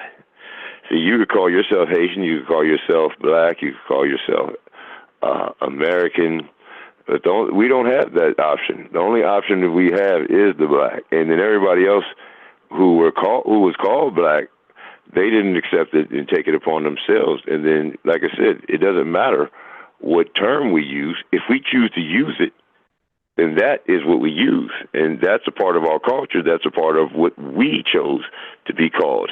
Even though, we could even use the N-word if we want, like we did. But we chose to use those terms for ourselves, just like black. So that's what he's saying, that's basically really all we got. You know. We didn't And choose now color. we have indigenous now, but y'all could think y'all welcome. And I ain't You gonna say it's all we got because we've been a creative people. We can, create something else, but we shouldn't have to. Because again, I think they fail to realize places like Haiti, the continent of Africa, is predominantly people that are quote unquote the black race. The context and the other nuances that attach don't matter in that landscape. So when they want to call themselves a part of the black diaspora, it don't matter there. Like Umbaye said, little b, okay, whatever. But once you come to the US, it takes on a different connotation. It means something different. And you got to be, because now you're talking about a cultural experience. It's not just a racial experience. It's an ethnic experience. It's a lineage. It's a heritage. So yeah, we're protective of that. And it's a part of political it is experience. because of reparations, but part of it is because just preserving our identity, who we are. No. This is where I disagree with you. Because they were not letting in anybody else, any other black people into America until like the 1970s. So from chattel slavery until and then during the transatlantic slave trade, most people, Africans, were shipped to South America. So your delineation and your identity should be exclusive to you, to the indigenous, Aboriginal, copper-colored Americans that were here before the American settler colonies, because not a lot of Africans were shipped here. A lot of Africans were shipped to South America, and then it wasn't until the 70s that they even started letting in other Africans. So that was a long time that you have a good stock of your own blood. So what you're doing with your delineation is correct, and you should look more into the identity, because because you guys are indigenous, and it was your ancestors that they were enslaving. It was your ancestors that taught them how to do tobacco and all that stuff. They learned cash crops from your aunt, from the black Indians in Virginia and all that. So they owe you guys. But you guys do have stock, because all the way they didn't start letting Africans in until after the civil rights movement, and not that many were shipped here. Most of them were shipped to Brazil. So you guys do have delineation where you don't have to say you're black. You could say a specific nationality or whatever. You could give yourself more than black. You know what I'm But what saying? I'm saying, whatever we choose to give ourselves, the bottom line is it ain't gonna matter as long as people can come over and try to graft themselves in and play hokey pokey with our identity. One minute they black, big B, next minute they're not. So they can come in as a Haitian and they can claim to be black to get quote unquote benefits that's been reserved for black people, or to you know engage in certain behaviors that are going to be framed as problems within the quote unquote black community. But then they want to hokey pokey out of it and say, oh, well, no, I'm really from Haiti, and I'm really, proud of Haiti, and I want to do more for my country, and I'm just here because my parents brought me here, or I'm just here for the opportunity, or I'm just here for the. Do you understand what I'm saying? Yeah, I completely understand what you're saying, but what you have to understand is your demographic is a special demographic, because you have a government that's at war, which covertly been waging a war on you guys. And you know what I'm saying? From there, you guys had the Black Panthers, you know what it But is. that's the thing. It You ain't had the been Brother covert. Beefy It's Wars. been very And overt. no, It's been listen to over. me. And Mark, Wait, listen to me. What I'm saying is, they have the power, and they don't want to control immigration and all that, and Chinatowns and all that. So they control all that, and so that's the thing. So all these and they were, and the Homestead Acts, they were hooking themselves up. right? The No, we Louis know Vuitton that, But Mark. see, So But you're you being a started little saying disingenuous, though. you started off by saying, "Go ahead, tell them this." Yes, you're being a little disingenuous because, again, first of all, it's not been covert. It's been very overt. Everybody knows that it's been overt, including the black immigrants that migrate over here. You all know what it is. History repeating. We know it's history repeating itself. We know that. We see it Yes, in our, And what you I all heard like him to play saying, the middle. what I You heard you like to play saying in the the middle. beginning, what I heard you saying in the beginning, Mark, was that the immigration laws did not allow Blacks from other countries or nationals who could identify as Black from other countries here until the 60s. So how would you follow that?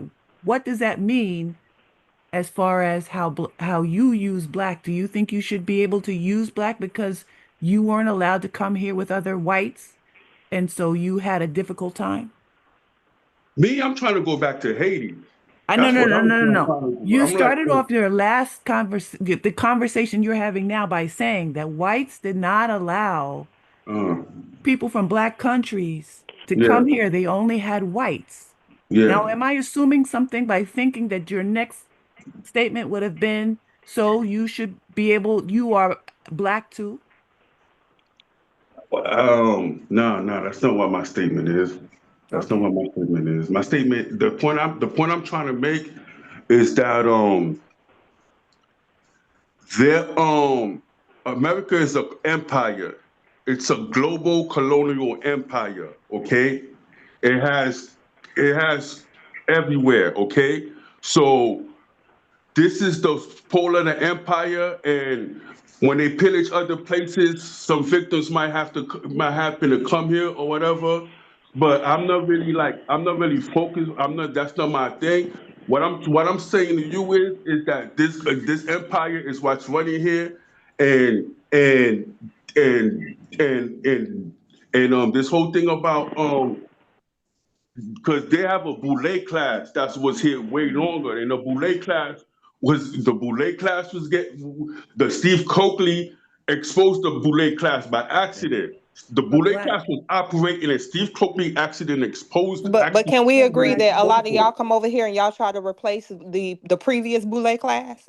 Can we talk about that? Okay, I'm gonna be honest with you. The white The new supremacist boule. government been using immigration as an act of war. The reason they brought all Europeans was to gather up the numbers. They let Asians come in and set up Chinatowns. They make deals with Arabs to come in and set up the stores in your neighborhoods. They make deals with the with South Korea after the Korean or Vietnamese to come set up the Asians, Chinese spots in your neighborhood. So they control the immigration, and they use you guys. You know what I'm saying? So yeah, they let foreigners, they let And Africans in. they Yeah, they do use all you that. too. And so Yeah, so you can see that you're I being can't say they used. You used know me. They you used being my used. parents. They used my parents. They didn't use me. They used my parents. They didn't use me. They used my parents. And I'm the one You're a that product of it, though. excuse me? You're a product. They are using you. Yeah, I'm not gonna argue with you, I mean, sweetheart. I I was won't gonna say you argue with sound like you. white You people that good. say that they ain't responsible for slavery, but they benefit from the system. Yeah, Like, yeah. That's exactly it. Yeah, so I mean, yeah, that and was just I my do want to, point. That was just because my I'm not trying point. to get on your neck, but I do want to ask you, because I hear you keep saying you trying to get back to Haiti. What's stopping you? Your government, same government that's stopping So you. this government is stopping you from getting to Haiti? Your government. I ain't gonna say nothing. But remember when your boy said the UN, how they stole all that money after the earthquake? It was Bill Clinton. The Clintons who come in there and stole all that money. And then look, I'm not gonna get into everything with you guys because all I'm gonna get into, guys, a lot of stuff. You know what I'm saying? I can't really. I'm a veteran. Like there's a lot of stuff I can't really tell you guys. But yeah, Haiti, America's an empire, and they got Haiti too. They might not say it, but yeah, they took my country. They won Haiti too. All right? Yeah, they won Haiti. They got Haiti Hey, under. brother. Can I I? ain't gonna Brother, say too much, man. wait. I ain't Let me gonna say respond to too that much, before you man. leave. Wait, hey, brother, before you leave, and I be able to respond. First of all, I want to thank you for calling in. Like, you're a lot braver than these clowns that call themselves conscious, right? I want to give you credit for that.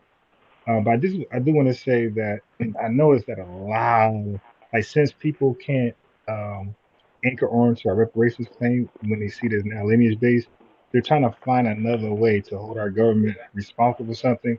So not so a lot of immigrants, African descent, they're running around, all of them. So I mean, damn, America bought Haiti, they bought the Nigerians say Nigeria, the Kenyans say Kenya. So we're seeing that immigrants, African immigrants, where people of African descent all across the world are trying to find a way to blame the American government for their failures, their homeland failures, and that's their way of backdooring some reparations that way. So I would um, recommend that you maybe research America's lack of involvement in your homeland and focus on the French. Like don't do that. Wait, Don't wait, do wait, the wait, back wait, the, wait, the wait, bait wait, and wait, wait, switch. wait, wait, wait, wait, wait, wait, wait, wait, wait, wait, wait. The U.S. occupied us for 30 years in 1915, bro. For 30 years, they right now they got Haiti under trust. Right now, you know, Oh shit. America's an empire. Right now, they got ships in the Caribbean trying to attack All Venezuela. right. And Okay. look, the last thing, yeah, you're blowing that bum asses up. Look, what I'm gonna say this to you is that I would say be brave and go after the people who enslaved you. No. Yeah, Go I'm after the going up. right No, people. don't worry. Yeah, We dealing with be this brave. government. Yeah, All right, we I'm going dealing. to mute. All right, Ben, you had something to say. Yeah, we dealing. Yeah. Yeah, no, don't worry. I'm dealing. Yeah, don't worry. I'm dealing. Don't worry. I'm Hey, dealing. Mark. I know what I'm doing, Hey, Mark. bro. Hold on, Mark. Hold on, Yeah, Mark. I'm dealing with the government. Yeah. Hey, do you know how the American immigration works, brother? You know the history. Go ahead, bro. Say what you gotta say, bro. Well, I'm just going to take you back real quick. We start off with like the Scottish and the people like that. They bringing them over here, and then they didn't get the white status. They was marked. They was looked down upon. Then you had the Alpine and Southern. Now the Nordic, the Nordic race. This is all part of genetics, Darwin's theories, and all of these theories that come before that I named. But they were saying that those people were worthy, but the Irish were no what better than blacks, and then the people around the Mediterranean and the Alpine people, they didn't get their white status until the 1960s, brother. About the same time they started letting you come over here. Like you said, you did make a point. You said it added to their numbers, and see, that's what they did. Yeah, that's true what you just said just now. But I'll go back in. Yeah, they added to their numbers because they know that they've fallen off. And we've talked about this numerous times years ago on this platform, and we talked about their numbers. And so, yes, that's exactly what they did, brother. At one point, they were mocking the Italians. They were making fun of the French. They were, saying that these people weren't them. They weren't the superior race. They were inferior, just like with the Scottish and the Irish. But then later on, when they wanted to add to their numbers, that's what they did. So then, and then they started allowing the black people to come over, brother. So like I said, wait a minute, I'm not finished yet. So like I said, y'all not coming around. Y'all don't understand. There's no way that y'all can understand what we went through. You're coming around the time of civil rights. But we have been dealing with this from slavery on to enslaving the natives here, in that history and all that history, the 5 civilized tribes selling out their people, all the other tribes, all of this going on to what we come to today. You have to understand that whole history. You have to understand what we've gone through. And that's the problem. There's too many people who come over here who don't understand it, but they want to jump out in the forefront and be the ones who's leading. Now, I told Garfield them this years ago, and it's a joke, and I love you, but I'm going to say it to you. I say, get your hard foot having coconut eating to the back of the line and serve some coconut water and Kool-Aid, because y'all don't know enough about our history to say anything to anybody and talk for us. Y'all can help, but you do it from in the back of the line. You don't try to be the forefront. You don't try to come up in the forefront. It would be the same if we come over to Haiti. We get stoned over there if we try to talk bad about y'all. If we come over to Africa and we talk about y'all, we would get busted upside the head like them Hebrew Israelites did over there in the purple. They come over there trying to preach to them, and they got stoned out of there. They went ancient times on them, started stoning them, ran them up out of there. You can't talk about people like that in the homeland. The only place you can do that is in America. You got freedom of speech. You got all these things because of us that we fought for, civil rights and all this. Like I said, and we keep getting pushed further to the back of the line, and every other movement that comes in front of us, you know, and every other people that they bring over here. And the biggest point you got to remember is that you're coming into the place where it's 25% of the world's people in prison, but we're only 5% of the world's population. I'm talking about America. 5% of the world population, 25%. So why do you think they open up the floodgates? They wanted to keep them prisons full. That's right. They needed that extra money to keep them prisons running well, and doing what they supposed to do over here in America. So that's what you're coming into, and it's not just the immigrant. Like I said, it goes all the way back to where I said with the American Colonization Society to today. It's still the same thing. It's just history repeating itself, and that's all I want to say. Thank you.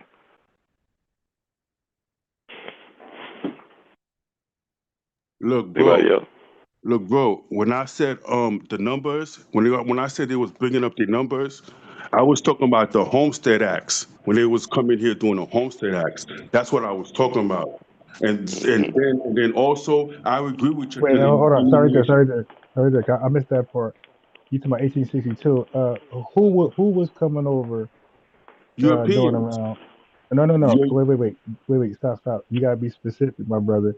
You cannot say Europeans because they all were not coming. IBM just broke that down to you that you had to be Anglo. They seen the Eastern and Southern Europeans as non-Anglo, and they were not coming over here in large numbers during the Homestead Act. So, brother, that's why I asked you which ones, because I kind of know you didn't know, but a specific it would be type, Western. yeah. Look, okay, wait. The So you didn't English, know the British, who else? the English. Yeah, of course, them. But who else?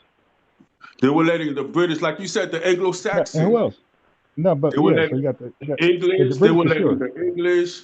Who else? I don't know if they were letting the French. Germans, the Germans. Yeah, they was letting the Germans in. They were letting everybody in except for the Russians because they don't fuck with the Russians. They don't fuck with the Slavs over there. Because they're Eastern, bro. I just said they don't see the Eastern and Southern Europeans as Anglo. They see them less than, so they were not coming over like that. Yeah. Germans was even inferior at first. Yeah. Yeah, but they did. basically, the point I was. Wait, hold on, bro. You missed that bar I just gave you.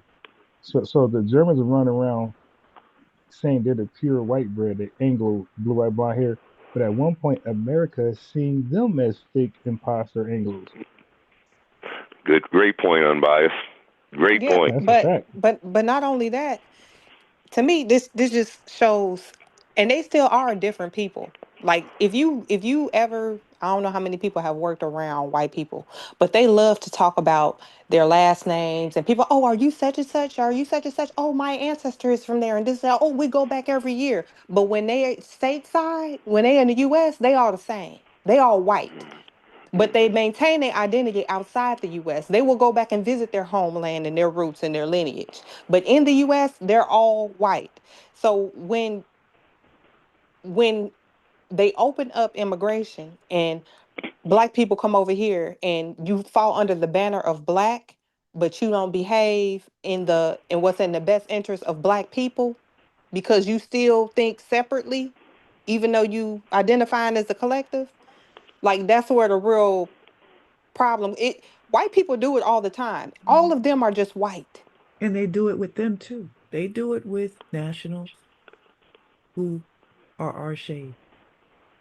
They think that their nationality, or at least they have that conversation with them about nationality in a way that's very much different from us. They appreciate their nationality because they don't have anything invested here. They have that conversation. Yeah, they don't lose nothing. Listen. But that's what I'm saying. Like that's how we're being gaslit, and then y'all want to convince us that we're not being gaslit. Like we shouldn't want to be our own identity, but it's only because a lot of what you perceive as a benefit that you're getting or that you could stand to get in the future is by attaching yourself to our experience. Right, and they also want to attach themselves to our greatness because when we go different places, everybody say we're seen as celebrities. And I'm talking about in Africa, right? The people who we're supposed to be. we go to Ghana, Africa, South Africa, people that visit those places, they all say that Black Americans are being treated as celebrities, and other folks cosplay as us. But once they're outed as Nigerians, yeah, all that light go out the door. Oh, I thought you were one of them. No, never mind.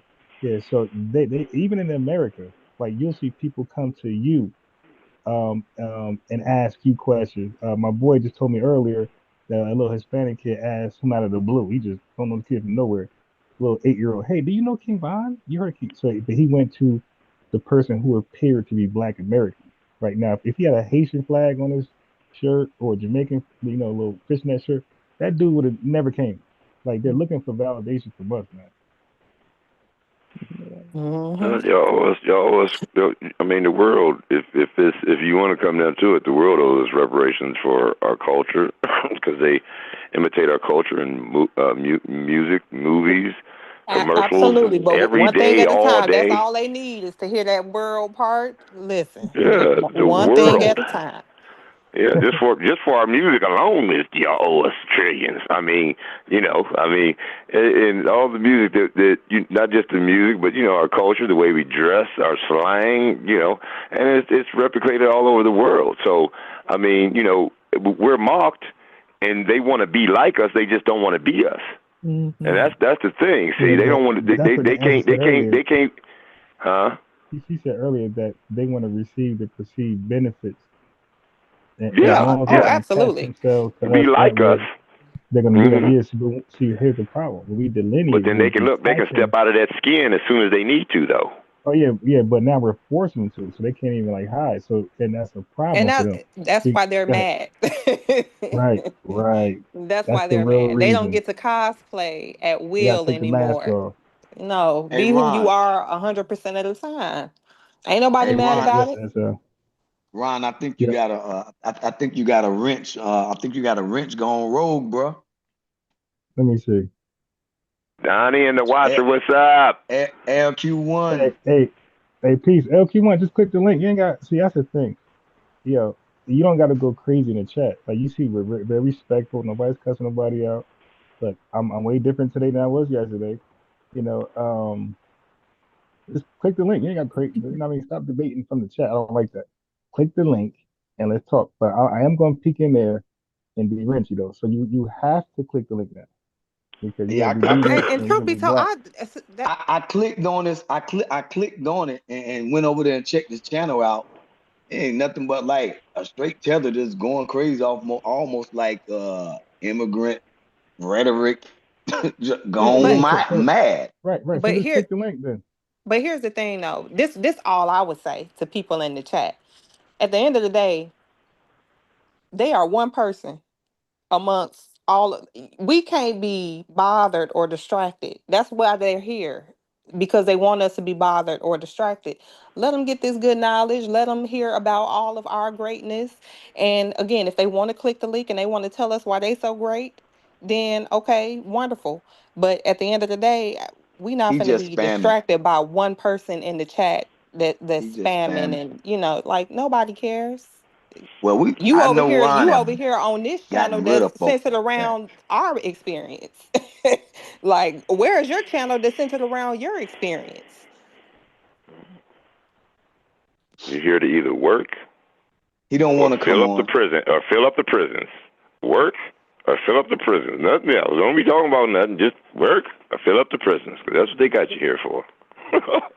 I mean, it's I'm not laughing at you, brother. It's sad that this is our plight today.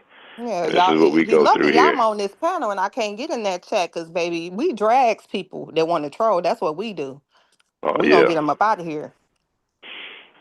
See, when you know real history, when you know that real history, and you know how to break things down, it's hard to jump in at 1960 and say, well, what about me, nigga? Did you sharpen a coconut and go out there and fight for civil rights? Because you wasn't around for redlining and all that other crazy stuff. Maybe some, maybe some. I got a question for you guys about the civil rights movement. No, hold on. I had a question for you before you ask your question. before you asked about civil rights, because we have talked about civil rights and you went on a nice little soliloquy, what would you say is the issue with your country, Haiti? Because I know you said your parents left because America came and My, pillaged Haiti, and then they came here and cooned no, out. Duvalier. My parents left because of Duvalier. The Duvalier. The Duvalier was Ali a Ali dictator in Boumbaye, Haiti. the Ali Boumbaye. Duvalier was a dictator, Oh, oh. assassinator. He was killing motherfuckers. He was Was killing he a black Haitians. Haitian? Yeah, he was the president of Haiti for like 30 years. He Was was he a black? U.S. puppet. Did he look like you? He was puppet. The U.S. put him in power because what happened was Haiti had we had a thing called the Noir-Wist movement, and during the Noir-Wist movement was a movement that Haiti created to get rid of the U.S. occupation, and then the Noirist movement came over here and turned into the Black Power movement. It was called the Noirist movement, and that's the movement we started. Then over here, it translated into the Black Power movement in America. And what happened is the Noirist movement was a movement based on a renaissance of the Haitian Revolution to get the U.S. out of Haiti. And basically, we did a movement to get the U.S. out of Haiti, and we had a president, and we paid the reparations to the bank, to the rest, the rest that we owed. But they had the CIA. They had a CIA agent called Duvalier that was part of the Noirist movement, and they used him to infiltrate. And he eventually became power. His name was Duvalier. He was a CIA puppet. And what happened is, long as he did whatever the U.S. said, they let him stay in power for 30 years, even though it was a so-called democracy, and he was assassinating people because at the time Cuba had a revolution with Fidel Castro, and they were scared of Fidel Castro's socialist communist revolution going to Haiti. So they was fucking paying this nigga to So they kill all put the somebody in communists in place Haiti and to, stuff. be opposition to him, keep him balanced and in Yeah, check. Fidel Okay. Castro and shit. Yeah. So my parents So got how caught he up end in up that. killing his own people? He was trying to show the U.S. he anti-communist. So he was just fucking trying to and he wanted to stay in power. So he was just killing everybody. And my parents got caught up in that, so they left because of that. That's the reason they left. Okay. And so what would you say? Would you say things are better now? Are they worse? Has there been improvement? Is it more stable? Like, what would you say that today's issues are? We fucked up. Haiti, we fucked up, man. We fucked up, man. We fucked up because we a target because we got resources. The U.S. wants a resource. I can't say what we got, but we got some shit, boy. We got a mountain of some shit. So they want that shit. But yeah, man, because we wasn't because basically what happens with Haiti is that we all used to think Haiti was fucked up because it was just Haitians that was fucked up that was running it or whatever. So we didn't really pay no mind because we was taught like, yo, these niggas is just fucked up, la la la, until the earthquake happened, because the earthquake killed 300,000 Haitians. And then what happened is Obama, Clinton, and Bush, they stood in front of the world and said, "Yo, we want to raise money for Haiti," and the UN, and then the UN raised like $8 billion for Haiti. And what happened is the Clintons embezzled all that money.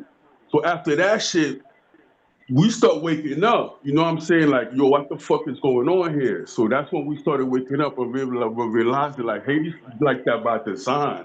You know what I'm saying? And these niggas is just working for these niggas. So so that's what's going on with Haiti right now, you know. You know what I'm saying? But Haiti's been ever since its independence it had a they've been taking shots at Haiti. So but yeah, man, now it's even worse and now it's either do or die with Haiti. You know what I'm saying? It's either do or die, you So you know. don't sound as if you ever had a president that you feel like you put in there. Nah, no, we haven't. We've had puppets. Man. We have puppets since Duvalier.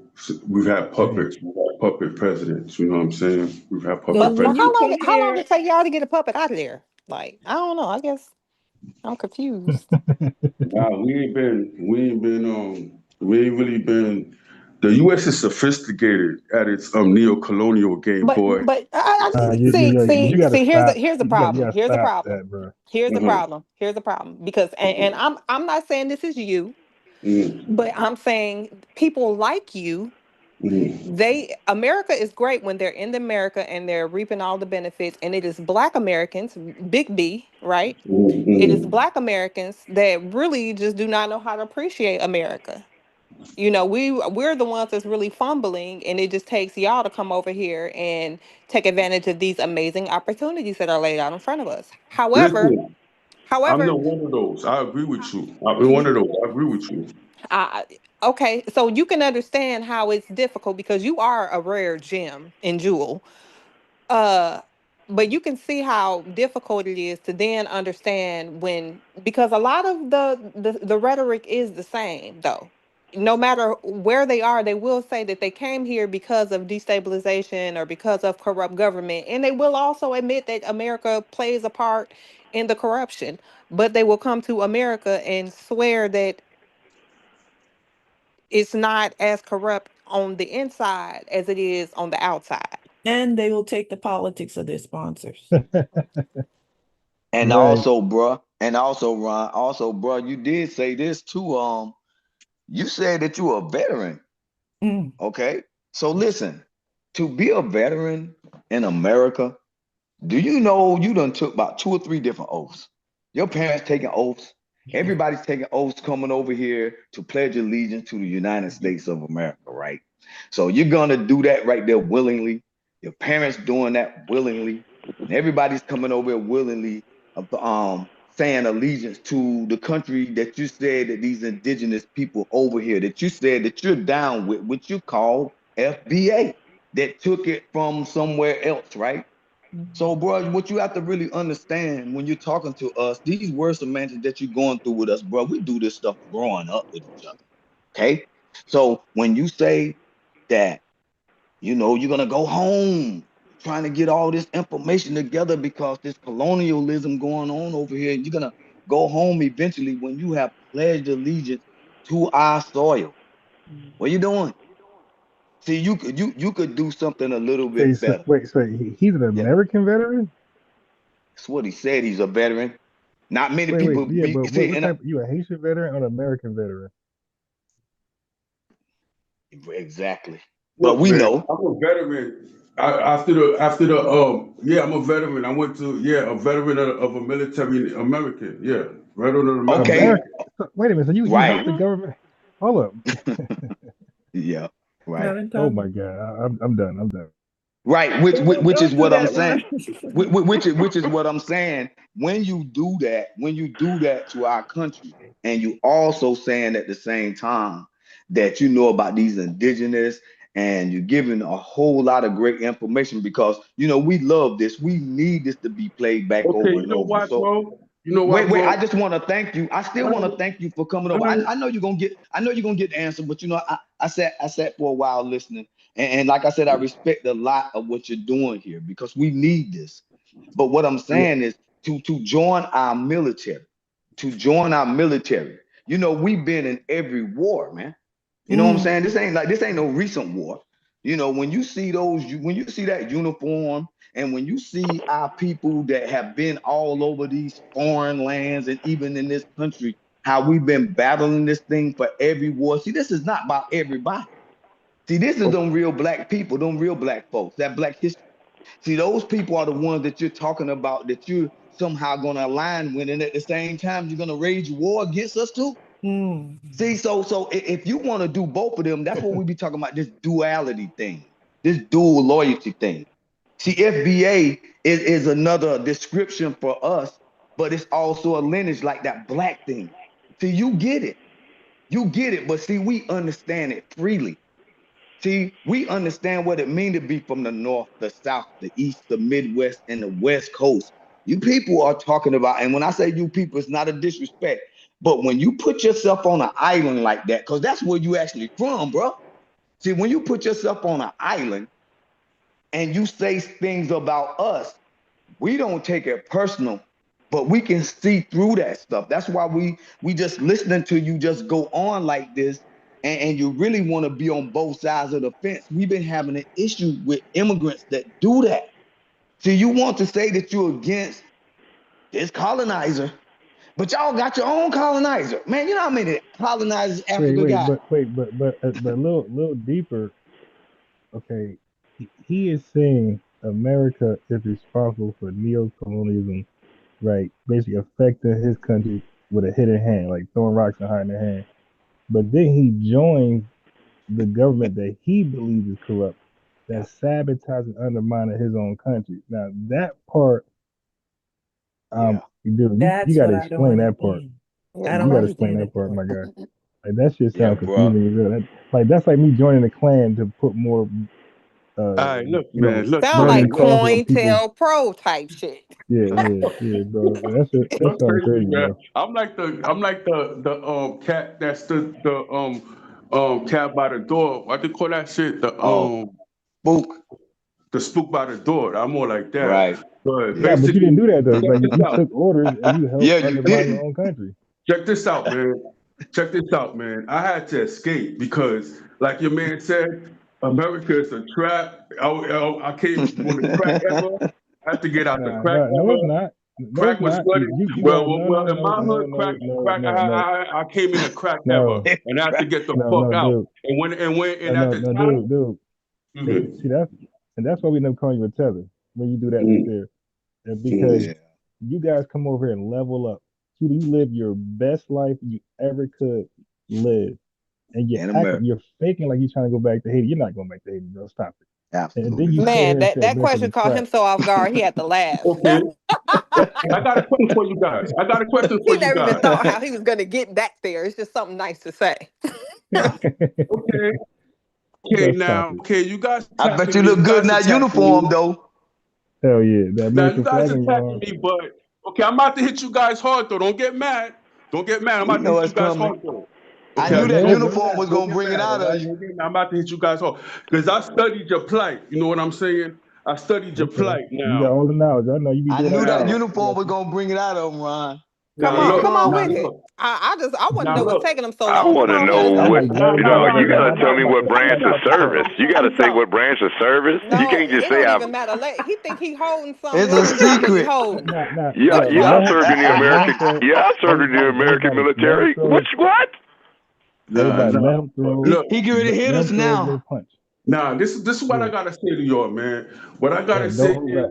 is that I understand your plight, but you guys are attacking the tethers, and I Yeah, that understand word why you're attacking. attacking the tethers because they're ignorant.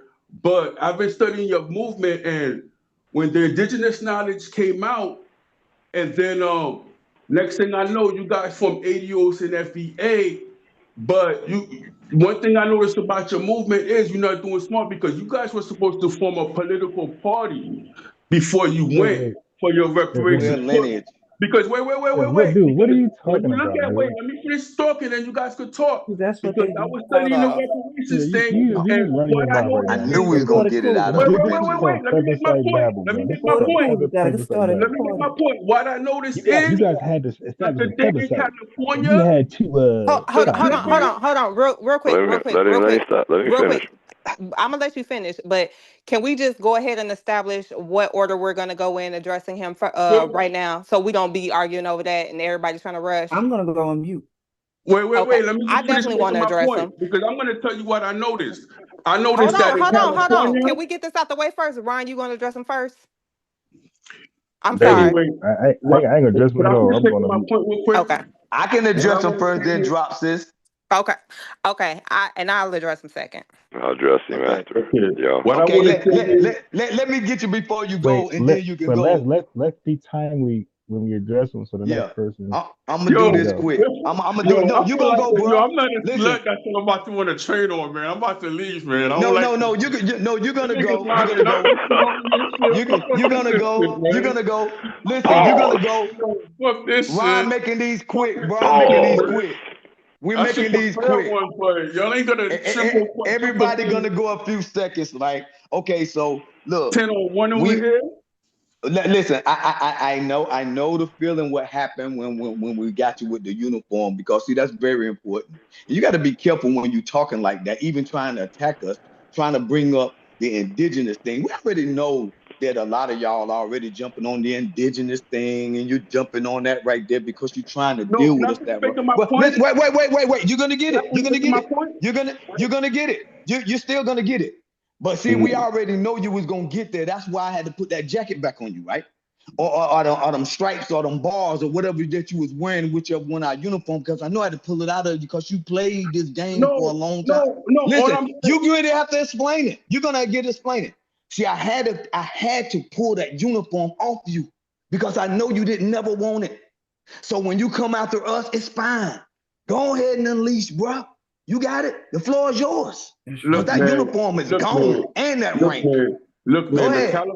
In California, when they had the reparations and they had the vote, they canceled it on you guys. But the Clippers had some shit where they was trying to get liquor in a fucking building and they played at the game or whatever. And the nigga who owned the Clippers got his shit passed, and niggas was even scared to vote on your reparations shit in California. Because when you come upon, because this, and you talking about the indigenous information, when you come So what are you upon talking when about? you come upon information like this, you're not supposed to play with it. You're supposed to form a political party and redress the government. Don't be attacking the people that they using as useful idiots. You form and redress Yep, the I knew government it. for your rights. You know what I'm saying? Because when you study your movement, I'm gonna keep it real with you. The reason I respect y'all is because you're always gonna do some shit where you have, after the Gullah Geechee shit, you had the shit with Denmark Vesey. When you had the secret shit with Denmark Vesey, and you was gonna say Denmark I Vesey. thought you were gonna address the uniform. When you was gonna send it, I respect y'all because you had the Denmark Vesey shit, and yours, but y'all snitched on that. But what I'm saying is, and Oh then y'all boy. had the Black Panthers, and then y'all became political prisoners. I I study your shit. But all I'm saying is that the tethers, addressing tethers is peripheral stuff. If you really want to address it, you got to redress the people who disenfranchise you, from Black Indian to colored to Black to African American. The motherfuckers who did that. Those the motherfuckers you gotta redress. You know what I'm saying? Because Don't believe talk to it you, or not, talk to the people we've been talking to for 200-300 years. Huh? All right, hey, bro, land your UFO, Yeah. man. You flying around in circles, That's what man. the Land your reparations UFO. move. Yeah, I'm like, Oh hurry up so boy. we can get this train started. Choo choo. That All right, uniform Go got ahead. him. Go ahead, Seth. You land the that's UFO what I have finally. to All say, right. really, man. That's what I have to say, really. That was the main point of my joint. You know what I'm saying? That's what I have to say. Go ahead, Amber. I'm sorry. I think SLE was gonna go first. Oh, I go again for 2 more seconds and I just let bro thought he go. just went. He Yeah, just I went. did. And you about to get it right back. I'm glad you threw it right back. Look, bro, I know what it means to be a soldier, bro. We a lot of our family got soldiers. You know what I'm saying, in the military. So I know what it means to snatch that uniform march off of you as you coming over here as an immigrant. You took it off yourself. You going after us like that. You disgracing yourself, talking that foolishness in here, talking about the indigenous stuff. You got a whole lot of problems in Haiti. You said Haiti was in big trouble and you won't go there. But you came and put on a uniform for the United States to fight against Haiti that you said the United States is still controlling like a puppet. None of this stuff you talking about now, from the beginning when you were talking, it was all cosplay. You was just playing the game. You wanted to attack us. But we've been waiting for folks like you, bro. You're not really on our side. You really don't want to fight the colonizer because you ran from the colonizer to join the colonizer. We don't do that type of thing. You had a better way of coming at us, staying respect and staying low. But this is what we do, bro. You know how we rag in school, how y'all be talking about calling African booty snatchers. Y'all ain't ready for this, man. We snatched that little jacket off you, and now you coming after us like that right there, man, because, man, we built this thing. We black, bro.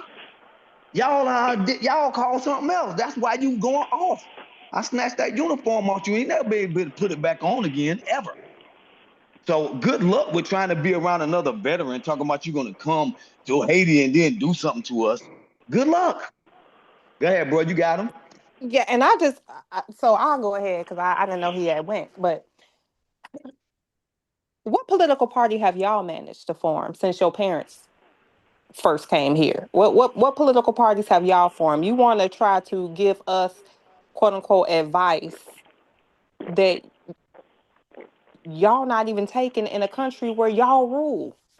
You're fighting against people that look just like you. What political party have y'all created? Hello? That's not a rhetorical question. I want you to answer that since That's you a got so much serious advice. question. What you mean? What you mean political party? You said we have not formed a political party, right? As a black Yeah. community, our problem, why we ain't got no motion, is we have failed to form a political party to go up against our oppressors, and we're worried about y'all, and y'all not really the issue. We need to appropriately redress white supremacy. Does that summarize what you were saying? No, Because I'm what I not going through no all no that no no no indigenous no movement no and all. To no me, no all no of no that no is no no fluff. no no. That's What the I bottom said line, right? what I'm saying is you should have formed a political party for your reparations push based on the indigenous information. But Based on forget your indigenous. delineation movement, you should have formed a political Sir, party for sir, your sir, reparations Don't let sir, them push. get back sir, in that sir, UFO. sir, sir. Yeah. So let's be very clear. Uh, The indigenous information, that's based off of your perception of what our movement is about.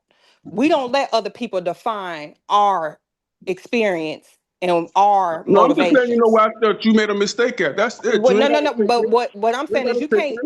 you can't let me know where I made a mistake, because again, so our experience is part of the reason why we want reparations. So it's all connected, right? So you're saying at any rate that our failure has been that we have failed to form a political party.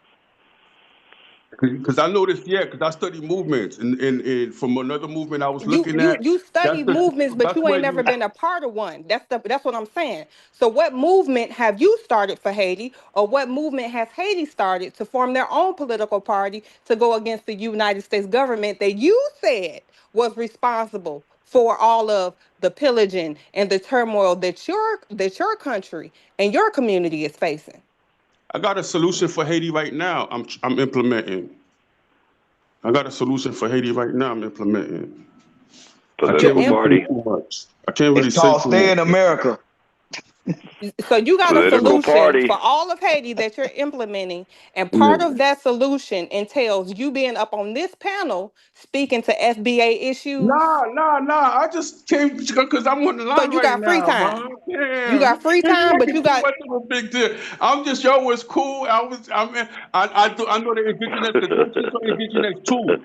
Because the thing is, Haitians are indigenous too. We have Taino blood, so a lot of us are indigenous to Haiti. So I know that in the Haitian army, it's called the Sir, the best thing Indigenous to Army do of at Haiti. this stage is just say you overtalked your ass. That's all. Just say you overtalked your ass. Just say you was just talking, it No. sounded good. You wanted Listen. something cute to say and you wanted to be able to pop off, because the bottom line is you're not in a position to give us any type of uh advice on any type of political movement. When was the last time y'all had one? Seriously. But black people arguing with each other is not gonna fucking get a solution. All right, y'all arguing with black people arguing with each other online is not gonna get no solution. So But you trying to go to war with the United States. It's not Wait. going. Let me So us respond to that one us because holding you he added accountable more for to your it. statements against black people, because we're black, correct? Big B, we're black, I support and your movement. I said you should delineate. There's other but ignorance. A lot of people, you said we Africans. should delineate, and then you just said our problem, pretty much what y'all where y'all messed up at. You said where y'all messed up at, y'all problem. We can go back, we can replay it. Yeah, I said that. Yeah, because I was studying another movement, and then from that other movement Uh, I said, oh, this Hey is Mark. where they messed up at. They didn't form a Hey Mark. political party to represent themselves. Because if you can't think the Democrats or the Republicans going to get you reparations, Hey good Mark. luck. You know what I'm Never saying? mind. Don't worry about that. Worry about that, Mark. Worry about that. You said we're arguing with other blacks. Who are the other? We're actually getting together. What are you talking about? We're not arguing with each No, other. We're y'all don't. galvanizing. You're telling Hey, y'all hey, jumping me, Mark, and I'm like one Mark, of the few Mark. people that Take your understand you medicine. guys. Mark, take your medicine. Let me get some few words in, bro. We're not arguing against black people. We're actually galvanizing under a commonality, which is called a lineage, a unique ethnogenesis. What blacks are we arguing with, bruh?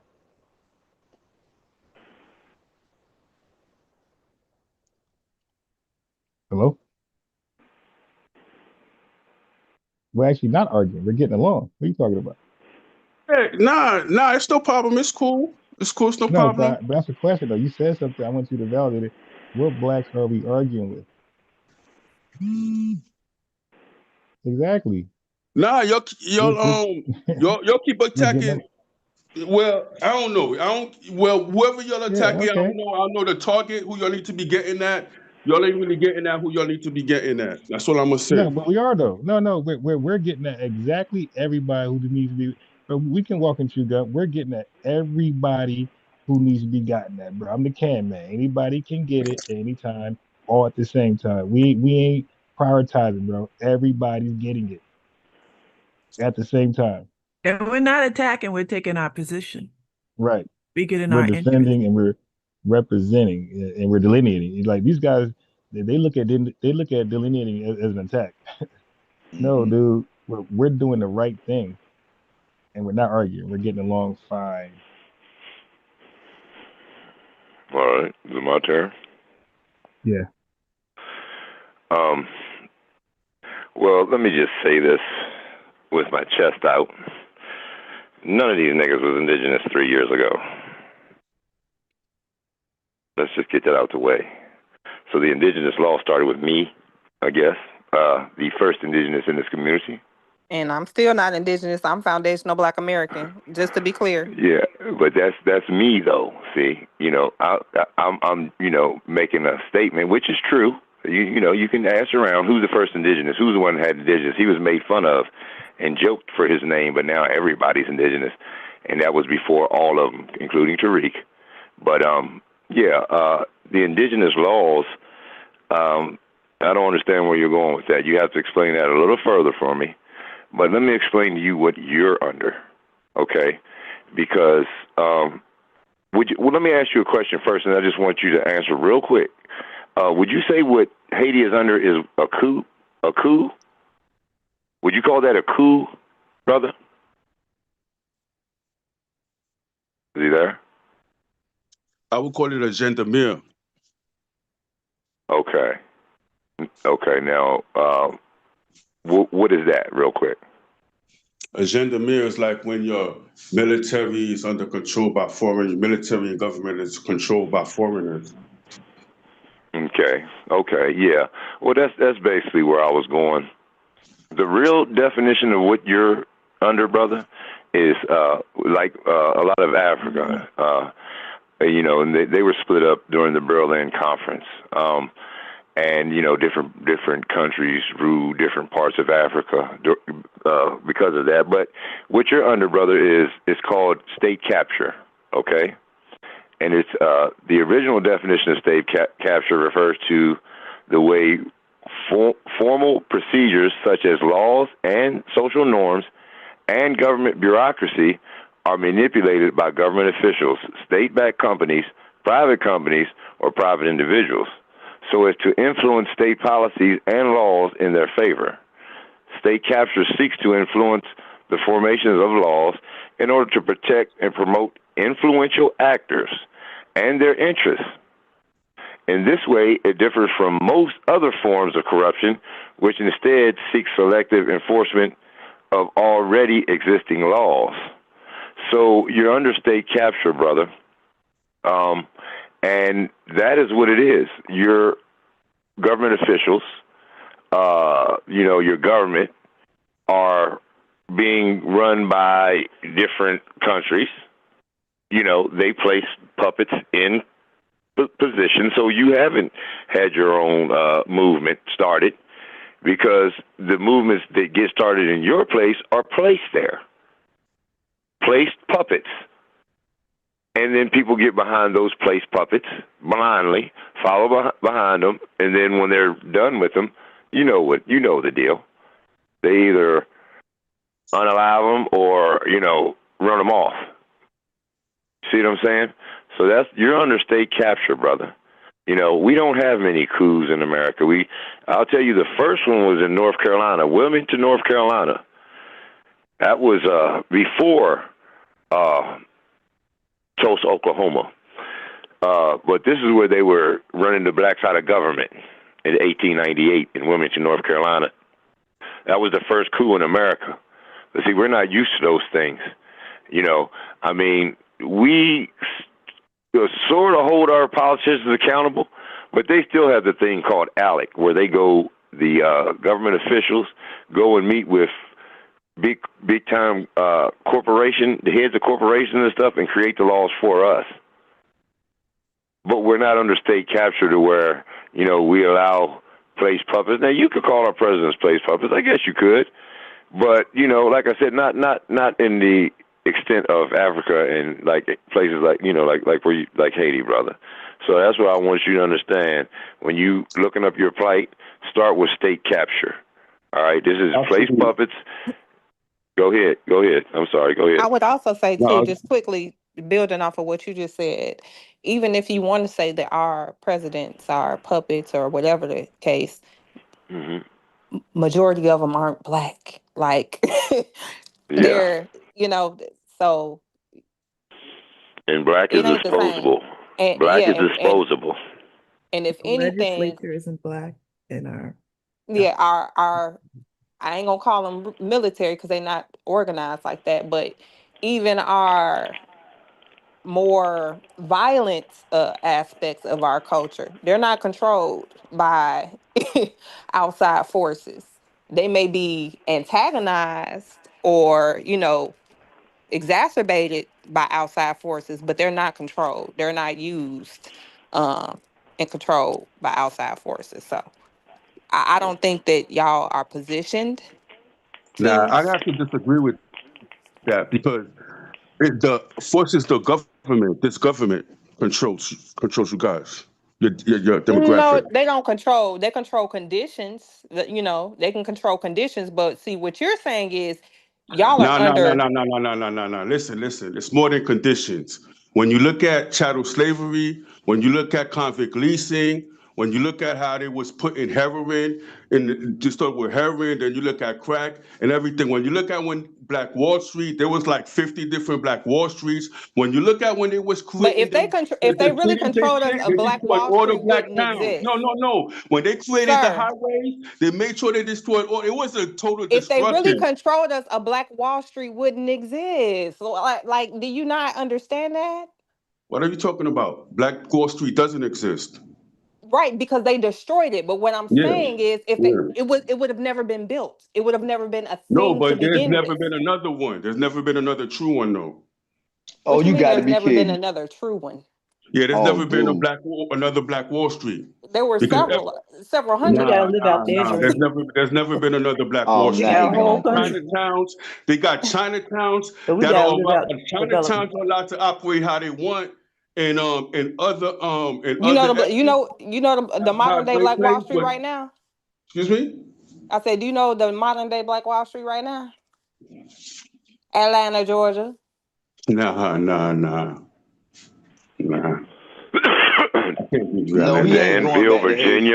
Danville, He ain't never Virginia, going back to Seneca Village in New York. You know, those are a couple black with Rosewood. You know, that's just to name a few. Wilmington was actually one too, even though it was a coup. Wilmington Well, was that's a what I Black was Wall saying. Street. That's what I was saying. See, in the blacks and whites, North were Carolina. working together. Remember, the blacks and whites were working together in government. See, and even the poor whites was working in voting for the blacks to put them into office, and then they broke that up. See, and they started. What did they do? The same thing they did with Emmett Till. The same thing they did with Tulsa, Oklahoma. Now, most people can't tell you. IBM. Don't let him get you on the defensive trying to explain or tout or show and prove. We got plenty. That's why they're here, because we have plenty. My thing is, you haven't been able to show one. Show Mark. us And one. look, Wall means to do Street over. in Haiti. Reconstruction. That means to do over. Reconstruct. That's why I say we got to watch the re. We got to watch the re. Now, reparations, repair, we need to be repaired. That's definite. But when we talk about repatriation, that goes back to the American Colonization Society. When we talk about redlining, reconstruction, when we talk about the reset that they talk about all the time, and then now the new one is re-immigration. We got to watch all these re's. That means to do over, and they had to do over because we was doing so well after slavery. Let me see So, something, Mark. bro, you go ahead, bro. Yeah, hey, Mark. I'm having the opposite energy tonight that I had yesterday. All right. So you said you study black movements, and my first instinct was hit you with gotchas and trivial. But I said, nah, let me not be petty. Let me just now, brother, you don't know more black history than us in this country. Okay, so I'm gonna call you on that. Stop capping. All right. For two, okay, let's do timestamps. He said there's never been another one. Dude, that's 1920. You retard. The Great Depression just happened afterwards. That's 1929, my guy. Yo, dude, we built a whole airport. It was that Missouri. It's called the Robins Airport in 1933. When the country was starving and eating each other, we built an airport to go fly planes to go to Ethiopia and help them defeat Italy. What the fuck you talking about? We ain't got no black Wall Street, bro. We did hella great shit during the worst time in America. And guess what? Because you don't know our history, and you definitely fuck with me, you don't even know that after the Great Depression, they came up with welfare for white Americans and nothing else. So we built Black Wall Street, Durham, North Carolina, Rosewood. You had the Black Titan. You don't know who that is. But we had all these banks. We're talking about Madam C.J. Walker, Magdalena Walker. All these things we were doing great in the No, the spite of public education The system Green exists Book. because of Remember us. the Green Book? All right, Hold look, on. look, look, Wait, look, no. look. Hold on. Just relax for a second. So while America was in its worst economic situation, white folks were getting welfare bailouts. Okay, it's called FHA, HOLC, GI Bill, unemployment, and we were deprived from all that shit, my guy. So we thrived, became millionaires under the worst time ever with no help. Not one penny was thrown at us. Okay, so that's why we're some of the greatest people ever. White people couldn't even level up during the great. Listen, the entire middle class right now is built upon what they received in 1933 HOL, HOLC, FHA 1934, 35 GI Bill, all that stuff they received right after the Great Depression. So white people did so that money that they received at that time is still in America right now. It ain't going nowhere. Like so, you have a middle class, successful bunch of whites based off those welfare handouts in 1933, bro. We got no handouts, and we still face restrictive covenants, which you know nothing about. Okay, restrictive covenants was the new thing they were doing because because the redlining was shot down, I think in 1917. It was seen as like unconstitutional. So what they did was they came up with restrictive covenants to keep us out of home ownership, and that was simply white folks would buy a house with with a private contract that they won't sell it to a black American. All right. So you don't your little Google research, bro. Like I said, none of y'all gonna beat me with Google research on the fly. Like to hang with me, you gotta already know this stuff, man. All right. So my point is, we did great shit with no help under extreme pressure, adversity, and terrorism. 1920, we were faced with the Klan. The Klan was running rapid. We lived in it's called the violent South. While your Tether family was up in Florida or New York, safe, we were dealing with the violent South, Mississippi, Virginia, the Carolinas. This ain't the Florida South. This is called you guys can Google it. Google the violent South states. That means the KKK was on fleek. So never compare like the answer to say They were running the government at that time. And look, and I was trying to save y'all. KKK. Right? Yeah. But you in your country, right? You're dealing with self-hatred. You guys are running from yourselves. You taught a political party get along while we fight with each other, dude. Other blacks, you can't even get along with yourselves, my guy.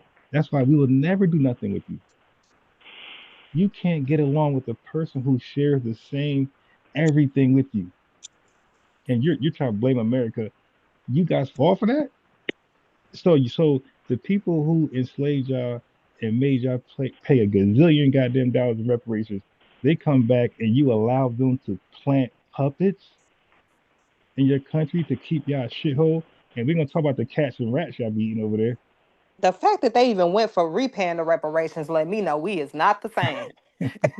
Yo, that was the most dumbest agreement. And nothing, dude. Man, listen. Nothing, dude. You're failing because you signed treaties. You goofball.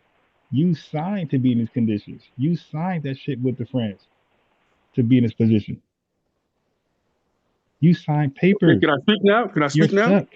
Yeah, you go ahead, but just know you're stuck because you signed papers like cowards, dude. We ain't signed shit. We ain't validate white supremacy. We fought against it. Mark, can I say something before you? Let me say something real quick. Let me say something real quick that needs to be said. Nah, I gotta say a point. Hold up, brother. Hold on. It'll be real quick. Listen, I want to tell you, this is what I've been teaching for years. Now I call it the 1920s BS, right? And you start off with, I go with Woodrow Wilson. Woodrow Wilson got the presidency in 1913. He was in favor of the Klan. The Klan was running the government. All through, the 1900s, early 1900s, they was running the government. But Woodrow Wilson was the president. Now, he allowed the Federal Reserve to come over. The people that started the first Federal Reserve is in England, okay? That was started by the House of Orange, okay? And then the Rothschilds did their little business. And then they created the Federal Reserve here. And then, like I told Unbiased them years ago, at that time, there was only 3 countries that was not under the Rothschild Central Bank. See? So that Federal Reserve was set up here in Jekyll Island. It was either out off of South Carolina or North Carolina there. That's where they did it. And see, so this is the time where they're setting up this government to where they take into a cashless society, and now we're dealing with BRICS, and that's what it sounds like. Is Haiti a part of BRICS? Brazil, Russia, India, China is acronym. Brazil, Russia, India, China, and South Africa. These are the countries that's going against the U.S. dollar. Is Haiti, and there's like 30 other countries that's joined it. So is Haiti trying to join that? BRICS. Look, man, Goldman Sachs initiated. The Hughes won the world. Yeah, the Hughes won the world. You're right. The Hughes on the low took over America. You know what I'm saying? And the America's Federal Reserve Bank is connected to the Rothschilds Bank. So yeah, the Rothschilds Bank is everywhere. You know what I'm saying? That's why all these banks are called central banks around the world, all over the world. Central banks. IBM. Don't let him pivot. Don't let him pivot too much. Don't give him no deflectionary points. Let him address some of the. The only thing I wanted to say or ask wait. Mark. Go ahead. Mark, wasn't Haiti a tourist destination in the 20s and 30s? Yeah, we was the first one to start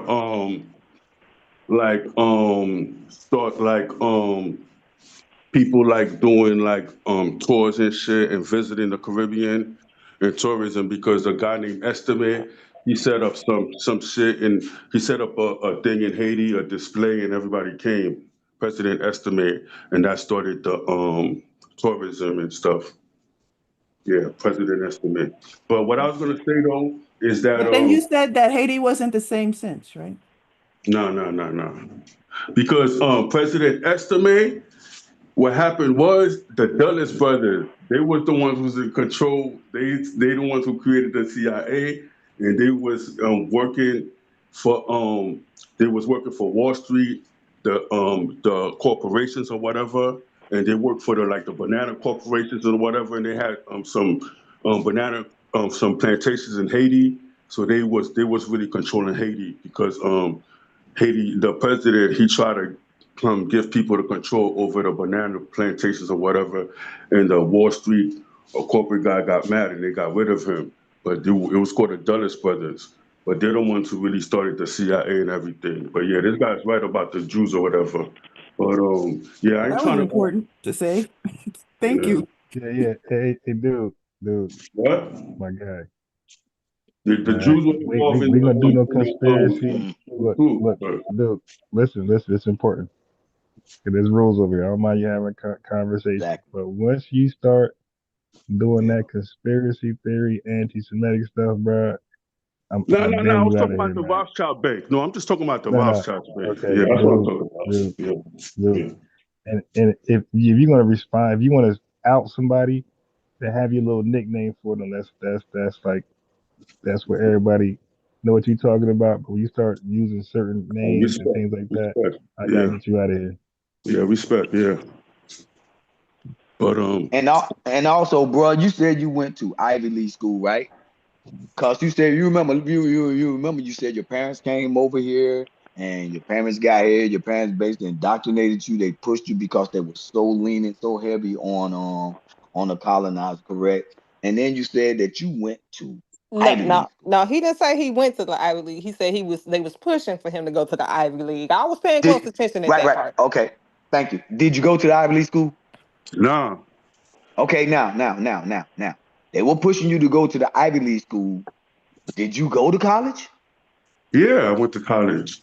Okay, wait. Okay. So you went to college. Did you go to college before you went in the military? No. So you went So that means that you went in the military. You joined the United States of America and you pledged allegiance to this country. And they helped you get your college. They helped you get your degree. They helped you get your first car, possibly. I don't know what your parents did. Because if you went in the military, a lot of times people just don't go in there, right? Because there's a very small percentage of people in America that go in the military, by the way.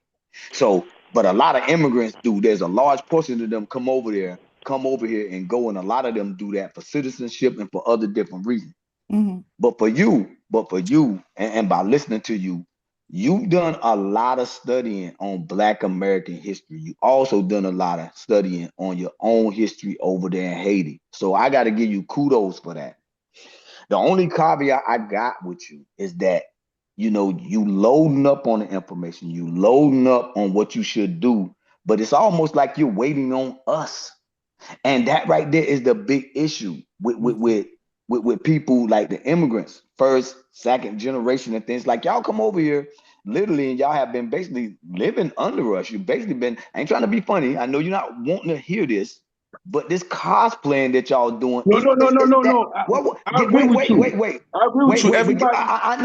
I know, but look, that this cosplaying is hurting y'all bad. Because this is what happened when y'all come on here with us. Y'all literally talking just like us.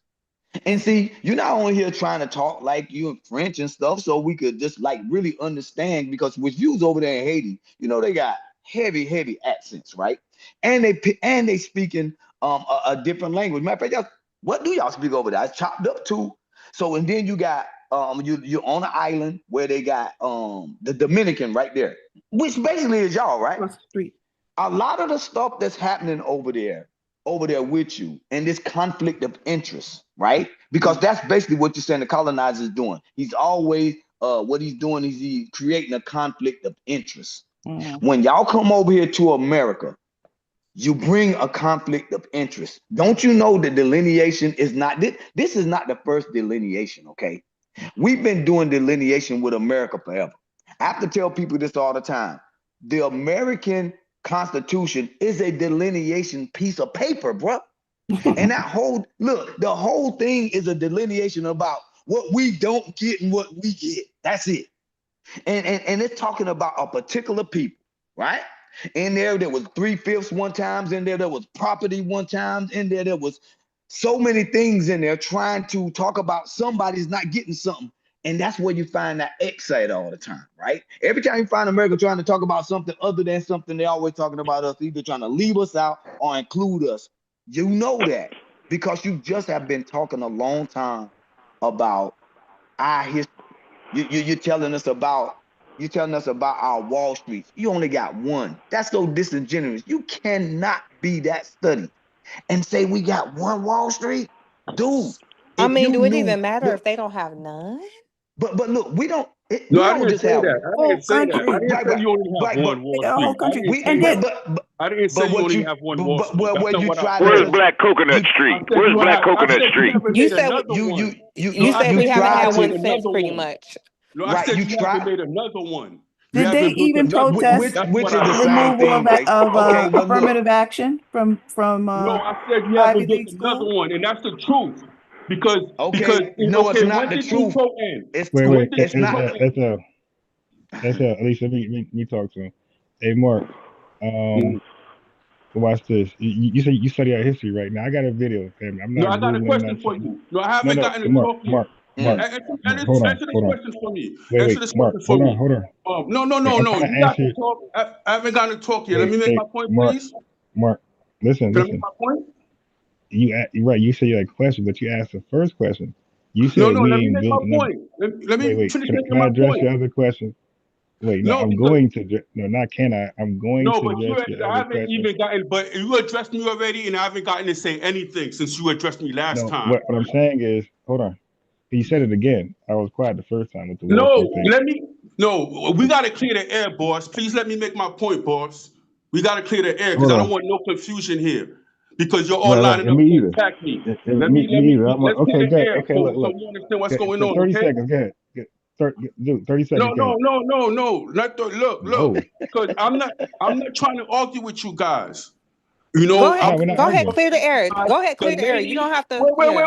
Wait. Damn, let me make my point. The lady was attacking me, and all I made was the point was that we was talking, and we got to the point where she was bringing up the different Wall Street you had, and I agree. You guys even had a little Haiti in North Carolina. They destroyed that. Yeah, They destroyed that's Black a Wall Durham, Street, North Carolina. Wilmington, and all Yeah, that. I was And gonna all cook I you. said As a matter of was, fact, WD Boys wrote a book you about had that. guys haven't built another But it won't Haitians there small though. town like that Wait, like since hold then. on. That's it. Wait. Let me respond to that. Child. Okay. But wait. You responded Hold to on. that. Hey, dude. But Dude. No. I'm going to mute you. I don't want to be Hold the on. first So mute. I go just ahead, make your point, man. Make your point, may I man. say something really quick? Wait. 1 second, Ashley. 1 second, because he's being disingenuous if he says that our history. So now, Mark, you said you study our history. You said that, right? You said our movement. You said that, right? You study our history. He did say he studied our Okay. movements and our. Okay. So Yes, now he watch did. this. Now, what I'm gonna say, I already got a video on it, so I ain't just make this shit up just now. It's already uploaded. Mark, are you there? Hello? Can we engage? Are you there? Yo, I'm here, boss. Go ahead, man. Go ahead. Okay, so give me 2 top reasons why another Black Wall Street wasn't created. Give me 2 top reasons that you could think of off the top. You don't know anything. I can They take made sure because this is a white supremacist government, and they made sure that. no. Okay, now more specific. I mean that's just a random. I do. So let me get to it. You ever heard of Soul City, my guy? Go ahead, make your Hello? point, bro. No. The point is the point is a question. Have you ever? Because once you start being disingenuous, you're getting off here. All right. Have you ever heard of Soul City? I ain't heard of it, Mark. Go ahead and say you ain't heard of it. I ain't heard of it myself. I ain't heard of Soul City. Okay, so Soul City was gonna be a planned Black Wall Street, my guy. You ain't ready for me. And you know who sabotaged it? White Republicans and media. They demonized it, and I forgot what president at the time. What was I think it was like 1979. You're not fucking me. So what happens is, family, Republicans, conservatives, literally spoke bad about it, gave it negative press, and the president administration pulled refunds from it. And there was other planned cities that was white. So I think it was like 12 planned cities total, and all 11 became very successful. And matter of fact, one is in New York. It's called I think Russia, some shit, but it's very successful. It's very like wealthy, and that was a planned city. So we were having a Black Wall Street from this one Black politician that was getting that done. White media, my guy, came, bashed, said we were being xenophobic, and we were, starting some Black Panther shit there. Gave it a lot of bad press. That the president folded and defunded it, my guy. Defunded it. So we were literally attacked and deprived, denied, obstacles set. There's complete racism. Now, Soul City is One of my videos, anybody can Google that shit right there. That was 100% sabotage. So now, okay, so that's what's going. That's why we never have it, bro. We're the minority in the country that's a majority full of people who really hate us. Okay, and they're racist, and they've been stopping shit, undermining, sabotaging. So when you guys come and do the same shit, or join them to do the same shit, that's an issue, and we don't separate you from them. We look at you as one big white man altogether. Well, no, not even one big No, white man. let me I'm gonna let be me on. let me say I look something. at you Let me as a say something, pawn. Amber. I I look mean, at you as a do boy, do girl. That's what I look at you as. I'm just you ain't on the same level because again, you don't even know how to utilize it for yourself. You You're said not that in you this worked book. in you were in the military. Do you know why they allow you as someone that they know is not a an original US citizen to join the military? They know you're not natural born. You know why? Because they don't see a threat. They allow you to join the military because they know you're not going to do shit with it but be happy to be here. yeah, and you never answered my question, Mark. Well, they were wrong about that shit. Wait a minute, Mark. I'll tell you that shit. Hold I'll up, tell you hold that up. much. They were Hold wrong on, Mark. about that shit. All right, listen, Mark. Listen. You never answered my question. Well, we were talking about Black Wall Street and stuff, right? And I named a couple of them, right? Because at first you said there wasn't a lot of them. But now listen, I asked you a question. I said, what was it that set off the raids or the killings, I'm sorry, the unalivings in these towns? What was the common denominator? What was the propaganda that they used to justify their actions? Some white girl like faked rape, like some black dude raped her. Some white chick would say some black dude raped her, and then they would just use that as an excuse. Yep. There you go. That's a good answer, Mark. Now let me ask you one more. Now one more. Who was the guy that they went after in Tulsa? Everybody talks about Tulsa, but this doesn't ever come up. Who was the guy that they took to jail in Tulsa? The guy from the elevator that the chick said he had tried to I don't know what she said. The white girl said he tried to do something with or whatever. You know the story. But they took them there. Do you remember his name? Excuse me? Do you remember his name? I don't remember his name, but I know that's the first time the U.S. government used bombs on its own. Kerosene bombs from planes. Yes, that's what I said to him because they was like, oh, somebody was saying, oh, well, that's the first time that the U.S. was bombed was Pearl Harbor. I said, no, it wasn't. It was Black Wall Street. But you got to ask, is that why he Wait a minute. Let me say this. Let me say this to finish it off. Wait a minute, the ancestor. Now listen. Now, it was Dick Rowland was his name, and I'm showing you how they use propaganda against us now. Right? So they used that against us. The Constitution was written as we were slaves of the Constitution. Okay, when the Constitution was written. All right. So you got to remember these things, and then they take, and once we get out of slavery, then they start using propaganda around the world to propagate, and to extend this message of how bad that we are here, showing movies like The Birth of a Nation, Woodrow Wilson doing that. Like I said, he was the president from 1913 to 1920. All right. So you got, like I said, these are the things that you have to. This is what this is our fight before y'all even got here. You know what? You hit on from the 1600 from the 1600s till then. Hold on, because this is taking a turn that I don't really like. Because it gives that we are trying to justify our plight to them when, again, he said he knows our plight. He knows about Tulsa, Oklahoma, and what he took from it was we ain't been able to build it again.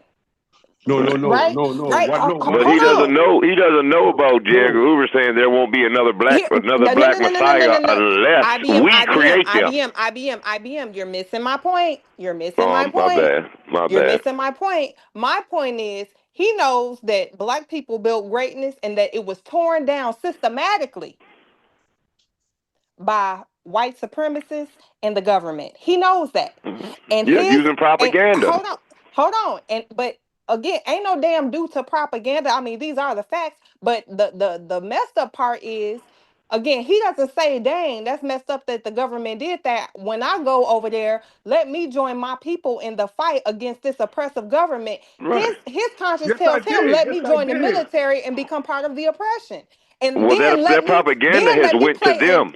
let But me hold play up, in that foundational propaganda Black has went to American them. It's space went and around the tell world. them, And no, listen, they're telling us, they're telling the world how to look at us, and the world is following suit. They're believing with the propaganda that's coming from America. IBM. All right, go ahead, sis. My bad. Go ahead. You giving him too many passes because he's hokey pokey this whole goddamn conversation. No. If you paying Mark, do attention, you think Marcus Garvey was paying innocent? All attention. right, go ahead. I'm gonna go on mute. I'm gonna go on mute. Mark, do you think Marcus Garvey was innocent? Do you think that his endeavor was innocent? Nah. He was an agent. He was meant to brainwash y'all to make y'all think you're from Africa. Yeah. Mm-hmm. Yeah. His movement was a false movement. He was a Freemason. He was a Freemason. So I'll leave it at that. But when he still went to start the Black Star, his Black Star business though, they still sabotaged it though. They still didn't let him get it off the street though. Did They he still buy those didn't. ships? Excuse me? Did he buy those ships? Yeah, he bought the ships, but they sabotaged the ships. Oh, okay. But where did he get the ships from? I knew Ron was gonna come in here. I knew Ron coming in on this. Who was Ernest Cox, Mark? Excuse me? Who was Ernest Cox? Say that again? Who was Ernest Cox?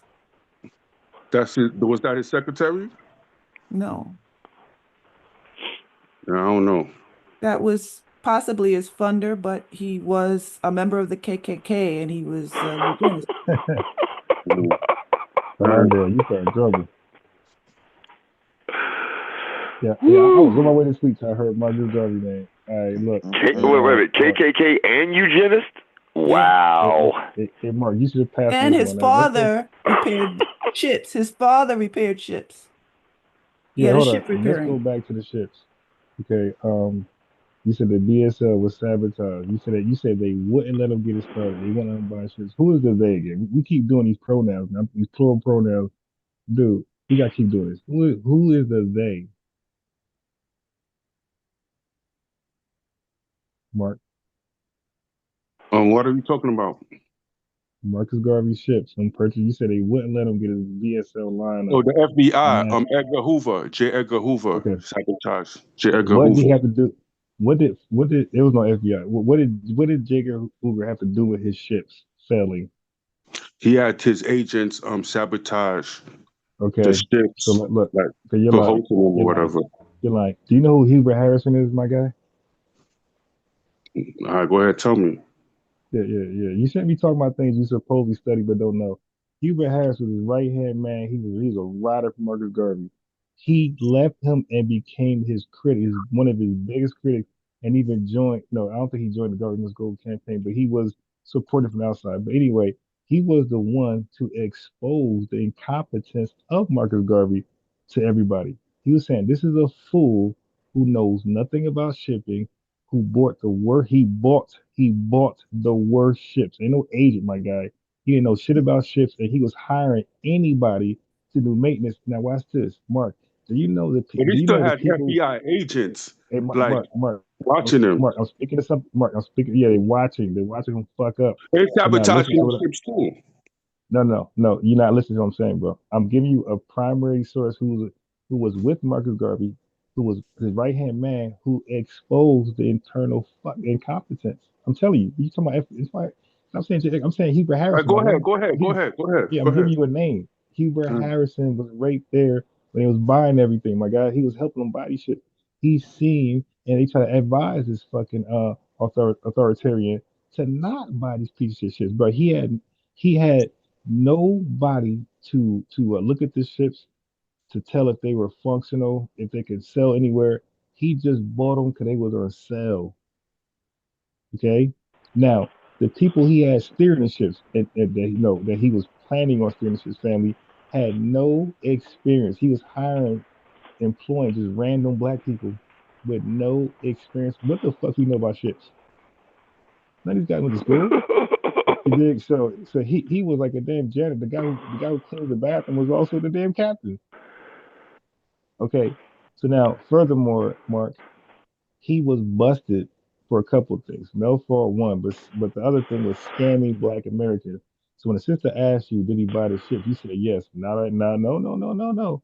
He was busted for falsely advertising a ship called Wheatley that he did not yet own to Black Americans that he owned it. Okay, he was lying. He didn't buy it. So they bought stocks to a ship he never owned. What are you talking about? I was like, yeah, wasn't he wasn't it SEC fraud or something like that? There's what? Securities fraud? Okay, then that was second. So now, at that time, bro, to sell stocks, you gotta register, you gotta have a license. Now I'm being petty, but the dude got fined $50 at that time, which is like $5,000 for selling stocks without a license. So that's two. Then three, here's the biggest ball buster for you, Mark. Anybody who's a Garvey fan. He pitched the whole dream to FBA that they're gonna be into Liberia one day, living it up, milk and honey. Do you know that he never arranged that shit with the Liberian government? They knew nothing about this infamous plan. So guess what? Two Garveyites had enough of his bullshit, this dream, and they sailed over there to Liberia. They locked their ass up and deported them and said never come back. And do you know what they told Marcus Garvey? When they told him that, do you know he still sold stocks in the dream of Liberia after he got that memo to never come back, that I wanted? He still sold the fucking dream. That's called scamming, my guy. It was he sold him a fake fantasy that cannot be true. And meanwhile, he's building stores and shit in America while he's trying to ship you out. He's trying to anchor himself to the country, building up the fucking grocery store. Now listen, all this money's from your stocks. So he's telling you your stocks is going to this mystery ship, but it's going to the stores and cleaners that he's building in America. That's scamming. You tell me my money going to a stock for a ship and it's going to a store for him to stay in America and live it up while I'm in Liberia slaving, being a tether over there. You know, Marcus Garvey was a piece of shit, and he was the biggest scammer in Black American history that tried to scam Black people. So no, you don't. I keep exposing. You don't know shit about Black American history, my guy. And you don't know shit about Garvey. I was gonna say, shit, Well, he ain't wait a even minute. Black American. Garvey. I'm saying Black American history because he's part of the history, but yeah, he's definitely a line. Yeah, he's part of Black American history. Yeah, but he totally, you notice he totally skipped over the KKK part. But let me say this real quick. Marcus Garvey wanted to take us back and liberate us in Liberia. But guess what else Marcus Garvey wanted to do? He wanted to be the king over all of Africa. Let that sink in. He ain't never been to Africa. Wasn't he from Jamaica? Yes, he's coming over here to. But do you see? Listen. He's coming over here to America, telling us how we need to move. Then, once we get over to Liberia on his ships, he's going to be the king of Africa. But that's what I'm saying. Like, motherfuckers think they the puppet master. That's what you. Child, listen. Come on, yo. Come on, Garvey. He was tripping. Garvey was a trip and a half. You know, but you can't come over here with that bigging up Garvey, putting us down and bigging up Marcus Garvey when he's a Klan member. A Klan member. Yeah, the dude tried to join the Klan, you know. Some what's his dude named Bigsby, Tyrone Bigsby type shit. Yeah, he didn't hear the American colonization part either. I guess he didn't hear that part. No. Well, I'm gonna be honest. But he know our history though. But I'm gonna be honest. See, but the problem is we don't know enough of theirs. Wait, Can you wait a go? minute. Wait a minute. Who said I Hold on, was bigging up Garvey? I'm not bigging up Mark. Garvey. Mark. What you talking about? I never. She Mark. asked me a question about Garvey. I never Mark. said nothing about Garvey. I don't fuck with Garvey. Garvey Mark. never made it to Africa. I said Mark. Garvey was trying to brainwash y'all to make y'all think you're from Africa. I don't fuck Mark, with don't get Garvey. distracted, Mark. Don't get Nah, distracted. I'm just Because making it clear. I I don't didn't hear fuck you. with I didn't hear Garvey. you say anything about Garvey. You right. I didn't hear you say Yeah. anything about Garvey. I don't Thank know you. how. I don't know. Listen, I don't know where that came from. But what I do want to hear is I want to hear you tell us about all of the Black Wall Streets and Tulsas that happened in Haiti during this time period. Can you give us a lesson, a history lesson on that? Black Coconut Street. Well, Where's Black Coconut Street? Well, what happened with Haiti is that after Haiti I had the don't want to hear revolution. about the doom and gloom stuff. I want to hear about the high points, all of the high points and all of the wonderful things that y'all have done. Okay. I'm gonna keep it real with you. After Haiti had the revolution, and it was the lone independent nation, and it was all white supremacist nations surrounding it. And what happened is America made sure that what Haiti did wouldn't be replicated in America. So they made sure to lock down every revolt in America to make sure what happened in Haiti wouldn't be replicated. And then they then France did some shit with one of the mulattoes. I don't want you to just go on ramblings. Is this going to be a long way of saying that y'all didn't do anything comparable to Tulsa or anything great? I don't want you to waste your Okay. time. So if there's a short version, then we can just get to that version. Cool. Okay. I could say Haiti had one good time after. I could say after we got rid of the U.S. occupation. Between that time and Duvalier, those were the good years in Haiti. After we got rid of the U.S. occupation in 1930, we did the Noirist movement, and then from then on until Duvalier, that era, I could say that was a good time in Haiti. That's the only time I could say was good in Haiti. And what was that time? Can you run that time period down again to me? Because I want to study that. Can you run it down one more time? You got to study the Noirist. It began with the Noirist movement. The Noirist movement was like a Black Power movement that started in Haiti, and then Under it what spread. leadership? Under whose leadership? Under whose leadership? Under Mars. This guy named Jean Mars, a Haitian guy named Jean Mars. He came up with the Noirist. What year?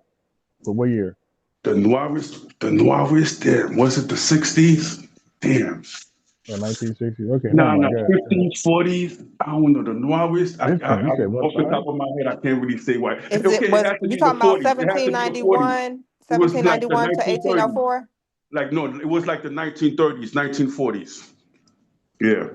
It was after the occupation, the 1930s, 1940s, that he came out with the Noirist movement. It was a movement meant to take the stuff out of the Haitian Revolution, to push the U.S. out and bring back the old energy of the old movement of the Haitian Revolution. So he used that. It was the Noirist movement, and then that got picked up by the Black people in America and became the Black Power movement. And then what happened was they had a fucking little Black revolution. Power movement. Wait. I'm like, are you saying we co-opted y'all shit? No, the Noirist. It's called Noirism. Wait. Noirism. We go. It's called Noirism. Mark, stop. I need dates. Okay, you said Black Power movement. Dude, what dates was this? It's called Noirism. Noirsism. No, what date? It's French. What date? Give me the date. What date was this Black Power 1930s. movement? 1930s. You're lying. Okay, I don't know. The Noirist movement did happen. No, I'm not lying. Yeah, Can you spell it again for me? Spell it again for in me. 1930. This dude's flat out lying. Can you spell it again for me? It's a Haitian movement. It's called the Noirist movement. Spell it. Noirs. Noir. Noir. Noir. Dude, that was 17. That was 7. Well, she gave the date. That was 1790, my guy. No. 1790 is the beginning of the Haitian Revolution. No, that's Mac Dowd. This is something different. This is after. Nah. Look, this is after the U.S. occupation. Okay, after the U.S. occupation, the Haitians started a movement to get rid of the U.S. after the U.S. occupation from 1915 to 1930. Okay, they had a movement. So it's Huh? Noirisme. It's Noirisme. Yeah, something like that, man. Okay, it says it's a cultural ideology that emerged after the U.S. occupation 1915 to 1934. Sought to empower Haiti's Black majority against the dominance of the lighter-skinned mulatto elite, emphasizing African heritage, national identity, and cultural authenticity. Yeah, It's African. still thinking. So. Yeah, And where's the street? She asked you for. She said, "What street?" No, she said, "Did y'all have a street? Where is Black Coconut Street, like Black Wall Street in America? Where is Black Coconut Street, sir?" That's funny. We had at that time, all of Haiti was thriving. It was independent thriving. We paid off the independence debt, and from then on, from then till Duvalier, we was doing good. We were thriving as a nation. Mark, let me bring you back to like 17, like when you kicked the French out. All right, like a little before 1804 with a Toussaint. Okay, you remember Toussaint? Yeah. Okay, so when he kicked the French out, what did he do with the Haitians once the French left completely? What did he have the Haitians do against their will? You talking about Toussaint? Yeah.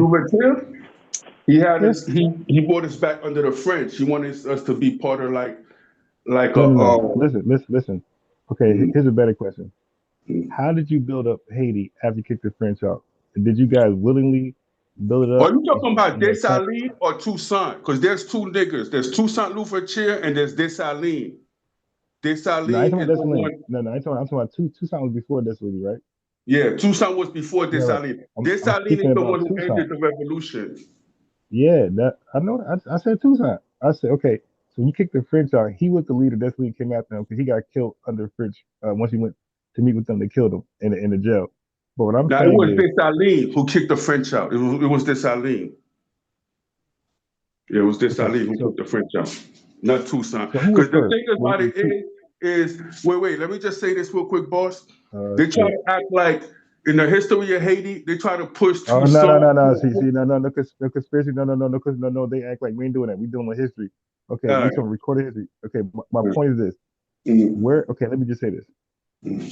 Where the Haitians re-enslaved by your leader after the French were kicked out to build Haiti up?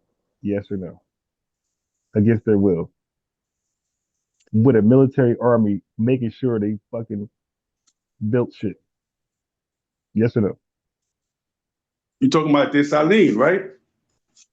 Bruh, I thought it was Toussaint. You said that. I thought Dessalines came after Toussaint. No. Dessalines is the one who did that. Dessalines is the one who did that. Okay. No problem. A light mistake. If you're right, my fault. So, but look, I'm just going with this. Either one of them, right? Didn't they re-enslave the Haitians after you fought against slavery to build it back up against their will? Is that with a military right there, our military making sure the niggas built that shit back up? Is that true or false? Dessalines, he implemented the crops to do the crops thing, and they got mad at that. So it was mad. They hate that. So what I'm saying is, like, most of us don't know about your history, and they talk shit about us and their leader, who just freed them guys from the French Revolution, the slavery they had with the French, just to play French colonizer himself. The dude re-enslaved them and made them niggas build back up Haiti against their will. And they, like you said, they hated his ass, and they was happy as hell he died over there in France. Toussaint Louverture did have slaves, though, didn't he? Yeah. I know he's mixed me up. I know it's Toussaint. Did he have slaves? What are you talking about, bro? Did Toussaint Louverture have slaves? It was Dessalines, bro. Dessalines is the one who finished the revolution and kicked all the French out. Toussaint is the one they kidnapped, and Toussaint got an independence, but then Napoleon tried to bring back slavery under Low, and they came. It was Toussaint. Trying to bring it back to Did France. Toussaint Louverture? Yeah, Dessalines ended it. Okay, I know he's fucked up. I know history better than him. Toussaint is the one that did it, and Dessalines ended it. So Tucson had Dessalines re-enslaved ended them. it. Yeah, and Dessalines is the one who implemented that Okay, thing you was talking about. Okay, so you were wrong. I was right. Tucson's got a alleged revolution. You try to say Tucson is the one who ended it. Dessalines is the one who ended it. That's not That's what what I'm clearing up. Wait a minute. Hold on. Yeah, Mm-hmm. dude. Man, like we ain't got go down this rabbit hole. But hold on. I'm gonna go down there with you. Like I'm on Wikipedia right now. Okay, so let's just get to it. Okay, so he first fought and allied with Spain. Okay, I forgot about that. He allied with this. He allied with white folks to fight against white folks like that. I mean, this was the most. He allied with the French to fight against I think the Spaniards. But hold on. Do you That's see called why they can't strategy. never give us nan piece of political advice? That's called Like, strategy. Okay, now That's look. called strategy, Hold bro. on. how is Yeah, that okay. working out for Strategy, y'all? bro. You don't know about strategy, bro. Clearly, you don't know about strategy. Like, Okay. Please, Look, I don't let want me no read this. problems with you, miss. No, you got That's it. Let me why read this.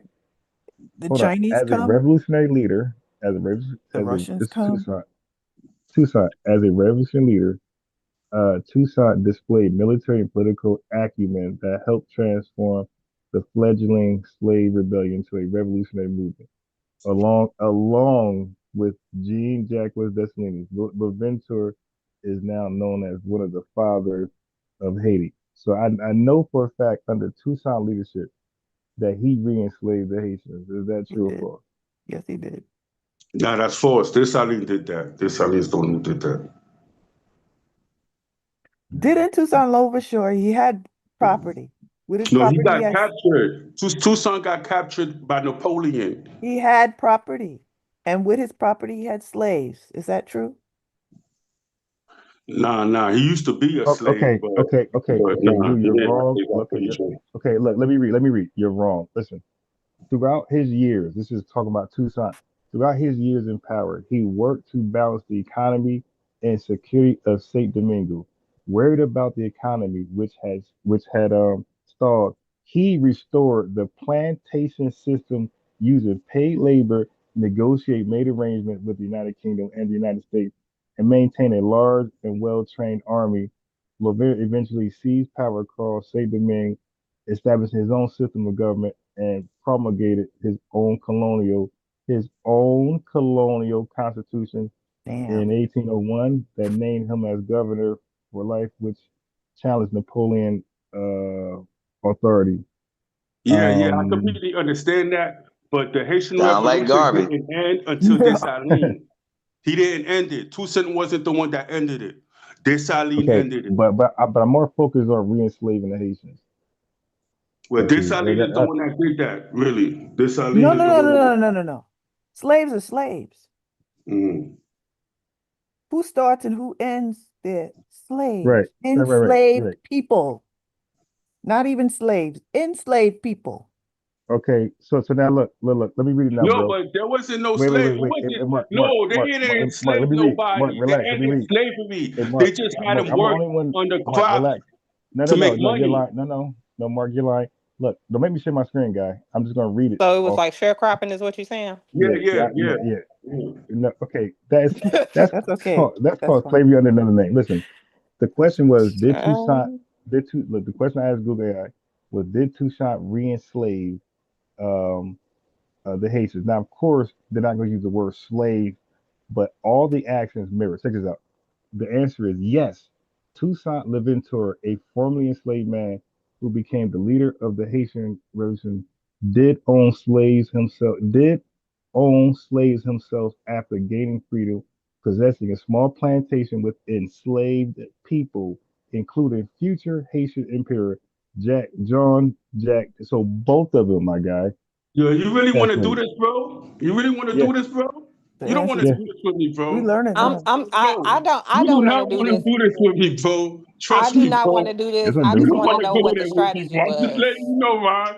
Yo, you a cool guy. You know what I'm saying? You smart, All right, but you all right. don't Well, want to. look. You don't want to go there with me, bro. Okay, we will. So tomorrow, because they don't want to do it tonight. Tomorrow, pull up tonight. Pull up tomorrow around like 8 8:30 p.m. pull up. We could pop off the show with that right there. And I'm a What? quick How you now. I was gonna saying, know? You can't know more about the Haitian Revolution than me, my nigga. okay, well, we're Listen, gonna my see. nigga, We're gonna listen, see. pause. Now All I'm I'm saying off from is, this nigga now. Hey, no, Mark, boy. relax. Mark, Nah, okay, relax. We're cool, gonna do but this tomorrow. No. Dessalines is the one that ended it. That's all I'm saying. Ended the You revolution. sound That was like my Frank question. now. My major question was, did they re-enslave Haitians? That's all. So tomorrow we're gonna deal with it, bro. Well, And he y'all said just that's not enslavement. So sharecropping, he don't look at that. He look at it as sharecropping, and that's not the same as enslavement in Yeah, his mind. okay. Him and Frank. That's their culture. It's indentured servitude. It's just another form of I just slavery, read. Because they Yeah, did that I in just the read U.S. So of course they do AI not said. understand why we No, they had want sharecropping in reparations the for our U.S. yeah, they don't entire too. That's understand that. right. That's right. yeah. No, they And put see, sharecropping. and hold on, Mark. Indentured. The definition of indentured is to sign a contract to work for someone for a certain amount of time. So guess what? When you sign that application to work, you become an indentured servant Okay, I'm yourself. gonna share my screen. I'm gonna share That's my right. screen. That's just I like don't want to do all immigration. this, man. God damn, I gotta share my screen with you guys. All right, dude. See, they use the immigrants to go against us. See, Mark, that's what you got to understand, brother. We're trying to tell you that they use y'all to go against us. So instead of fighting against us, fight with us, help us. Don't IBM. You can't at this point. I low key. I don't even want him on our That's side. He thinks that right. he thinks sharecropping is cool. Like he thinks that's a deal. Like, yeah. I bro, mean, Yeah, can you see my screen? Yeah. Okay, so we dude. is not the same, bro. We not. So look. They So not look. The like us. second bullet point. Listen, everybody. The second bullet point. I'm gonna get him out of here. The second bullet point became a slave owner. After his emancipation, he acquired land and owned slaves, even renting some out, including Destiny. So both of these coons owned Haitian slaves, but you're not ready for me, my guy. Haitian guy. wow. Wow. Yo, Wikipedia, I don't know, man, about Yeah, that sort. that ain't wiki. That ain't wiki. That ain't wiki. What is that? Yeah, it ain't wiki. Put that back up Like again. I point didn't even one. get to look at it. Okay, put it back Nah, up. okay, don't worry. You get tomorrow 9 o'clock. I'll make an example out of you. Whatever, All right. man.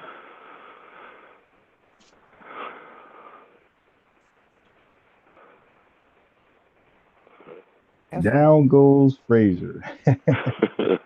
Whatever, man. Y'all just want to tag team all me. You know what I'm saying? Y'all just want to. It's 8-on-1 ain't fair. You know what I'm Lennox saying? Lewis, 8-on-1 not ain't fair. Frazier. Don't do that to Frazier. That's Lennox Lewis. Yo, 1 versus 10 is not fair. That's what I'm gonna say. You know what I'm saying? Oh, And this you is what gotta we do remember. every day, all day. And we went one at a time. Trust me, you ain't really got did. You ain't got Now, did. I'm giving you guys light work. I'm giving you guys light work, actually. You know what I'm saying? You Light can't work give right What's us now. that? no work. You Yeah, can't light give work. us none. Giving you Mark, light work stop. right now. Hey, Mark, Y'all good. Mark, I'm rolling with y'all. You guys don't realize it, but I'm on your Mark. side. I'm being That's all nice I'm gonna tonight. say. I I'm being don't nice think you now. are. Yeah, I'm on your We don't side. want you on our Worse. side. Mark, I'm worse. I ain't talking about you eating mud cakes with candles on them. You guys blowing out candles for birthdays with mud cakes. Oh I didn't get no, on that. man! Come on, I ain't get Mark. on the Don't say cats that. y'all eating over there. Say it Dude, ain't so so. I'm being nice, bro. I'm Now I being want you nice, guys to man. win, man. We want Hey, you to yo, win too, brother. to But be you know honest, what? Okay. You I'll know vote for what y'all though? Win too. the right way. Okay. You But know go what though? after But you your saying oppressor, not us. Right. And okay. stop You saying making your oppressor your ally. nah, but no, but you trying to bring this thing up about Haiti. But remember, they brought sharecropping and convict leasing after the Civil War also. After they Yeah. freed that also. So It's all a part of Reconstruction. Yeah, we know. They did, and we recognize that shit is fucked up. Like, Right. That's Yeah, right. but we're saying that Mark, we child. calling slavery after slavery, brother. nah, That's but the right. Haitian Yo, Revolution was a real revolution, bro. Don't try to say we enslaved nobody said it Haitians, my wasn't. nigga. That's y'all You can trying do to it say without that? Nobody breaking said it shit wasn't. down. What about the disproportionate amount that we go to jail, and all of this that happens with us, and like I said, that's all us. Like I said, the Bad Boy song. That's why I said we got to watch them Jamaicans, because that Bad Boy song, bad boys in reggaeton. And then that last verse, what you gonna do when they come for you? Now, When Mark, they said you like that, it sounds like they were saying something that I caught on to. I was like, are you trying to say Jamaicans? It's just not going to be you. It's just going to be us. Because the way they said that last you was telling. When they come for you. That's right. Also, too, I just want to they say, held that one I just wrong. want to add that we not saying the Haitian Revolution wasn't a real thing, but we are saying that motherfuckers said make Haiti great again and tried to put motherfuckers back into, you know. Mhm. Yeah. But they were just slaves. They said, man, y'all just some Say that lazy. again. Where this hard work at? Y'all lazy bastards. I'll put y'all back in slavery. 15 jobs. all this lying ass hard work. You ain't trying to build this country up. Man, give me the gun. You better build this shit. But all shit, like I'm trolling, but all seriousness, like he's right about foreigners around was preventing Haiti from leveling up, making sure that they didn't level up. He's right about that, but he's overrepresenting America's role, which they do because they want somebody representation. But everything else, he was right about. Well, I can't say that he right about that because, again, if we ain't been able to do it again and motherfuckers want to act like they Ray Charles and they don't see the systemic oppression that's keeping us from doing that, then I don't see the systemic oppression that kept them from being great. Fuck that. Yeah, same energy, buddy. Their strategy is tourism. That's it. Same energy, buddy. But that logic Yeah, doesn't we work on with demon you. time, man. I see, because I I'm gonna see, set up, man. because I What's see that? the point that they're holding you down. So that logic doesn't work for me, baby. You got to be the example, Mark. Maybe Wait, say that one more galvanize time. the Say that one more Haitians. time. Yep. I missed it because I feel like that was directed at what I said. Say it again. I was directed at you, sweetheart, because I agree with you. I see how they keep you oppressed, and I see how they keep Haiti oppressed. So I'm not arguing with you. I agree with you. So I'm with you, sweetheart. No, earlier you was trying to do a nana boo boo. We would do it again. Why y'all ain't did it again? Y'all problem is y'all ain't built no political party. And yeah, no, don't backpedal. And what Stand you on that. need to do. Stand on that. Mark want to do a Toussaint. Doing a Marcus Garvey over here. He want to run. He can't galvanize his people at home. He can't galvanize them at home. He want to come over here and get us started, make a ship, and then take us back to Africa and be the kind. Everybody want us to go to Africa, but not them. Right. Yeah, matter of fact, they'll be better off in Africa than Haiti. Yeah, Mark, why you don't go to Africa? How about Ibrahim Traoré, man? Join his army. Nah. Haitians got indigenous blood too. We got Taino. Just like indigenous culture in the Caribbean, West Indian culture. We got like a lot of indigenous blood too. From Arawak, we got Taino, and we got the Caribs. Those were like the indigenous tribes of the Trying to be nice Caribbean. all night to this guy. So the Dominicans are your cousins? No, when Columbus came, he found black Indians on Haiti. The Tainos were black. Yeah, Haiti is a Spanish country, by the way. No, Dominican Republic, the Dominican side. And Haiti is It's too. across the street. Nah, not Haiti. Not Haiti. Haiti was France. So Haiti's not a Spanish country? Excuse me? Right now, is Haiti known as a Spanish country?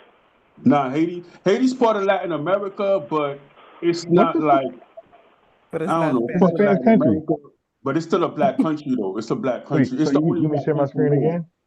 Excuse me? So Haiti's not known right now as a Spanish country. What?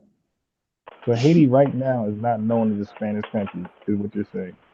No, what I'm saying is he said no. Haiti's revolution sparked the Spanish War for Independence. That wasn't my question. That wasn't my question. I'm saying Haiti, is it known right now? Is it listed as a Spanish country, yes or no? Haiti is a part of Latin America. There you go.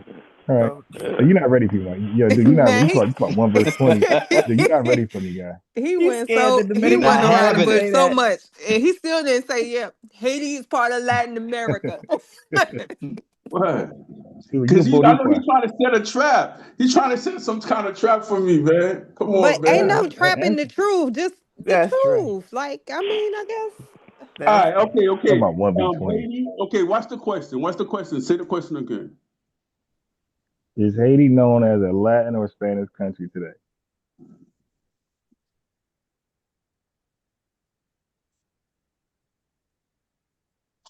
He still doesn't Chat answer. That's a GPT. trick question, man. I feel like this is a trick question, man. Sorry, man. Don't worry about the trick. Okay, What's the Was the whole is your island country colonized by the same colonizers? Were now? they Forget about that. Latin, Portuguese? The, Now, No, the what I Haiti. want Dominican to know Republic is and No, your no, Haiti. country known? Is your no. country Haiti's not known known as as like a. No, Haiti's not known as a Spanish country. It's not known as a Spanish country like that. Like under Spain, nah, that? nah. Okay, It's see, not this known. is like So why didn't you you keep muddying the unite with the waters up, man. Dominicans? No, the Dominican Republic is under Spain. Well, why Let me you share my come screen again so you can hear all the me. way They over your here? The neighbors. They black Dominicans are people. right next door. No, but No, Spain they're colonized black that people. side. When They're when Spanish Spain sent people. Christopher I mean, Columbus, listen, Spanish people. listen. When Spain sent Christopher Columbus to Haiti, the Dominican side was the side he colonized, and the Haitian side was the side the French colonized. The French colonized the Haitian side with the black motherfuckers. All right. The And America is the side that colonized us. So, I mean, I'm not arguing with you. I'm not arguing no, with I'm you. not asking an argument. I'm just wondering, with people so close to you, why didn't you unite?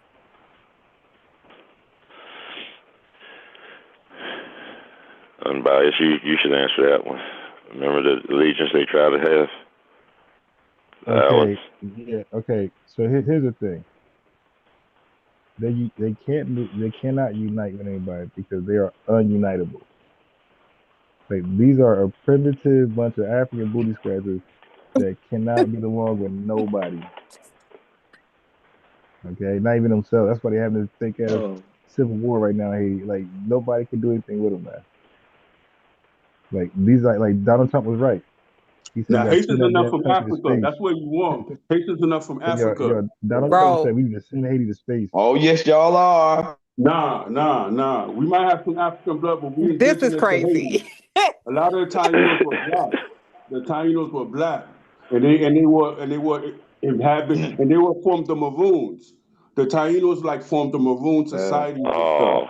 hell no. The Puerto Ricans Me say no we black now, had me no Taino. African.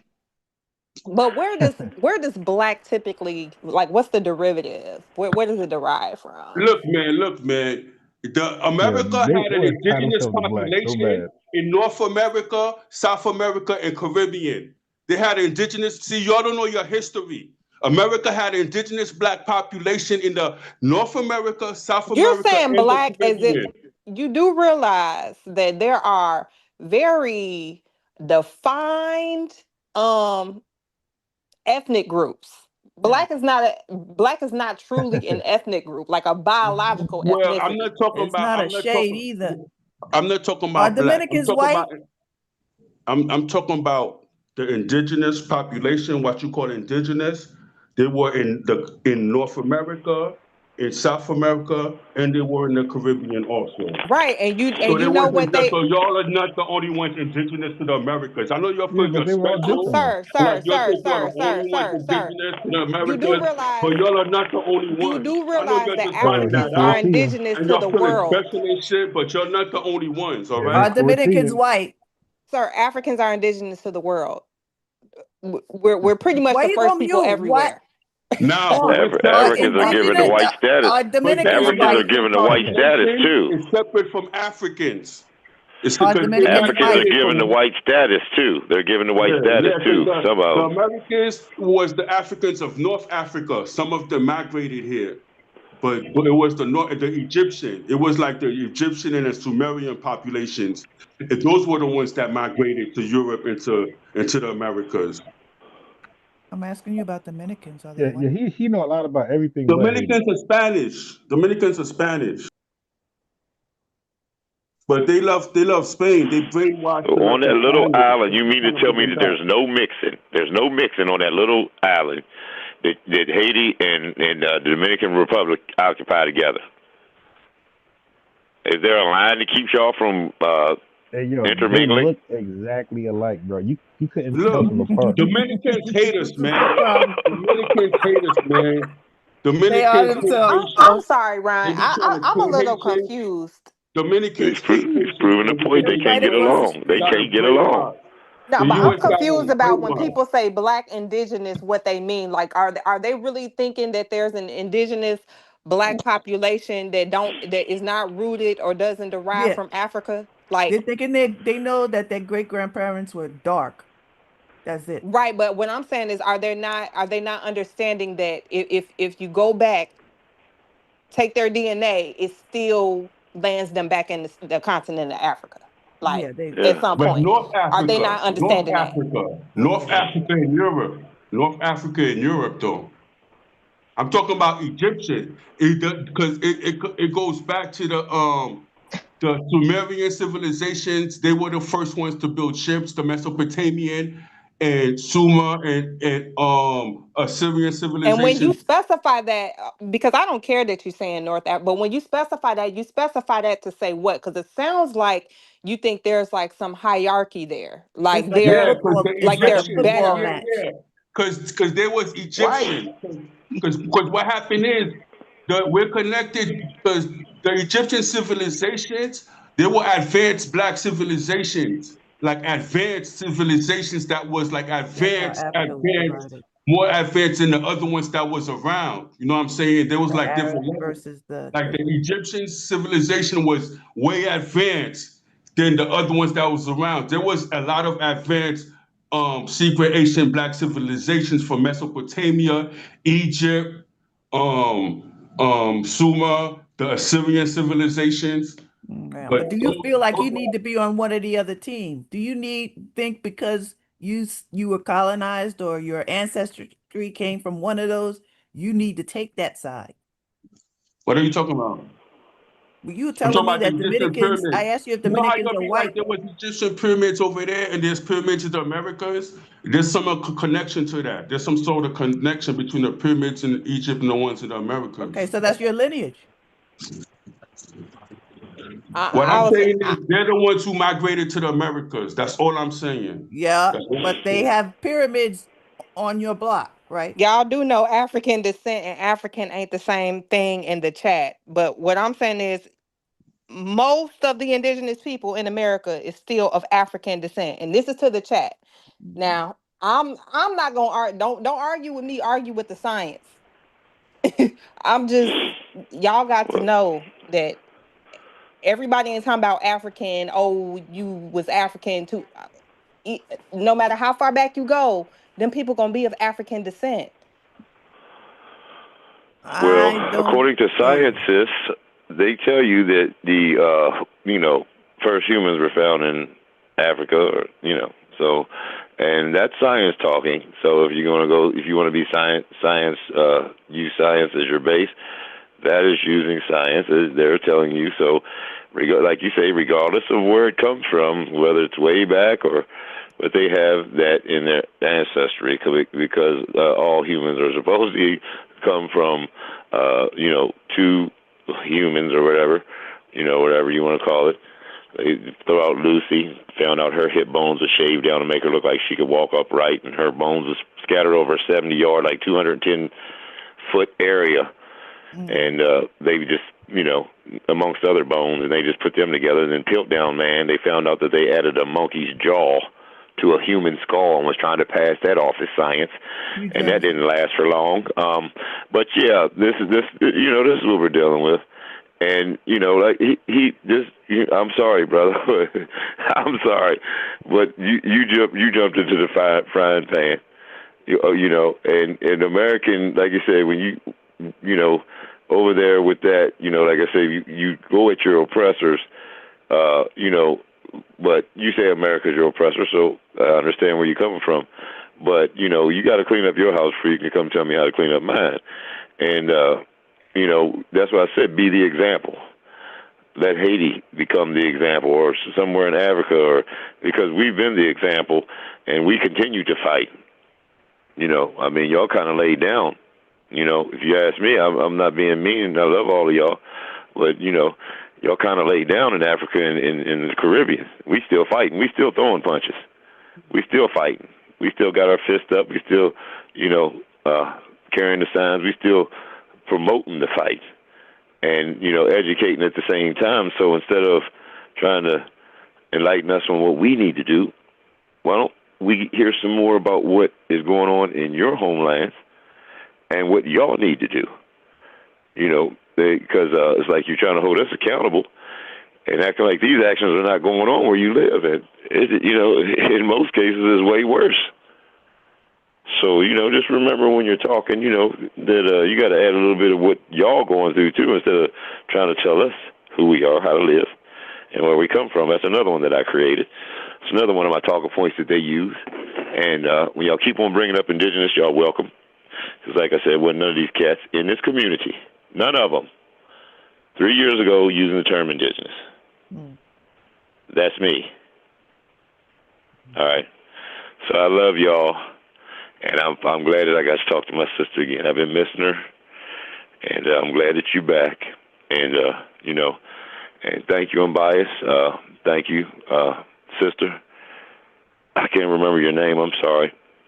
And Mark. And thank everybody in the chat. I love y'all. And I want y'all to know, like I said, we just keep on with the good fight. And me and Unbiased, if he wants, we can do a little history. Because I think that's what we need next, is to go into the history and show how eugenics and all these things have played into, keeping the systemic racism going. The government, through your government, your schools, your, the media, movies,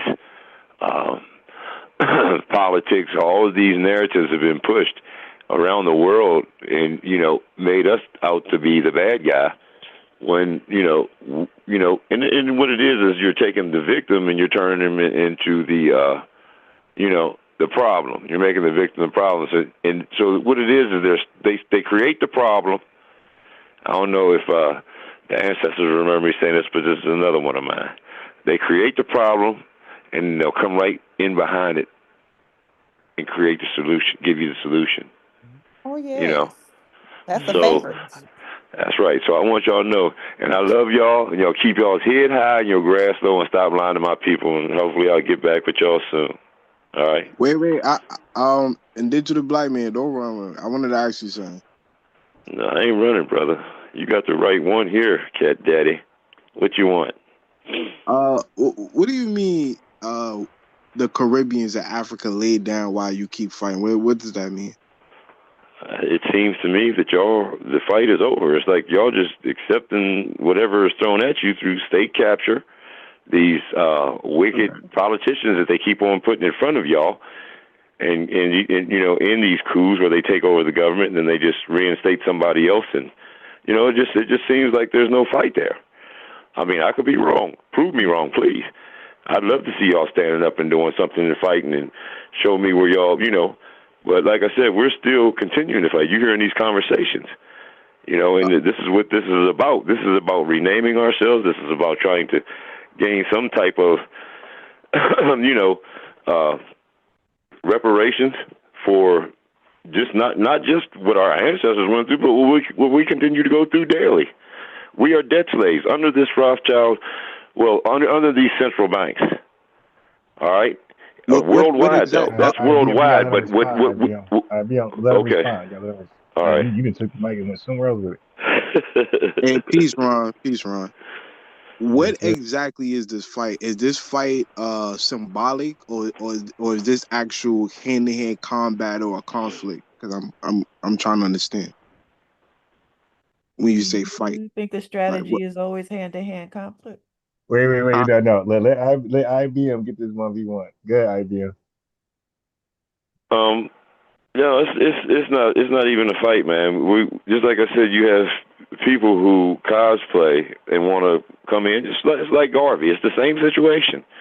You have people who want to come over here and justify, or not. Well, I'll say trying to tell us how we need to move and what we need to do.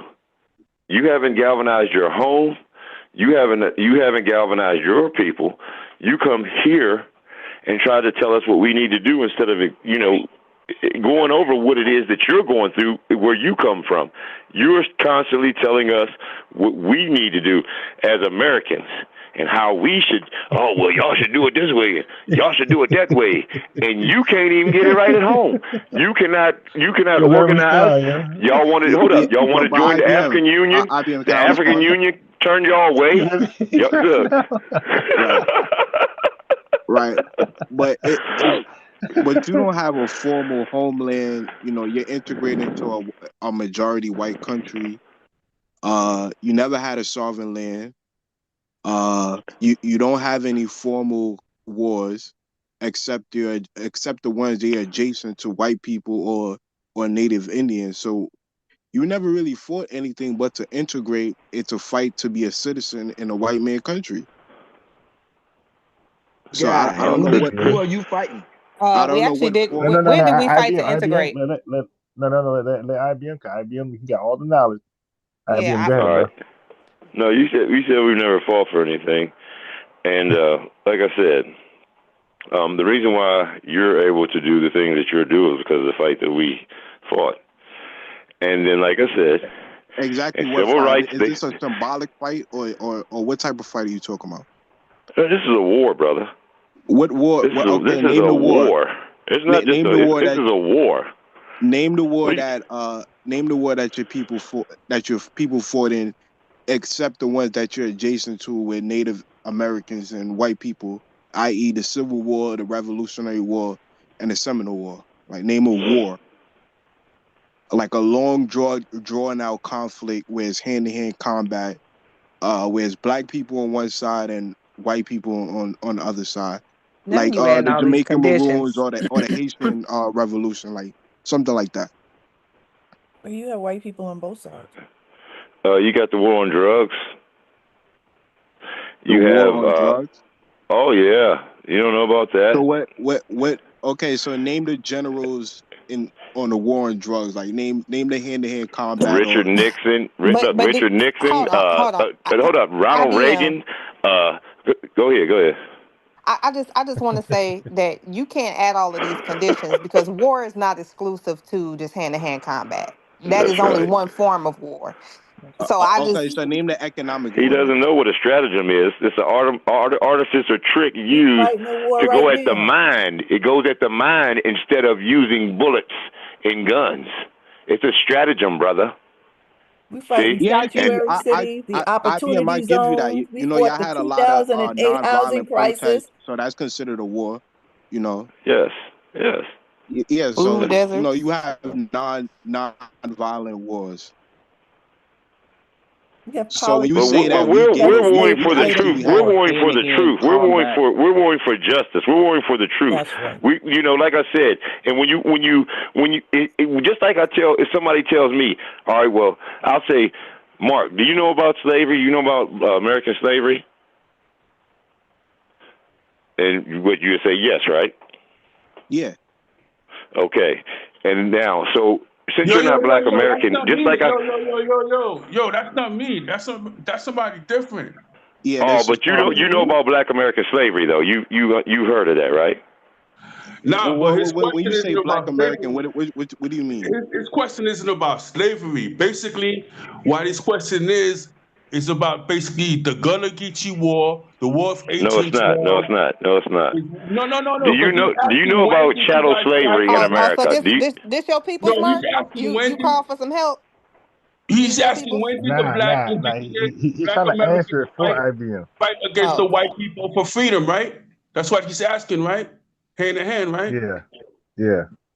And I could list them. You know, I could list them because the thing about it is that once the Haitians got the revolution, the whole white supremacist chattel slavery, every place was practicing slavery. So they all went on guard. So anything, because what happened is we were supposed to be on code because the thing about it is white people were slaves too, because Slav comes from slavery. The original slaves were the white peoples of Europe. because they were getting enslaved once they came out of the. We know that. Hold But did you on, fight hold on. any Why, wars why, for Can the I why, make my U.S.? Did point? you Why fight you any gotta we keep wars ain't. cutting on me your off? side and our side Why too? you gotta keep cutting me off? I'm trying to make a I'm gonna point. cut you off because we is not finna act like they slavery was our slavery. Don't even bring that up in the same No, you conversation. already know what I'm gonna make. Don't But assume, IBM, sweetheart. Don't assume IBM, anything. I would He say, asked me about I would slavery. say that He asked you me guys about had it, slavery. Let me make kind of a point. easy, you know. Listen, the point I'm trying to make before I was so rudely cut off is the fact that the point I was trying to make okay. She fucked up my train of thought, man. You were So saying that there were Slavs who were slaves, that everybody's been a slave. Well, everybody's, yeah. okay. Look, they were the original slaves of Europe, and what happened is that they were on code because when they fought against slavery, they were on code, and all of them once they started fighting on slavery, they all enslaved themselves. Over here, once we did it, the black people in America, they were supposed to come up and that was the sign to liberate themselves too and overthrow this fucking BS. shit. But these motherfuckers was on point because they did have several violent rebellions in the U.S. to try to overthrow this shit, but Was there they some was sort on of point agreement that because we of were the supposed Haitian to come up there, some sort Revolution. of communication, or we were supposed to just Yeah, Well, everybody had speak up? rebellions. I'm talking no, about but this wars. government was on point to squell them because of the Haitian Revolution, because they had the guy in Absolutely not. Virginia. I forgot about his name. He tried to do one. Oh, There they're was some saying guy that in now he's in the Virginia. military. Yeah, they had a bunch. Denmark It's Vesey just a tried to bunch of do one. I don't know. This feel like fake news to me. Feel Hold like on. fake Let me just news. make this But point. Let me just anyway, make to this. make a long story short, the American black population didn't get free till the Civil War. The Civil War, but the thing about it is Okay, what you was the guys original waited question? until the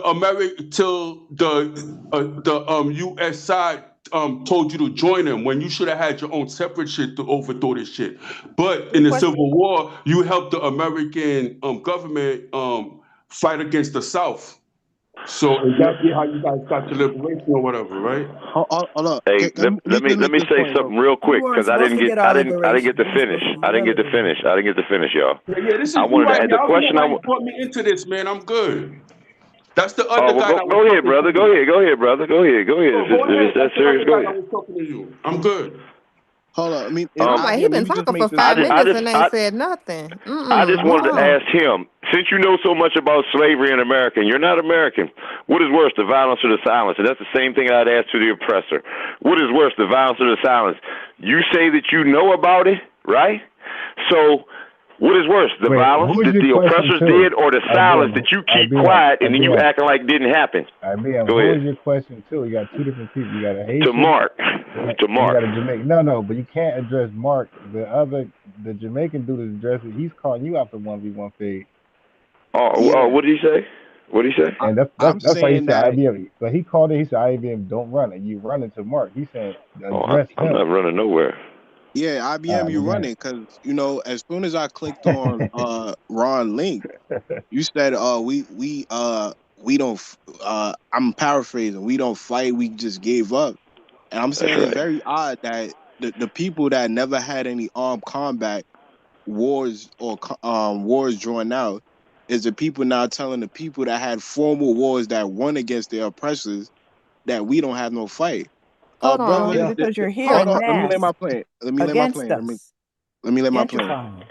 And It's you didn't funny introduce because yourself I when just you want to came ask. in. You I just just want to walked in the ask. door. Who are your people? I'm from Jamaica. I'm from Okay. the Caribbean, So just where keep we going. had Keep going. long drawn out conflict and defeated white people, just like in Woo! Haiti. And then you Okay. married them. So hold Now, on. let me Can I address hold on. Let me IBM? just lay my plane. You could address everything I Okay. said after. It's funny because the Caribbeans, we're in a commonwealth where we have to literally, take white people to court to get out of the commonwealth. Haiti had to pay France, and you guys had it easy. The They're your American government said, protectorate. "Hold on, can I lay my plan?" And your The industry American was government tourism gave for you. them. Hold That's on, what the you live American on in government. Jamaica. It's tourism. This Okay. man, hold on, nah, don't stop. Hold on. This man literally sitting up here. Whoa. This Let man me literally sitting. please No, let him go, y'all. Please, please let I'm him ready go, to and get then we could off. take turns. I want them to get it all off, please. I'm ready to get off. No. Wait a minute, because this man is sitting up here right now saying that we had it easy because he had to go sign papers and go to court against Caucasians. With UN representation. Can we please just let him finish? Please. Because you walking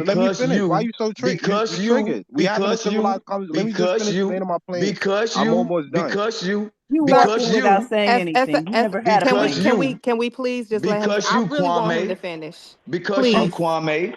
Because you, Kwame. Because no, stop talking. Just stop talking for a minute. No, because I'm gonna get off. Then you can just go. Because I'm gonna get off the whole thing. No, I don't want you to finish. Because then you can talk to her. Because what you did, no, man. No, go ahead. Because you come on here all the time. Every time I ever been on here, I see you come on here all the time after you done been on like 4 or 5 platforms over there trying to talk about what the Caribbean is doing, which they ain't doing nothing. They laid down, like we said.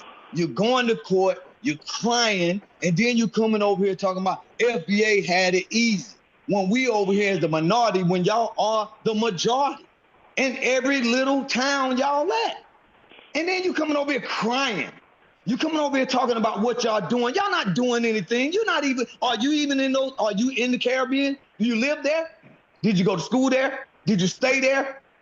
Because there's none of those, no, there's neither one of y'all on this platform are anything like that whatsoever.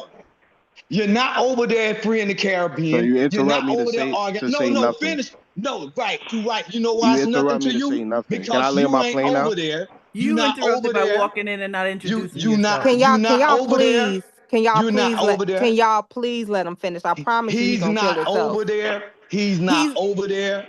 But just let him I've been over finish. there. I know. am gonna get off. Hey, brother, Please let him let him finish. finish. Let him He finish. ain't Let him never been finish. over there. All he do is go around to every platform crying about the It don't Caribbean. matter if he over Crying, there. No, we need to hear. We need to Can we hear just about let him finish, please? We I need to hear promise about you. this war that they was fighting. These wars that they was fighting over in Jamaica. I Yes, want to hear about please. this. And I want to hear about the last one. Yes, please. Yeah, so with Jamaica and a couple Caribbean countries is currently, in court trying to get away from the Commonwealth.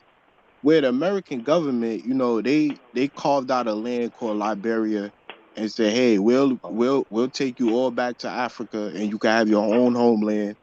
And you won't be a part of the US government, you won't fall under no Commonwealth like the Caribbeans or Africa is, when essentially they have to pay their way out or take them to court to get out. Essentially, like Frederick Douglass said he'd rather be a slave in America than to be a free man in Liberia.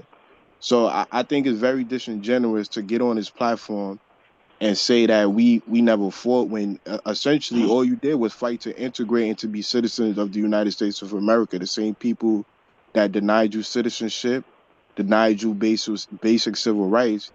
And so I don't get where you say you're not fighting anything but to integrate and to be equal to the white man. So I lay my Were you plane there. fighting the? That was to me. Okay, That I was just to have me, a y'all. few Hold up. follow-up questions. Wait a minute. Wait a minute. That was to me. I got. Now Can I haven't seen. Can I ask a follow-up question? A couple follow-up questions, IBM. Yeah, just let me want to say know this real why quick. his fish The was last on fight I the seen y'all fish. fight was Bob Marley.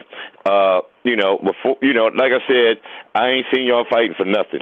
Now, if you want to start and say that, we won a treaty and we got the treaty and we ran up into the mountains and became the Maroons was coons. They set up on the mountains in the highlands and watched the lowland Jamaicans get enslaved. Your brothers and sisters. That's really fighting, ain't it? Where was your machete that day, son? Now tell me I'm lying and tell me you Maroons wasn't some coons. Are you a Maroon? Is that what you are? Yeah, I'm descendant of Maroons. And when you say cool, hey, game over. Okay, when you say coons, are you Game talking about over. the people You went up into the mountain. Your people went up into the mountains and watched the lowland Jamaicans get enslaved, and y'all signed a treaty that y'all will be okay, because y'all won a little fight And then all of a sudden y'all sign a treaty and y'all run up in the mountains. Your people, the Maroons. Yo, can I say something real quick? And then you questioning me, just like I said, what is worse, the violence or the silence? Y'all know that this stuff happened to us. Well, I'm gonna be honest. And y'all keep that quiet. Y'all don't talk about that. Wait a minute, y'all don't talk about that. Y'all don't talk about that. Y'all come over here and try to tell us how to live, who we are, and where we come from. But you don't get on the side of our plight. Right. He's right, because check this out. Check this out, bro. Go ahead. Indigenous men, they sold out Haiti because it was a whole Maroon Wars. And it was Boukman from Jamaica came to Haiti to get it popping, but Jamaica sold out and made a deal with the British, and they sold out the Maroon Wars, and Haiti had to finish it by itself. Okay, So you're not lying. Jamaica did sell Coon out. train is coming. Okay. So Coon train is coming. Excuse me. May I just ask a few questions? Go ahead, Queen. Okay. So first question, when was the last time that Jamaica won a hand-to-hand combat war, and who were they fighting against? I would say the last big victory we had was the Maroon War, but we had It don't several even have other to be a ones. victory. You just, I mean, because I'd say the Baptist War in 1830. 1830, and that was against who? That got the slave trade abolished, and chattel slavery abolished in the British Empire. Like we was the catalyst to having the slave trade abolished in the British Empire. Okay, and that was Jamaica, 1830, against the British Empire, hand to Weren't hand. y'all just in Nigeria and Haiti? That led to the 1833 Abolish Act from the British that abolished chattel slavery in the entire British Empire. Okay, and I said, we still fighting. Hold up. I said, we're still fighting, and y'all have put your gloves down. Y'all have stopped the fight. I'm talking about present day. I ain't talking about 1830. I'm talking about, is Africa fighting right now? They fighting Is Jamaica fighting right now? Because we are. We are. Just calm down. Just calm down. No, they're fighting on the enemy side. They fighting they went over to Nigeria and to Haiti. Can we chill? We ain't got to be upset. We ain't even got to be upset about it. Sir, where are you currently? Because that's what Jamaica did back then. Out Haiti. Jamaica sold out Haiti. What are you talking about? Hold on. Where are you currently, Mr. Jamaica? I'm in New York City. So you're a U.S. citizen. So you're in this integrated culture that you claim we fought for. Yes. Okay, and you're enjoying the fruits of that, correct? Correct? Hello, you can hear me? Yes. So you're enjoying can you say the that over? fruits. He was kind of breaking up. So you're enjoying the fruits of the labor of Black Americans that fought for this integrated culture just to integrate into our oppressors. You're enjoying the fruits of that, right? As a Jamaican American New Yorker. Yeah. Y'all fought to integrate, and we just enjoying the fruits of the labor. Yeah, I agree with that. Okay. But you're not enjoying the fruits of your people's fight against the British in Jamaica. Well, I go back and forth, so I enjoy both. And when you go back, but why do you come forth back to the Americas if it's great in Jamaica? Well, I came here when I was 6. I didn't have a choice to stay in Jamaica.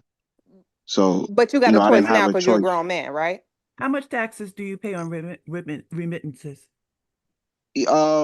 Roughly like 40,000 a year. On remittances. You ain't paying that in taxes. Oh no, I thought you. What was the last part? How much tax do you pay on remittances? I have to check. But why is the question? What's the question? Well, it sounds like she's saying that you use your living here to help fund home. Yeah. Just like everybody else. But I guess that's the confusing thing. So you're saying we fought to create a society where we could not only sustain ourselves and our families, but we could actually afford for other Black immigrants to migrate here, sustain themselves here, and sustain their countries back home.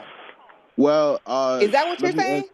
Let me answer your question. You're saying we briefly. stimulated the economy, and you don't even know how much in taxes worldwide. You pay because it's nominal. Let me answer your question briefly. Actually, Afro-Caribbeans was already here prior to the 14th Amendment. Like the first 2 Black millionaires in America was 2 Afro-Caribbeans. So we was already established in America. Not in numbers. What was the Well, population well, then? well, William Alexander Hey, is an okay, so Afro-Caribbean that pause, established pause, San pause, A pause, single Francisco. pause, pause, millionaire. pause, pause, You're elite. pause. Hold on, because let's not start this narrative. When you say Afro-Caribbeans, you're talking about people that started as slaves in the Caribbean and then were maybe traded as slaves into the No, no, Americas. no. Like These were free blacks. These were free blacks. He So lying. They had a different if I status, just and told they you that, still do. if the British abolished slavery in 1833, and these people came over a little bit after that, they was free blacks. They wasn't enslaved. So when they came over, like William Alexander, he came through New Orleans. He made his way on to current day San Francisco, and he helped. He's one of the pioneers of the city of San Francisco, just like uh, the Haitian guy that established Chicago. He was also a free black. He wasn't an enslaved black. But y'all suffered so more from so slavery you're than we saying did. that even after y'all fought and won y'all freedom, y'all Yeah, still thought it better that you could make a stronger, better life in a country that still had legal slavery than you That's right. could in Jamaica. Is That's that what you're right. saying? That's yeah. right. I mean, to compare an island with which America is about 1,500 times the size of It Jamaica. I doesn't mean, matter. So what People you love were afraid to poverty and build because you segregation. do realize there was nothing here when we first got here, right? You realize yeah, that, and we right? built and we helped build cities. So Not and no we we. became millionaires. You help That's build right. cities, That's but what you won't matters. do it for yourself. I mean, we That's the already biggest established our challenge. own country. So You can't say They what had you've no done loyalty. if y'all afraid to do it for yourself, and that's why y'all continue to come over here because y'all afraid to build from the ground up. Y'all afraid to get it out the mud. Y'all would actually rather just wallow in the mud. Freeloaders. well, if we establish our own country, Professional I freeloader. don't understand your point. We establish our own Professional country. You freeloader. can only In fact, establish your own country, as your president said, because you send labor here, net labor here. Quote, Jamaica has been the source of net labor to the United States for over 20 years. okay. That was his Well, quote. Look, this is man, the look, white man. That's man's the bread country. wet. So Look, man, we're just Jamaica isn't really free because they we're fall under the invited by the crown of white man to England. come to this country. Jamaica You know, fall we're under not the crown invited of by England, so they're by not really African free. Americans to come to the country. So I mean, honestly, Yeah, y'all the not white invited by man. nobody. Y'all come over with y'all sob story crying. No, they are invited. They He have said the work white man told him programs. to They have come. labor programs. I mean, we've been invited since the Panama Canal. You know, they invited We. Barbados people, Bahama peoples to We. southern Florida. For labor? Yeah. Okay. Yep. We. They didn't call African. They called us to build the Panama Canal, to come to Florida, to come to New York and Yeah, it's different called areas. And you triangulation. jumped on the And you get first foreign banana boat aid. It's smoking. called Look, triangulation. And they get he foreign jumped on the aid. first banana boat smoking. Come over here. Look at him. You, Freeloaders. But you I mean, said Absolutely. we get government assistance. And I guess, A training. freeloader. but I guess that's You said we crazy to get me government because assistance. Yeah, why habitually would you you. fight for freedom from people and then voluntarily, like you just volunteer to go over there and hey, yeah, Wait, wait, wait, wait, absolutely. wait. Jamaica isn't really free because they fall under the crown of England and Exactly. the Privy Council. So they won by the Privy Council of England. So they technically they're not free. Still not. But that's why he ran over here. He don't know where he want to be. Poor guy. You don't know whether you want to fight for England, come over here to a North America, talking about the white man let me come. Why do we listen to people like this? Yeah, I ain't This gonna lie. man just I said, need look, this One man moment. just said that the white man let him come over here. That's right. What's left? What's left, That's y'all? right. What's He was left? a What do socialist we, before. you see what I'm saying? These Jamaica are but the was a but people socialist that, country. but FBA, weaklings, but the killing weaklings, But the weaklings. killing part is, it started out. That's why I said you got to let them talk, because it started Mm-hmm. out with him calling himself, trying to tell us and wag his finger in our face that we tried to integrate with the white man, and we ain't really fought against the white man. We tried to Yeah, I'm back. integrate with him. I'm sorry, That's the my best we could do. Wi-Fi tipped out. Can you But repeat that last part so I could respond?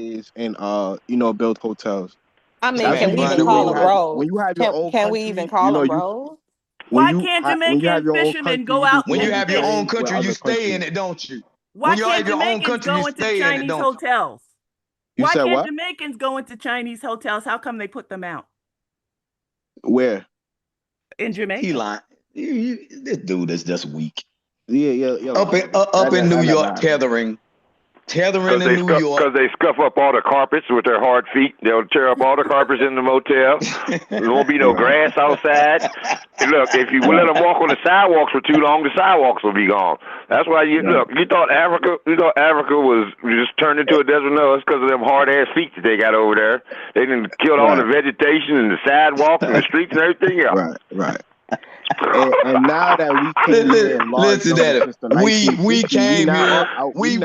Black immigrants now outperform y'all. We I think begged to that's a come real here. thing that You can't outperform us because you didn't even flooded realize New that you had leverage. You really should have been Flooded working New with York. Haiti and You work politicking with cheaper. Haiti. And that's why all nurses are being fired, because they brought a whole population of West Indian nurses here who have been fast-tracked through nursing school. And I myself have had to deal with them for the past 5 years. They don't keep track of anything. All they're concerned about is the next class they can take to make more money. All scam. But the bottom line, and we still dominate the y'all ain't dominating nothing. Y'all ain't dominating nothing. Y'all have always telling lies. Y'all have Walking around smelling like a rotten steak This sub. dude ain't nothing but an anchor 53% baby, of the man. physicians are Afro-Caribbean. This dude ain't nothing but an anchor baby, man. Y'all This had the dude anchor baby. opportunity. Y'all had the opportunity to really You do had the y'all big opportunity one to and build your band own country. together. But You had the an crazy opportunity part to build your is own country. the crazy You part had to open is up opportunity to you stay sold home. out Haiti. You sold out Haiti How and do we made sell them out an Haiti? enemy versus making them an Sold out ally Haiti. to How do we sniff sell up out Haiti? behind Haitian white can't people. stand y'all because they think And y'all then they punks. turned around and they didn't have no choice but to be under their thumb. And then they had to flee to America. Do you see how you get tricked out your spot continuously? Jamaica did See, sell the out bottom Haiti line through is the we've war. been in this country the entire time. We've never No, left. you But fled to y'all Trinidad. migrated to this country when you had the opportunity to do something different, but you didn't believe in yourself and you didn't have no goddamn vision for yourself. So you had to follow up behind what we built. You didn't build anything. And The still white can't man get it built right. this country. Yo. You got No nurses in FBA there. signed the Declaration of Independence. Man, you don't FBA got nothing to signed do with the Declaration of Independence. Constitution. You don't No got nothing to FBA do with no signed no Declaration of amendments. Independence, man. You came over here fleeing. Listen. The Yeah, Maroon so Wars. you We're didn't talking build about the anything. Maroon Wars, You didn't right? A freaking you fleer. contribute slave labor. Yeah. Wait, bro. Hey, you notice he didn't have no more smoke after I hit him in the head with that Maroon War, did you? You notice he didn't have no smoke from me after that. What are you talking about? The Maroon freed thousands of slaves, burnt down hundreds of plantations. Man, you don't know what you're talking about, man. What I'm saying Okay. What I'm saying is Jamaica, because the Maroon Wars was the whole Caribbean, and Jamaica sold out the Maroon Wars when they made that deal with the British, because it was Boukman from Jamaica that came to Haiti and bought the Maroon Wars over there. But you guys, how did Jamaica sold out the entire Caribbean by signing a treaty where slaves are now the same way you recognized came over as a here sovereign nation? fleeing. How did we sell out the whole Caribbean? sold out the Explain that. Maroon Wars. Because once you sold out the interior of Jamaica and you gave that part to British, the outer surroundings, and they own it to this day, and you just turned your back and you sold out Mommy Nanny. You sold out Nanny and you How sold did out we the sell wars. out? How did we sell out The Queen Haitian Nanny? Haitian Revolution finished the Maroon Wars. Was the finishing of it. It was Haiti who finished it. But you guys took it out. How when you let mulattoes overrun your island? How? He always saying stupid stuff. You let mulattoes overrun your island. Wait. We talking about the This dude is weak. Man, y'all over there on the island playing Dexter, peddling Peter to old geriatric white woman for their SSI check, and y'all gonna sit here and try to try to tell us how to live. Lost to mulattoes. B. Freeman. They voted between Manly and Seaga for I don't know how many decades. B. Freeman, they could never look down on us. They could never look down on us. I'm not looking down. I'm just pointing out the fact. In New York. But that's the whole thing. He's in New York. You're pointing out crying. facts.